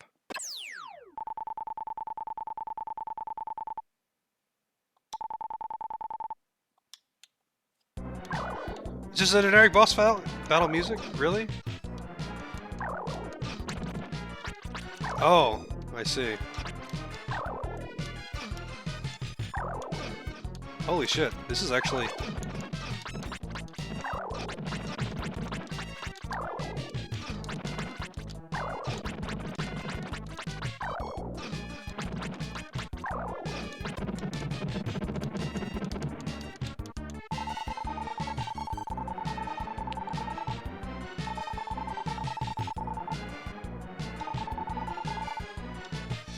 Being alive is suffering for some creatures. Okay, here we go.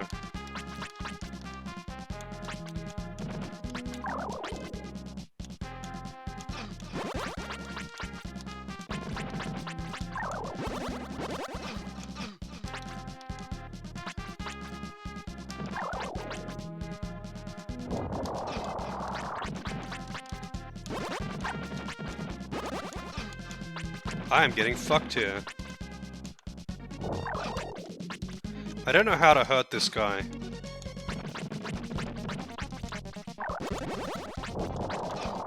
I don't know how to hurt the boss.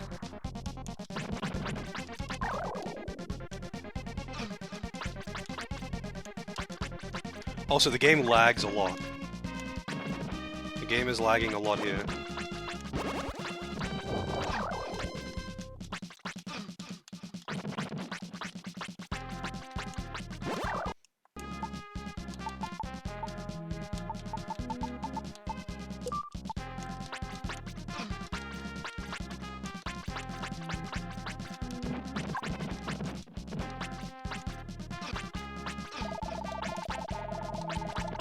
Oh, when he's... okay.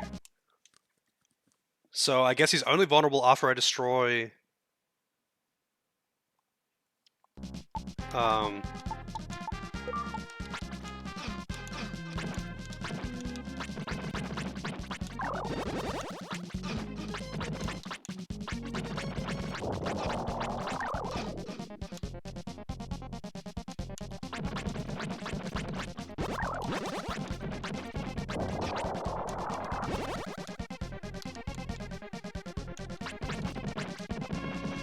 God, the lag!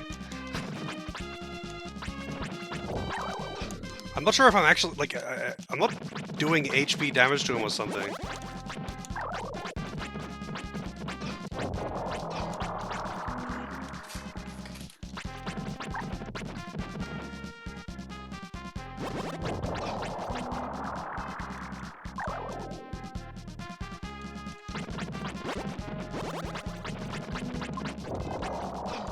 Yeah, like, it's making the damage sound,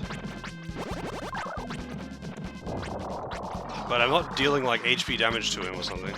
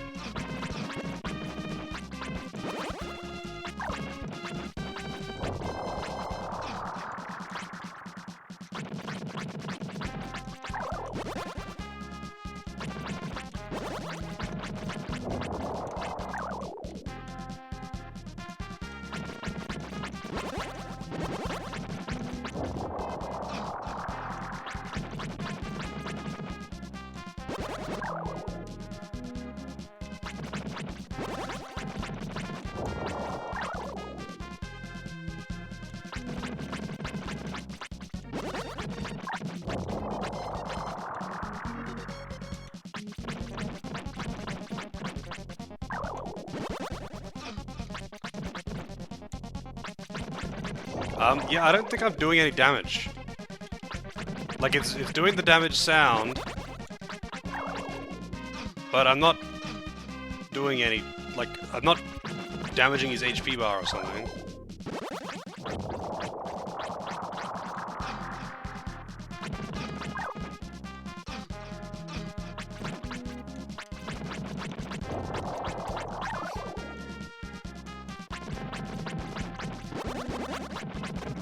Oh, I am doing damage to him.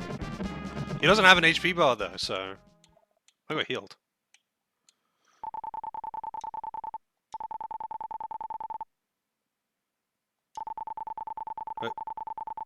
That's it?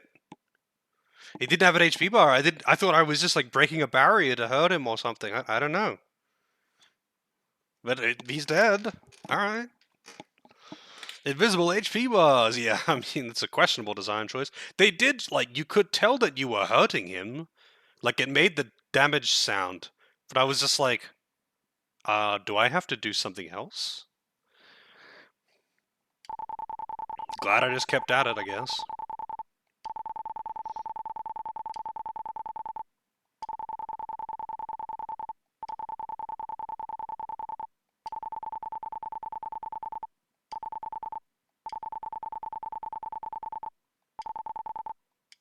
Doris, get going. The world of evil began to disappear.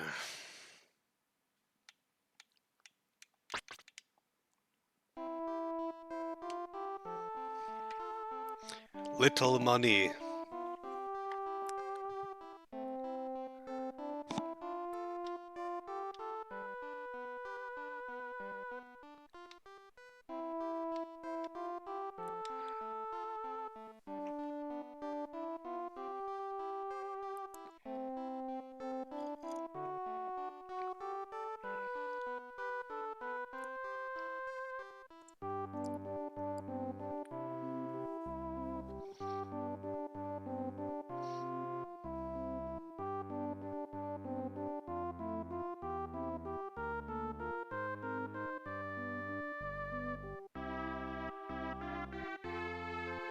I don't know, dude. That's I feel like that's a bad translation of that. Kill one man and you're a murderer. Kill 100 men and you're a hero. I think that requires a lot more context.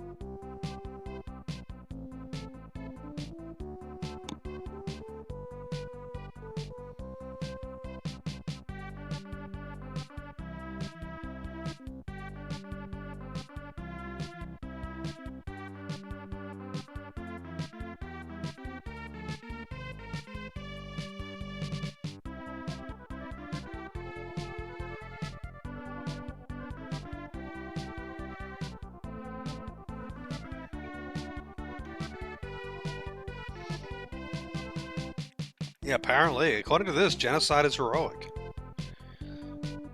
Good old Japan.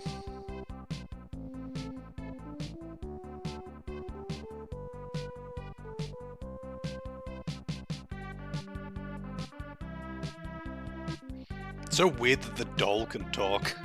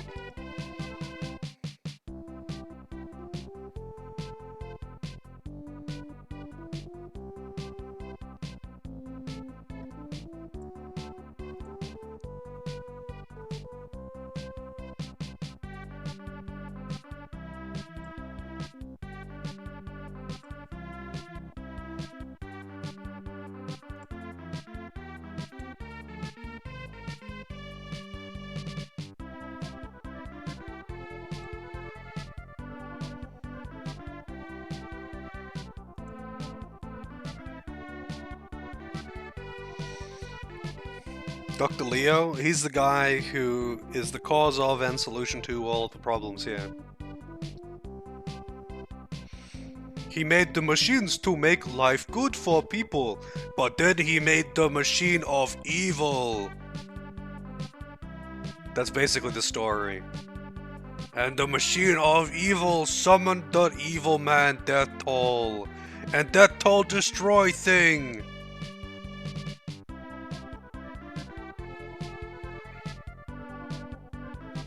Yeah, he's the guy who made the plot.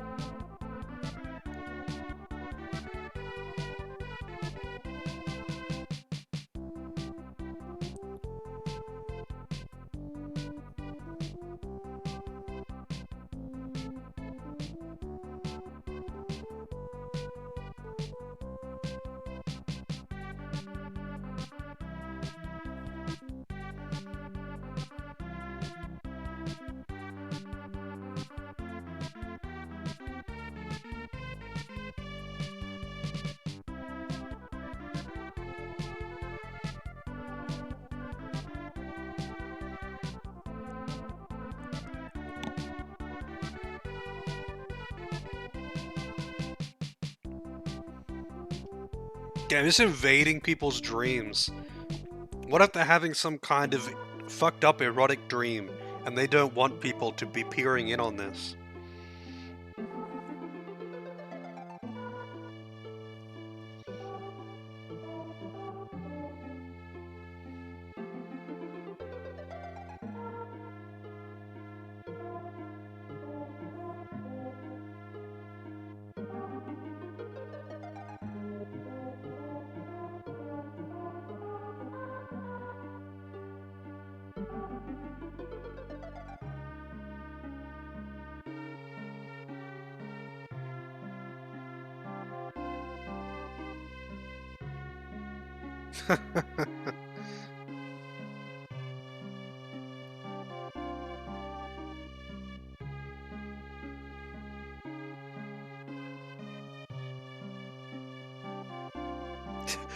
Wow, now this is some Dragon Quest shit right here. Look at this.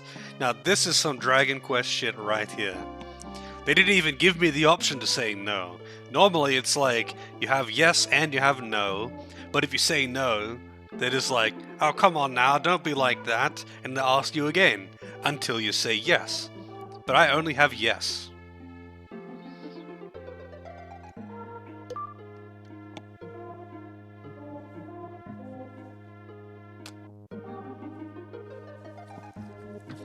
Cyberpunk 2077 dialogue choice, is that really what it's like? Honestly, I've never played it, I've barely even watched that game.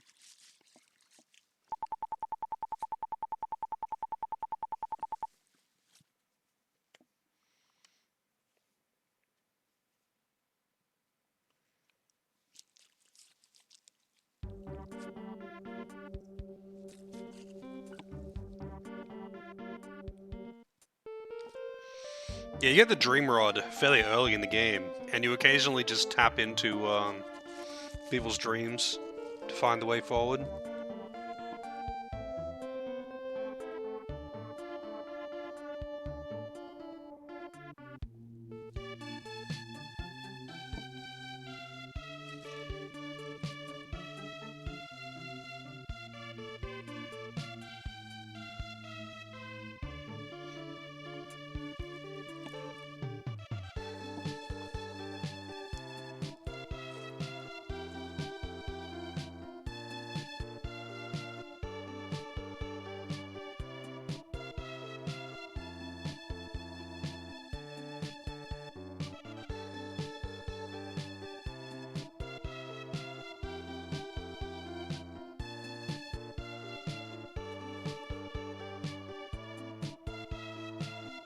Oh, I forgot about this screen. Looks so out of place with the rest of the art.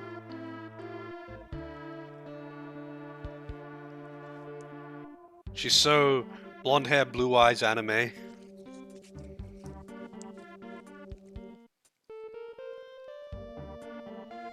Lisa was standing all by herself. Doris abandoned her.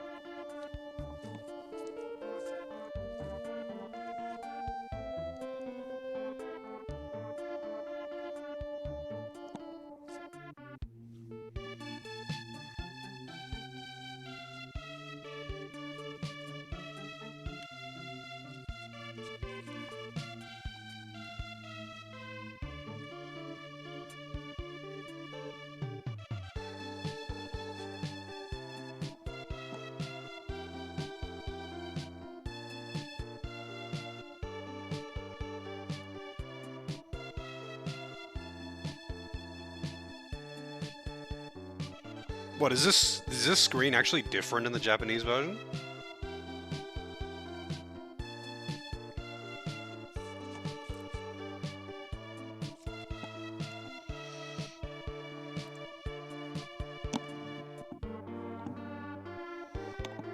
Let's see.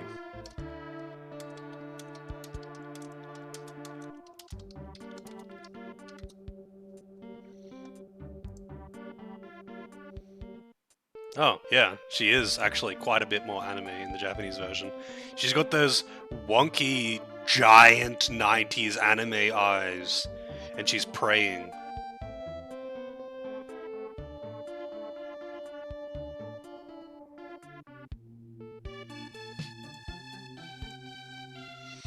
Put it into chat. Oh, I can open it up again. Let's see. I didn't actually open the image. I was just like looking in Google Images.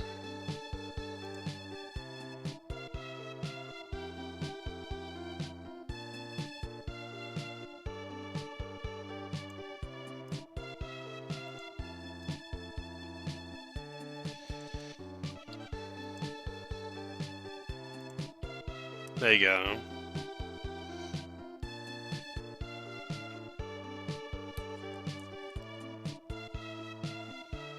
I did, indeed.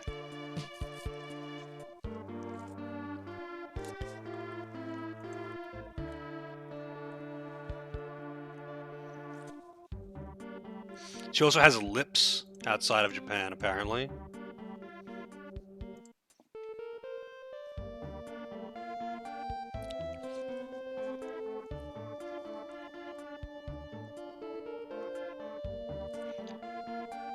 Lips bigger? More like she actually has lips.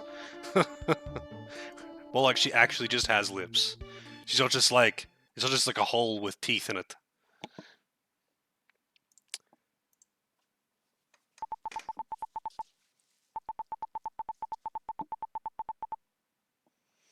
But thank you for the GGs, everyone.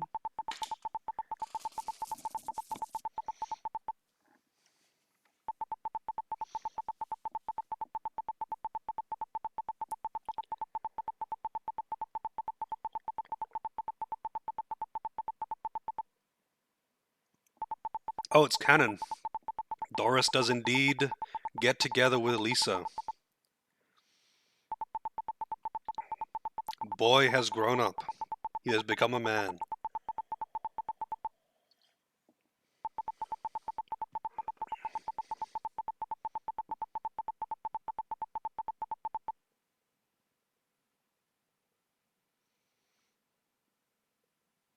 Sequel setup.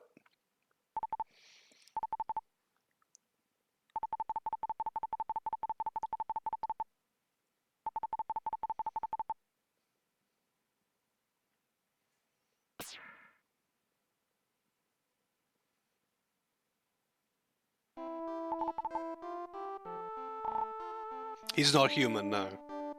He's like a heavenly creature sent down by God to intervene here.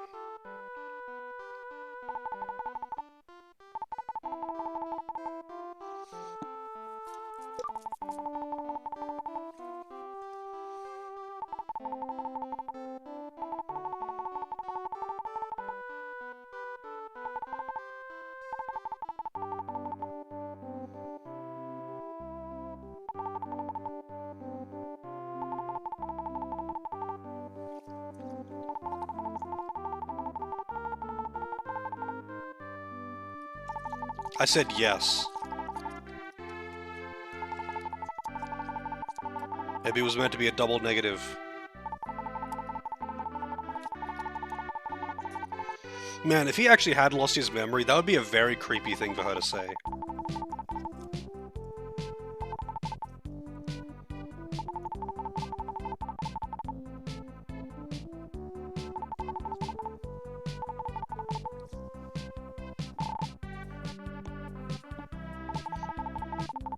He's lost his memory. He comes down to Earth suddenly, dazed and confused, and this girl's like, "Oh hey, I love you, by the way. Don't you remember who I am?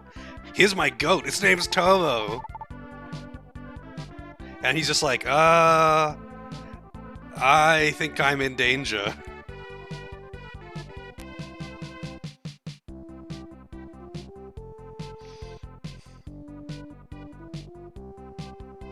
The end.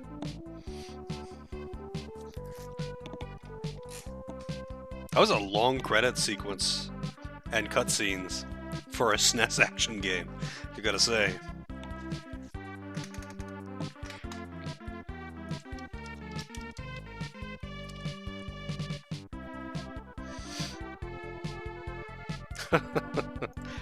I'm not sure about a lot of things. Keep in mind, Kelvin, they did say, kill one man and you're a murderer. Kill 100 men and you're a hero. So you know what? I'm starting to think that the ethics in this world are a little bit wonky. Evil Dead is you win. Please, it wouldn't say congratulations. It'd be like congrations. You are Winra.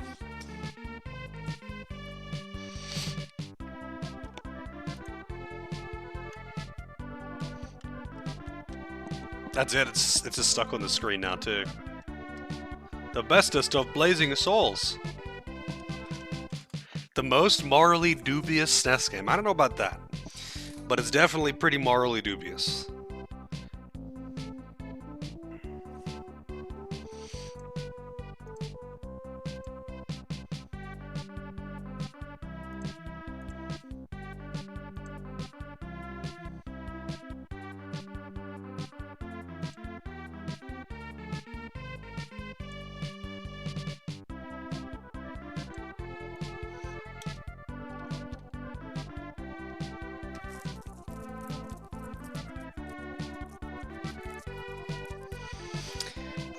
The next game is Onimusha 2, which I don't have available right now, but I also don't really want to start a game to only play it for 1 hour anyway. So what can I do for a little while? I mean, I could just sit here and talk shit for a bit, of course. I'm not going to start a new game only to play it for like an hour.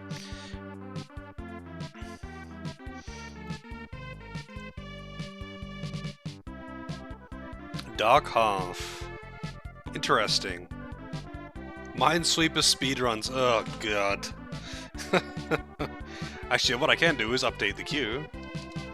But yeah, another game down. It was good to play this again. I really enjoyed playing this when I first played it. And I was like, damn, how had I not heard of this game? And yeah, being able to play it again is good.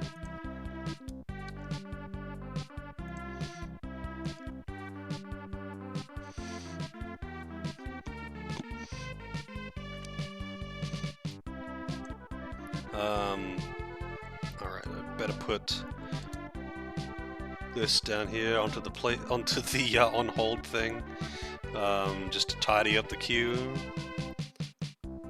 Need to get Fetsu to pick a new game. F-099, I don't want to play F-099. Isn't that on the Switch anyway, though?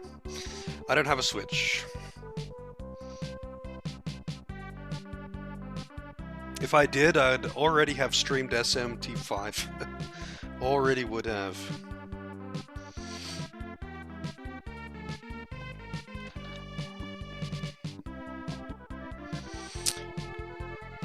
No Switch, just Shank, yeah. But I have the East 1 and 2 games ready. Apparently they're really short.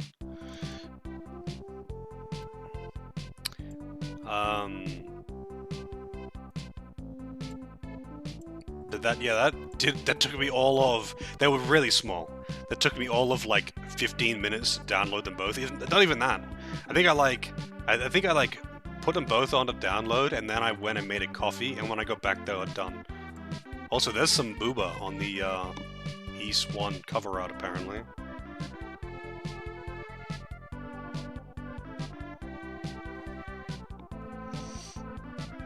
Whoa. Yep. Yeah, I remember you saying something like that when you requested it in the first place. So I don't mind doing them both. Thank you for the GG songs. Some time to make coffee. No, it didn't actually take more than 10 minutes, but yeah, it was a very short amount of time, is what I'm saying. Old school RPG nonsense. What, like arbitrary story triggers? Yeah, Death Toll turned out to be pretty damn easy.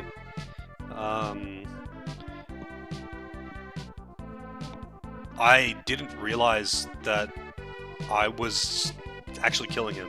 I thought I was like trying to break a barrier in phase 2 or something, and then he just died, and I'm like, what?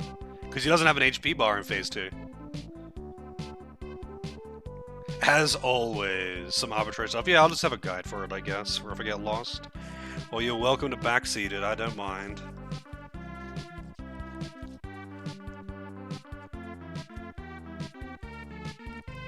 Is it very grindy? Like, I mean, so like, East Origins and whatever other East game that I played were somewhat grindy. Not crazy grindy. I did have to dedicate a little bit of time to grinding, but not that much. Mostly just my running around and exploring and killing everything in the way was enough to be high enough level to beat the game without excessive grinding, but I did dedicate a little bit of time to grinding. And I kind of figured the earlier ones are gonna be much more grindy.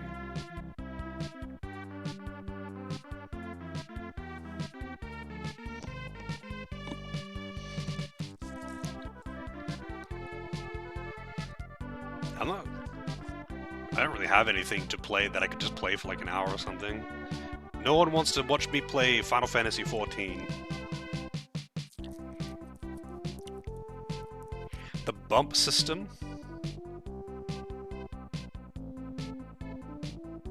Wait, really?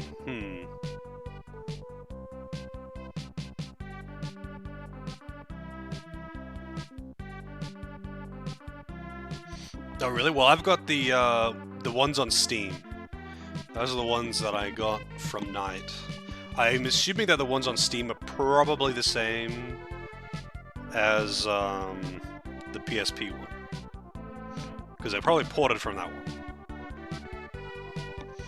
You enjoy watching FF14?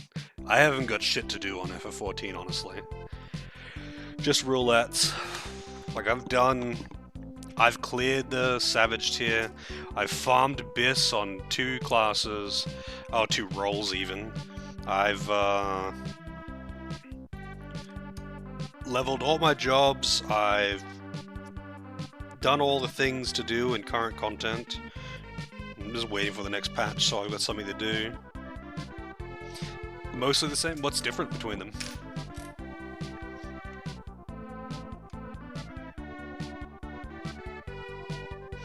Which graphics and music? What is there, like, different art style or something between them?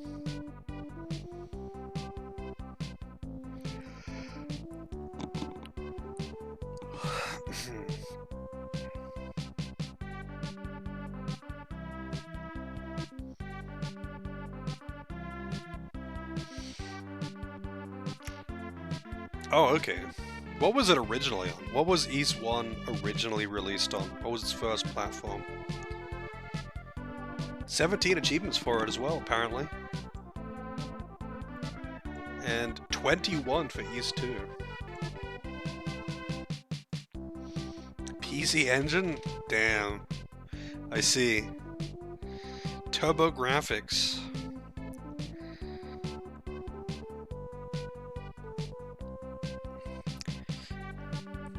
Man, now that is a system that apparently just went, like, completely under the radar.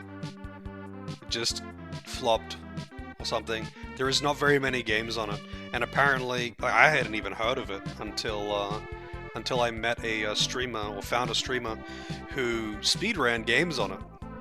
And apparently there's a small, dedicated group of people who like to speedrun TG16 games, and I didn't even know that console existed. Oh, it actually was big in Japan, was it? Okay.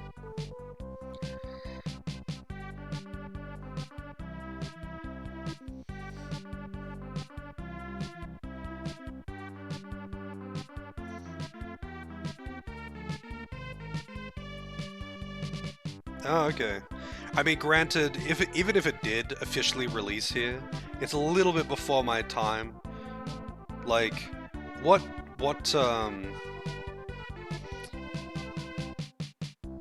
year, what time period was it active, I guess? When was it released? And when was it made obsolete? PC 88. Yeah, Rondo of Blood apparently is pretty good. I have seen speedruns of it. It's SNES period? Okay, because funnily enough, I don't know the periods for the Sega consoles either. So I mean, I'm born in '91, and so I'm a year older than this game, But, you know, I was really young, so I have no fucking idea what was current, what was a thing, what wasn't a thing.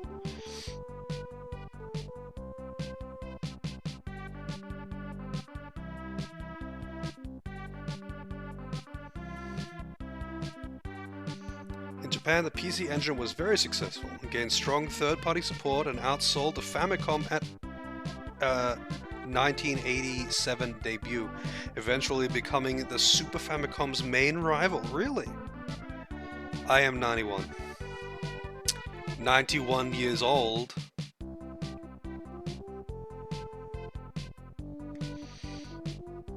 Got him.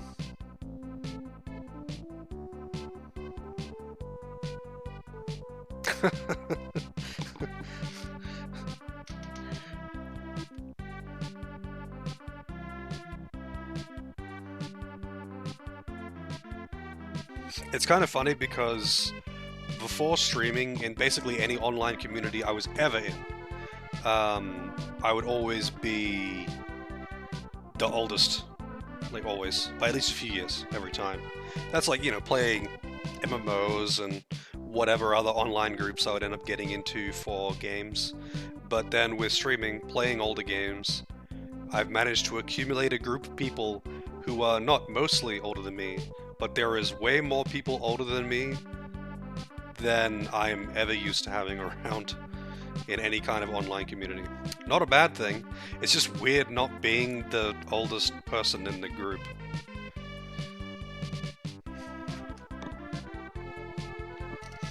The funny thing is though, when I was a kid playing video games, I almost exclusively played games that were fairly old. Like because I didn't know what was new and what was old and what was current or not or whatever, and I usually had like older systems, I just played literally whatever was available or whatever looked cool, and I ended up playing heaps of much older things, because what was new and fresh had no bearing on anything, and I didn't get new consoles when they were released. Retro gamer before it was cool, purely by luck though. It's just like a matter of what was available, honestly. Like, I had some old games and friends tended to have old games, and if I was going to like rent a game for the weekend, or for the week rather, I'd go down to Blockbuster each weekend most of the time and rent out a game, and it was cheaper to get older games usually. I wasn't getting new release games, and all the time I didn't have the systems for them anyway. Hipster gamer, hell yeah, dude. We're all getting old. Cheaper emulating than buying new ones. Emulating was not even a concept to me at that point. I learned about emulation when I was in high school. And I got into GBA emulation. And mostly so I could play Pokemon games. And ended up playing a whole bunch of Game Boy Advance games. There's a lot of really good games on the GBA. There was a lot of really good games on the GBA. And a lot of it just went under the radar. Knocking on 40's door. Well, you are not alone. Really? Yeah, I mean, the teachers at my high school did not like us emulating stuff. Because apparently the school can get in trouble if you have emulated stuff and essentially anything pirated on the PCs. They are held accountable. So they're like, we don't care if you emulate, but like, holy shit, at least just put it on a USB or something. Like, don't put it on the PC.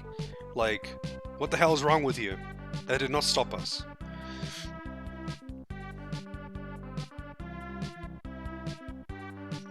You had Doom at school? Holy shit. We had just like some shitty educational games. I mean, at high school we didn't have any games. In primary school we had some like shitty educational games. But there was like this math tank game where, well, it's not math really, but it's just like basically using, well, it was more like using mortars, but they were tanks, to kill each other. But you just had to like figure out and calculate distance and coordinates rather than just aiming it with a mouse or something like that. It was pretty fun. Scorched Earth. Let's take a look. Let's Google this.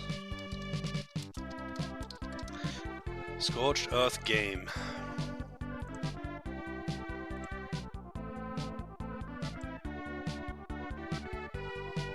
Yeah, that looks like it. That looks like the one. Actually, I think one of the computers in the library, actually a couple of the computers in the library had games on them when this is in primary school. And they had, we had like a Carmen Sandiego game, and we had Lemmings, I think. And I really liked Lemmings.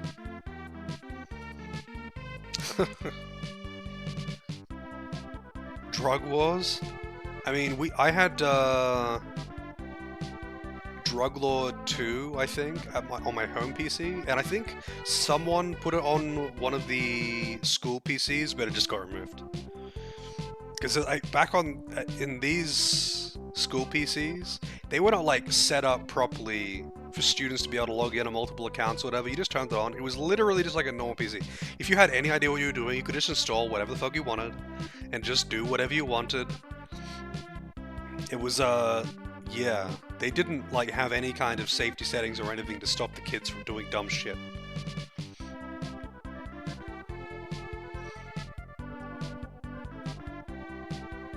Bolo, never heard of him. I had at one of the primary schools, so I went to a lot of different schools because I moved around constantly. We had a bunch of old Macs in one of these schools, and they had a bunch of games on them. They had Lemmings too, actually, I believe.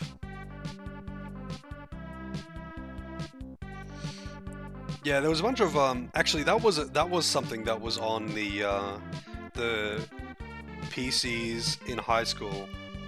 They had a typing game, and I already, like, when we were doing this is like in the first like first year of high school in the basic computer studies class.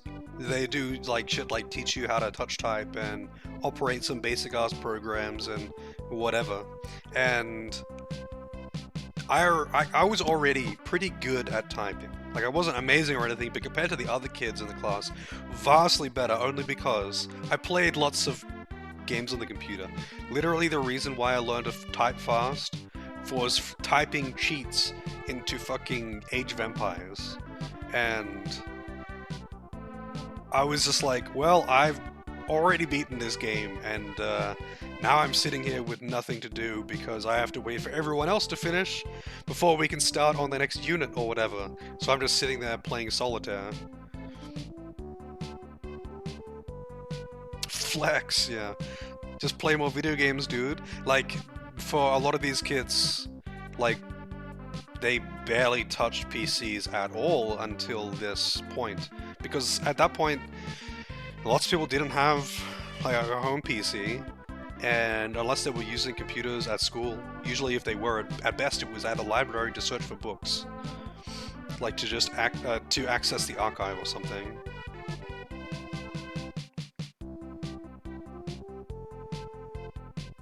Math-based thing about a submarine. Yeah, I don't know that one. I know I really liked the Carmen Sandiego game that we had at the primary school library.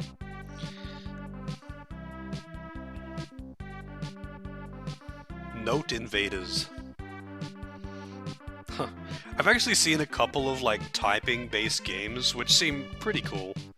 I remember seeing at a speedrun marathon years ago a speedrun of a typing game, which was like all voiced. It was like it was like all in black and white, and it had this like sad narrative. But the dialogue was all written like a novel, I guess, and it was pretty interesting. It seemed cool, but it was all typing based. So like, you know, words would be flying in from different directions and typing them in correctly and quickly was how your character would fight the enemies coming in. and I was like, damn, I actually kind of want to play this game. Never thought I would say that about a typing game, but it actually looked kind of fun. Typing of the Dead. Actually, now that I think about it, one of the computers at school, at primary school, had a Rayman game on it, and that was the only reason I learned about Rayman.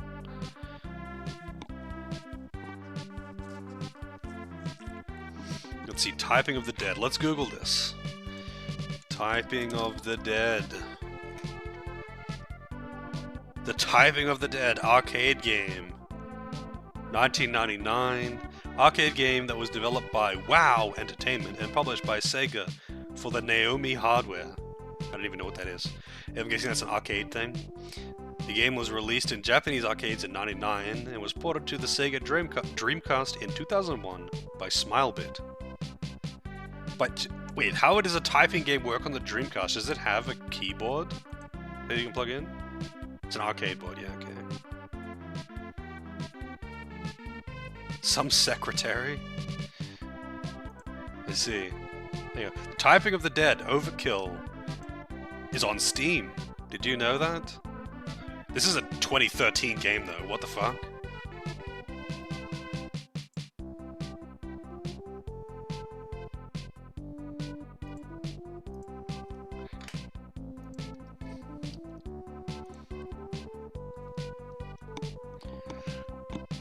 Keyboard that you could get? Oh, there you go. Dreamcast keyboard, did not know that was a thing. Yeah, there's a lot of placeholders, it is, yeah. I don't really care if they're at the end. So, there was a placeholder at the top, I've just put it into the on hold thing until then. That one's a little different because that was Perfect Dark, but I didn't test it to see if it actually worked properly. Until like right before it was up, and then I realized that I couldn't actually emulate it properly. So Fetsu needs to pick another game. That's my bad. I should have tested that way ahead because it's an N64 game.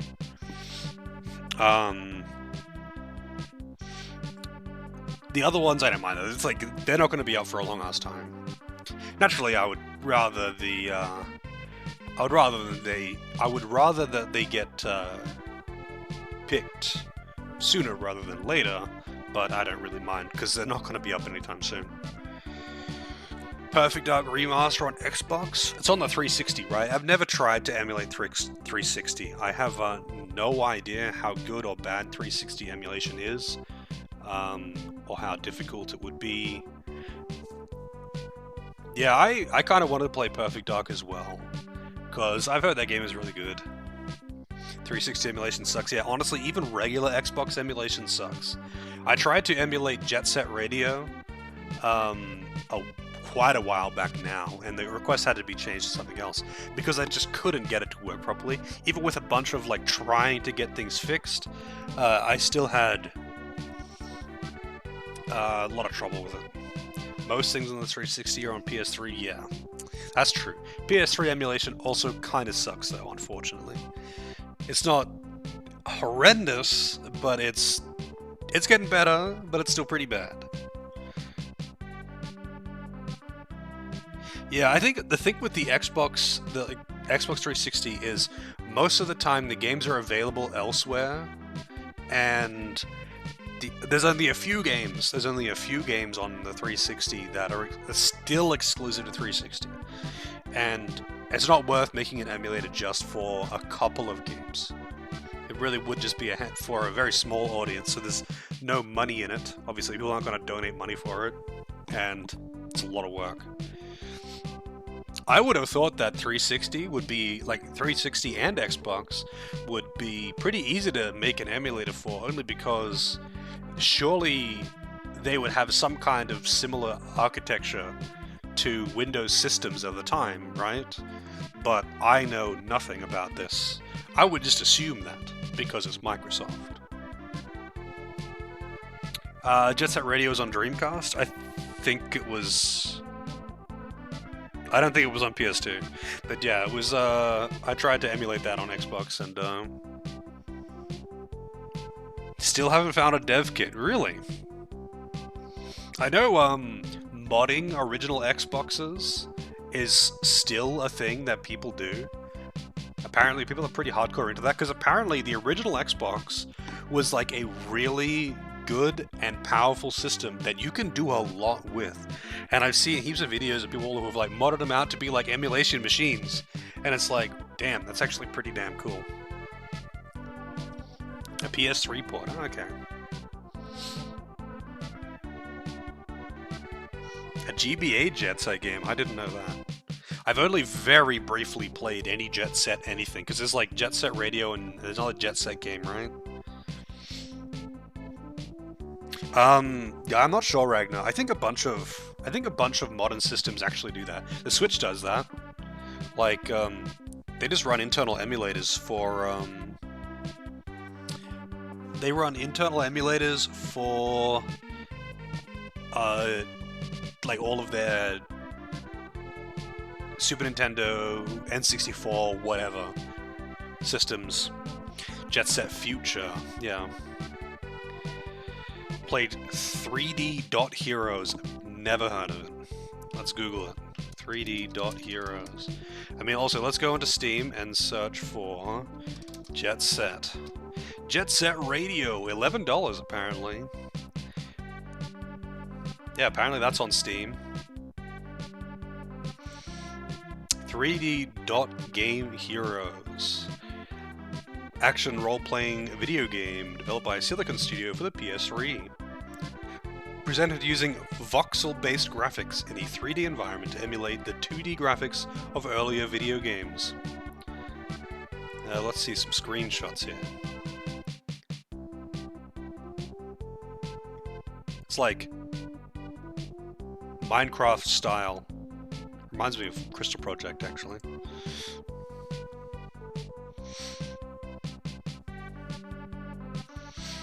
New Jet Set spiritual successor, I see. What's it called? I don't know what voxel is, by the way. Also, that reminds me, though. Crystal Project. I would really like to see you play that one, Evil Blancafish. The, Crystal Project is really good. Voxel is 3D pixel, I see.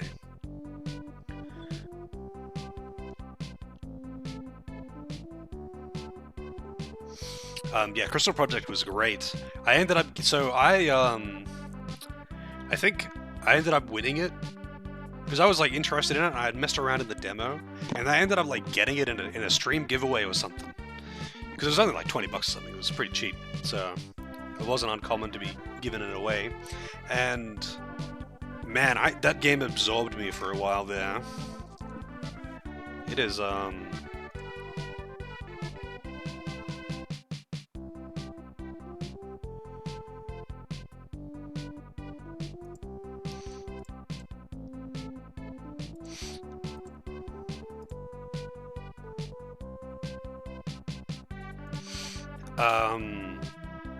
sorry, I was just finding something here. Yeah, so I got like super sucked into Crystal Project, and that game is not underrated, I guess. Like most people that I know who have played it really, really liked it, but yeah, I don't know, like it just didn't really get that much traction. I really would have thought that more, especially old RPG streamers, would have like been streaming shit out of it. Rush Cyberfunk.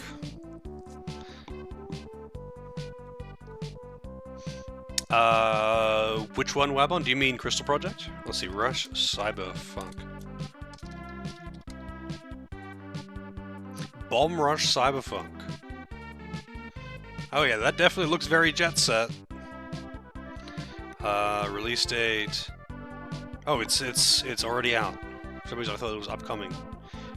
Release date 19th of August, 2023.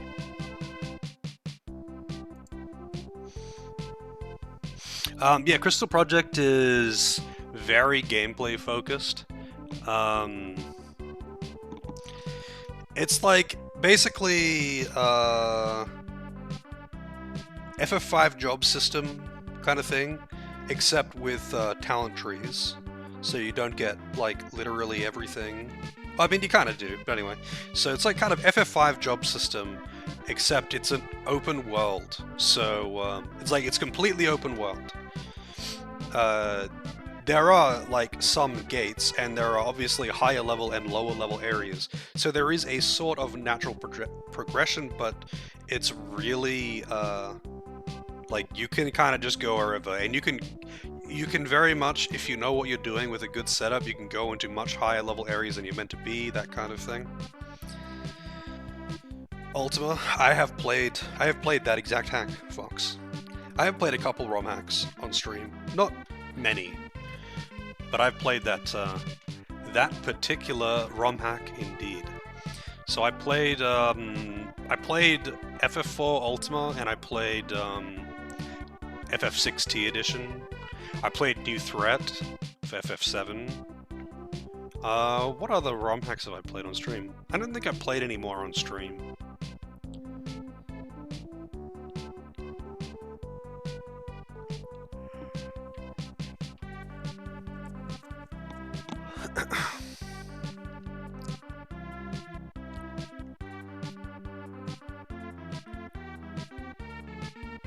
Yeah, you can respec. You can respec in it. That's kind of like the thing. There's lots of jobs, and you can just kind of do what you want. Like, you have a lot of build freedom. You have a lot of build freedom, and you have a lot of options. And I've seen people do some pretty wacky challenges, and there are some very tough bosses that, like, really make you use all the tools at your disposal. I had to look up some shit when I was trying to beat, like, super bosses and whatnot. But I've seen people do some pretty wacky challenges, like solo character challenges, that kind of thing. And it actually has been patched since I last played it, where they have added like they've actually made a randomizer for it inbuilt, that kind of thing. And I was thinking, man, it would actually be pretty fun to play it with, like, just randomized job locations. And yeah, you can actually do that now, I believe. One of the things a randomizer could do. I would just launch it up and show you, but I don't have it installed. Liza P. Yeah, I've watched a bit of Liza P. It looks quite good. Looks quite good. I'll probably end up playing it eventually, but I wouldn't be getting it for myself for a long time. Like, my current off-stream backlog is already big, so I'm finishing that before I'm buying anything else. That's how it goes. Like, normally I only buy a game if I don't have anything on the backlog. Like, I'll finish what I'm playing and then I'll get something else. But I had a bunch of games gifted to me, and they're all games that I really want to play.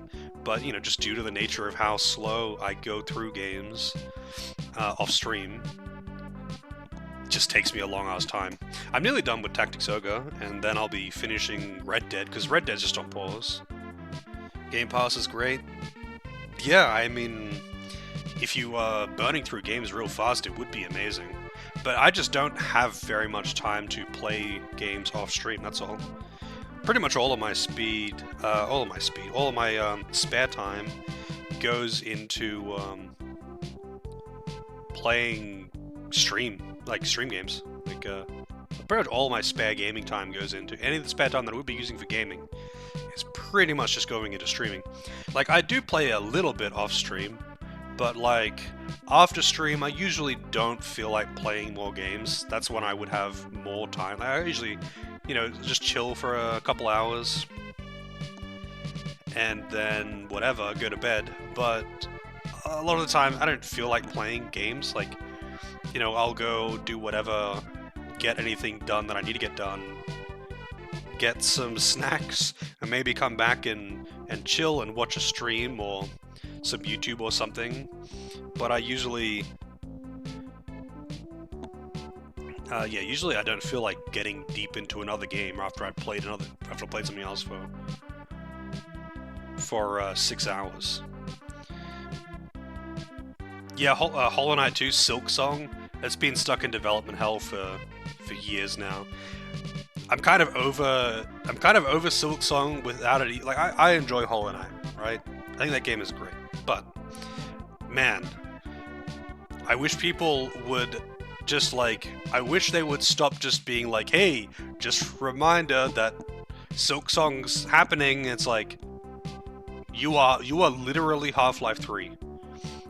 Like, just either give information or shut up. Like, I don't care about knowing that it exists. Just give information about when it's going to be released, even if it's like a very vague, generous estimate, or just be quiet, please.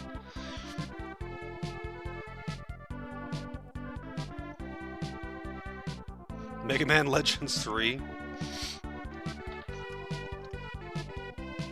Yeah, so I've watched a bit of Lies of P. I've been watching a little bit of, mostly just Dist and Ella playing a bit of it. And it looks fun. I haven't been watching too much, only because, like, I'll probably end up playing it anyway. So it's, feels like it'd be a bit of a waste. But yeah, it does look quite good. Looks pretty smooth, pretty cool. I haven't like actually looked into builds and weapons and stuff like that. I've just been like, you know, seeing bits and pieces here and there, or them running around and smashing stuff up. That's about it. I haven't really watched enough of it to really know.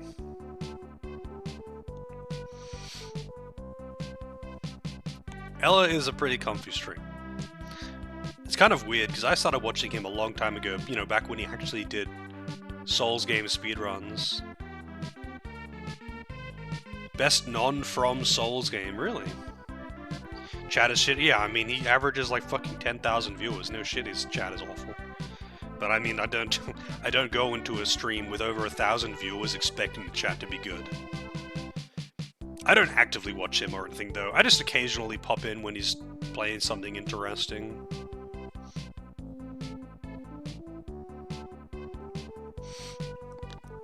Yeah, honestly, I haven't been really hearing much of anyone saying it's good or bad, funnily enough. It just looks good. But I don't pay attention to, like, I don't browse Reddit. I generally actively avoid it, and I don't look at reviews, so yeah. I mean, I do watch several large streams with, you know, multiple thousand views. Usually I watch those in the evening when I'm chilling. I have no interest in participating in chat. They're just playing something that I'm interested in. Like, I watch Barbarous King pretty regularly. If he's playing, like, SMW hacks or something, I will happily watch him, and I am not paying attention to chat. It's not what I'm there for.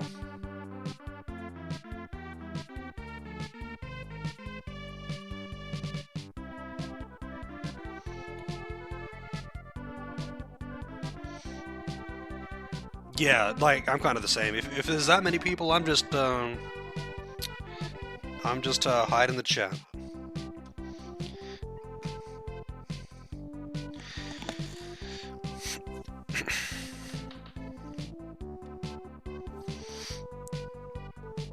Just background noise. I mean, usually when I'm watching one of those streams, it's not just background noise, because I'm more actively watching it.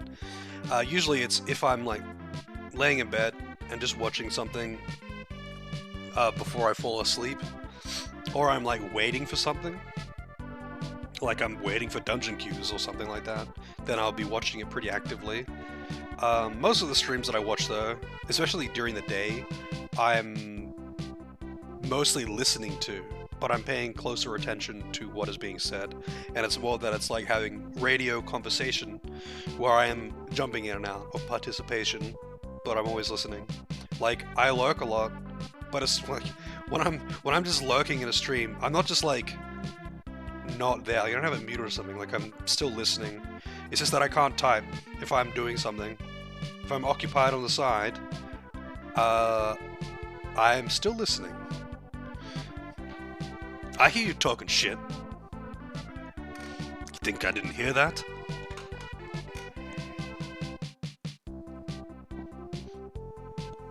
chat gets heated when you GG. Yeah, when I go into just chatting mode.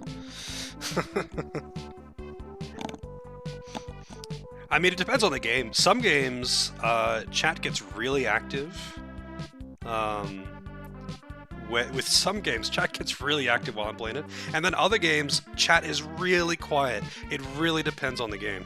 Like, some games, I have higher viewers and a less active chat, and then other games, I'll have less viewers but a really active chat. Like, I think when I was playing Fallout, chat was really active. Although Fallout did well for viewers as well. It just depends on whether there is something actually to talk about. Like, some games are really good at, you know, creating dumb shit to talk about. Like, say, for example, Elden Ring. Elden Ring did pretty good. Like, there was a lot of viewers, but hardly anyone talked. It was very quiet in chat. And that was part of why I didn't really want to continue playing it on stream, because while I really enjoy Elden Ring, you know, like, I want to be able to talk shit. That's, like, part of what makes streaming fun. Like, the social aspect of streaming is really what makes it fun. Stream Kingdom Hearts, I would rather not. I would prefer to not do that. With Dragon's Dogma? Yeah, I mean, I found with Dragon's Dogma, I got a lot of Dragon's Dogma fans who, you know, like, they watch Dragon's Dogma streams, you know? Someone's playing Dragon's Dogma, they follow the category. So, like, someone playing Dragon's Dogma, they're just watching someone play Dragon's Dogma.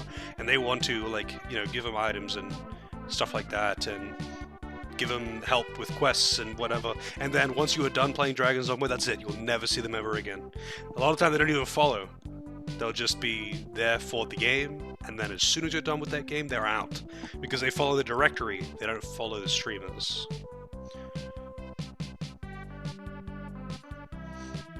Yeah, I have very little interest in Kingdom Hearts. Kingdom Hearts 2 is a pretty fun hack and slash, but that's it for me. Like, it does not extend beyond just being a fun hack and slash.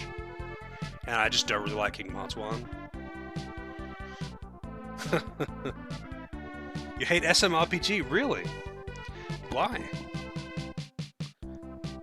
I mean, I follow a bunch of games, but I don't, like, follow them to get alerts. I'm just like, oh, no one that I particularly really want to watch right now is streaming, so let's see what categories are live. And, you know, like, I've got, say, Final Fantasy 12 or Crystal Chronicles followed, and if there's no streamer on that I really want to watch right now, then I just check the categories, the games that I got followed, and see if anyone's playing it. Couldn't stand 2, really. I thought 2 was really fun, just gameplay-wise. I mean, it's just a button masher, though. Like, you really do just mash the button. You mash the attack button, and you mash the reaction command button. But hey, that's fun shit when I was a kid.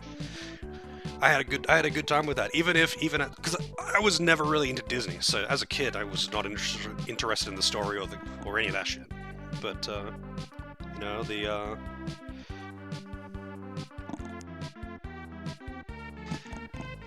worst of both worlds from FF and Mario, really?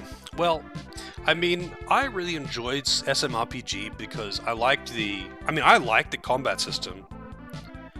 I like the combat system because it just feels more engaging than your usual turn-based combat. Because you've got the, you know, the timed actions and that kind of thing. It's simple, it's minor, but it's enough to make the combat a little bit more engaging. And SMRPG is short, so it's like, you know, like Legend of Dragoon with its edition system, except Legend of Dragoon is really long, so by the time you get done with the game, I'm over the edition system. But if Legend of Dragoon was like 20 hours long, I wouldn't have that burnout of the mechanics. But SMRPG is like 15 hours long at best, and the combat is just, you know, it's enough to keep it engaging. And I really enjoy the humor of SMRPG. So that was part of it for me. That's part of why I like the Paper Mario games. Like, the Paper Mario games are really fun because it's got, like, engaging combat that feels unique, and the comedy is kind of just its unique thing. It's silliness in an odd way. I don't really know how to explain it. It just kind of, it nails what it's trying to do. So it was fun. It was like fun for me. Yeah, Legend of Dragoon's battles were too frequent as well, but the game is too long is why it became tedious. Super Saga? No, I haven't. I never played any of the, That's a Mario and Luigi one, right? I've never played any of the Mario and Luigi games.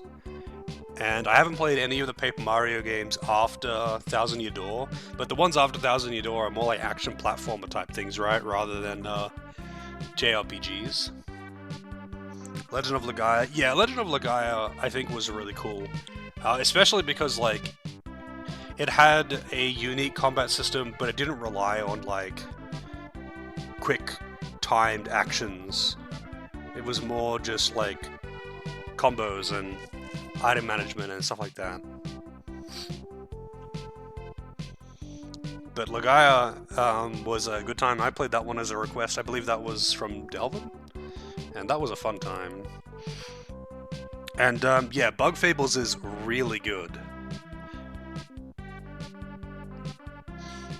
For anyone who hasn't played it, if you like Paper Mario at all, you should definitely play Bug Fables.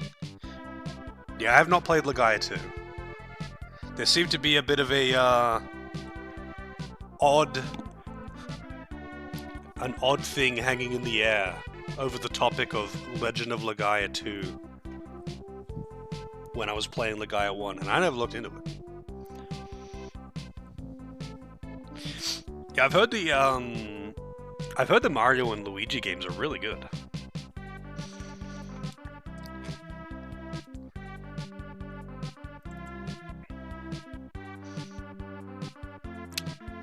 Yeah, I would highly recommend Bug Fables. It's like gameplay. It's got a cool story. It's got a pretty cool story, but nothing like crazy or deep or anything. It's pretty, it's pretty PG-13 and it's enjoyable enough and an engaging enough story. The characters are pretty entertaining. It's not like the comedy is not like quite on the same level as the Paper Mario SMRPG games to me, but I still enjoyed it a lot, and it still has quite a few moments that got a chuckle out of me. But gameplay-wise, it's really good. Gameplay-wise, it was really good. It's like a very polished Paper Mario. You liked Alundra 2? Well, I've only played Alundra 1, and it was alright.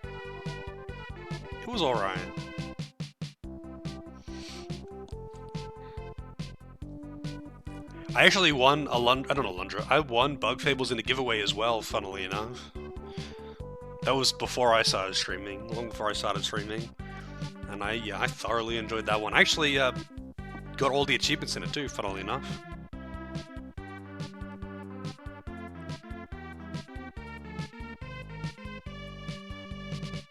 Just a different game. I mean, Alundra 1 was just a Zelda clone. And, it was really good in some areas, but it felt like, it's like they had a few, it's like they had 3 different people or 3 different groups designing the dungeons and puzzles, because there was like a distinct line of style between certain areas, and it's like, some of them really good. It's like there was like 2 different groups. Some of them were really good at what you would expect of like a Zelda game, and then the other ones were like trying to be a difficult platformer, like a 3D platformer. And it's like, so most of the time you would have, the solution to this is to blow up this and then slide the block over here and then you jump across and it's easy. You just have to figure it out. You figure out the puzzle, and then the platforming isn't hard. But then other times, the solution is to do a pixel-perfect jump off the edge of this platform to land on this platform. And you never really know which it's gonna be. Because in a Zelda game, you know that pixel-perfect jump is not the solution. It may be a solution. You might be able to get away with doing that. You might be able to get away with doing that, but that's not the solution. You can always find an actual puzzle solution. But in Alundra, sometimes that actually really is the solution. And you never really know. And that's what made it so awkward. So you always had to approach everything knowing that sometimes that actually really will be the solution. And sometimes there are some really awkwardly hidden things. Thank you for the GGs. The actual original successor to ActRaiser, yeah. Isn't this like the first game that they made or something? Hang on. Quintet. Quintet games. Quintet Company. Let's see. Well, I mean, this is the yeah, ActRaiser 2 was after this. It was so the games that they made a lot of games for the SNES. They made ActRaiser, Soul Blazer, ActRaiser 2, Illusion of Gaia, Robotrek, Terranigma, and that's all on the Super Nintendo. And then they made Grand Stream Saga, which apparently was not very successful, and that was for Sony, not for Enix. And then they did a whole bunch of other random shit that I've never even heard of. Except for Shenmue. Apparently, they did Shenmue. I didn't know that.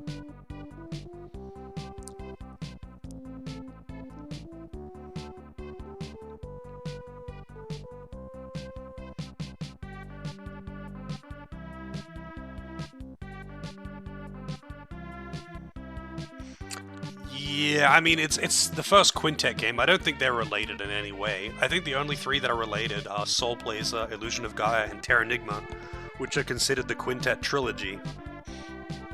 And ActRaiser and Robotrek, while they are by Quintet and published by Enix for the Super Nintendo, they are not related as far as I'm aware.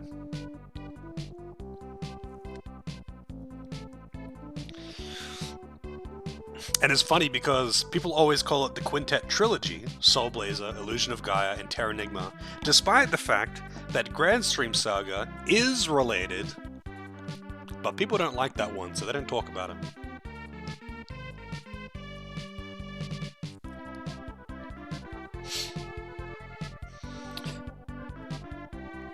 Well, I think he would be the first that I have heard relate the two, to like include ActRaiser in it. Only because,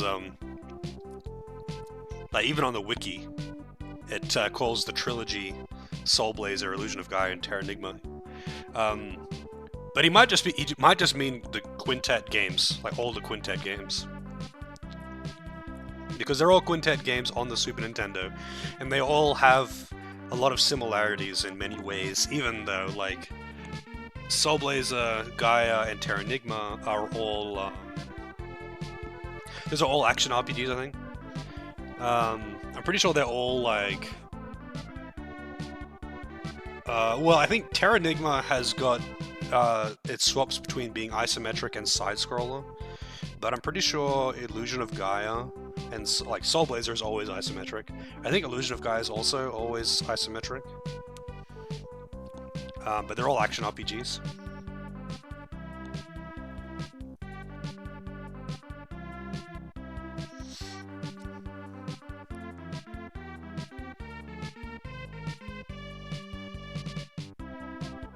Quintet.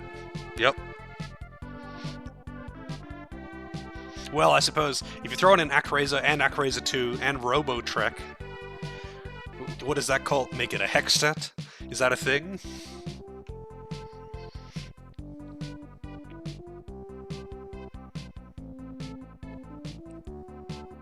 I mean, I don't know the story of ActRaiser, to be honest.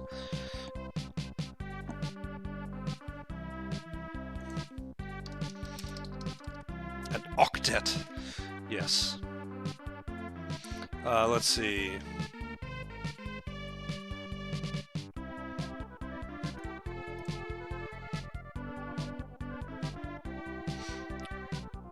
Terra Earth, an in-depth coverage for the Super Nintendo games Soul Blazer, Illusion of Gaia, and Terranigma. They're always grouped together, those three. What about this one? There was a wiki that I was using, and I had like a thing at the top.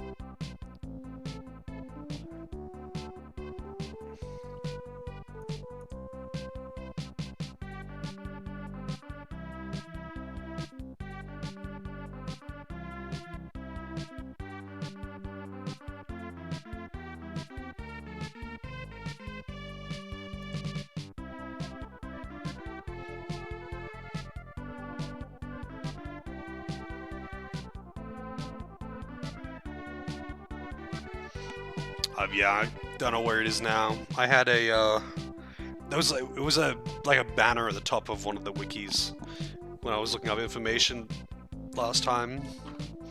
God versus Lucifer, really? The Master? I mean, Actraiser, you do play as like a servant of the Master, right? Who was just some kind of god. You're just some kind of divine being. I don't know if that's the case with all of them. I only played Terranigma briefly. You are the Master, really? Are you just some dude? Like, I mean, you're not just some dude. You're clearly some kind of divine being. But the Master in this is like a, Oh wow, okay. Yeah, in this, you talk to the Master, who is an omnipresent being who can call lightning from the heavens. But you play as some kind of divine messenger guy, I guess.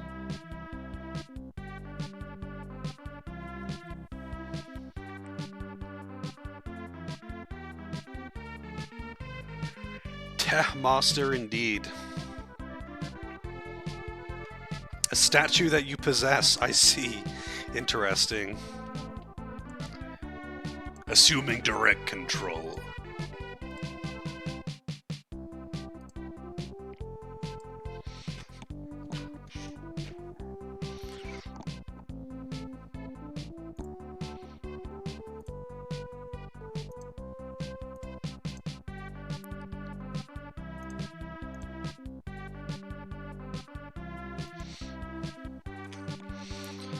Talking about Kingdom Hearts, well, it was briefly brought up.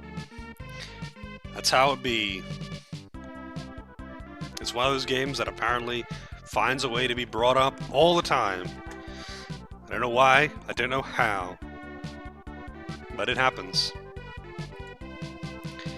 But I suppose I've been sitting here talking for like an hour. Something about SMT3. I don't remember talking about SMT3, but that was probably mentioned in chat. I think I've talked enough shit for now. It's been an hour since I beat the game now, and I will be here literally all night otherwise. So I think I will stop it here. But I will be back tomorrow with the next game, which is Onimusha 2, apparently.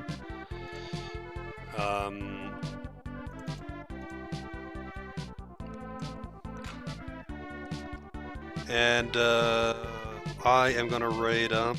I've done well. But yeah, this is really good to play Soul Blazer again. It's a fun game. Would recommend. Hadn't played it in a long ass time. And I'm glad to have replayed it, because this is a game that I wanted to replay for a long time anyway. But yeah, I'll be back tomorrow starting on Onimusha. Thanks for watching and all that good stuff. We got a lot of raids today as well, a lot of follows, so I really appreciate all that for anyone who may still be here from those, although that was hours ago now, so I'm assuming most who came in with the raids are probably sleeping. But here's the Discord link for anyone who was not in there. But until next time, have a good one, and say hello to Toya. He's playing Final Fantasy II. NES version, even. I don't know if I could stomach the NES version, but I do gotta replay Final Fantasy II at some point. Maybe I'll get the Pixel Remaster or something, I don't know. But either way, have a good one, and all that good stuff, and hopefully see you all next time.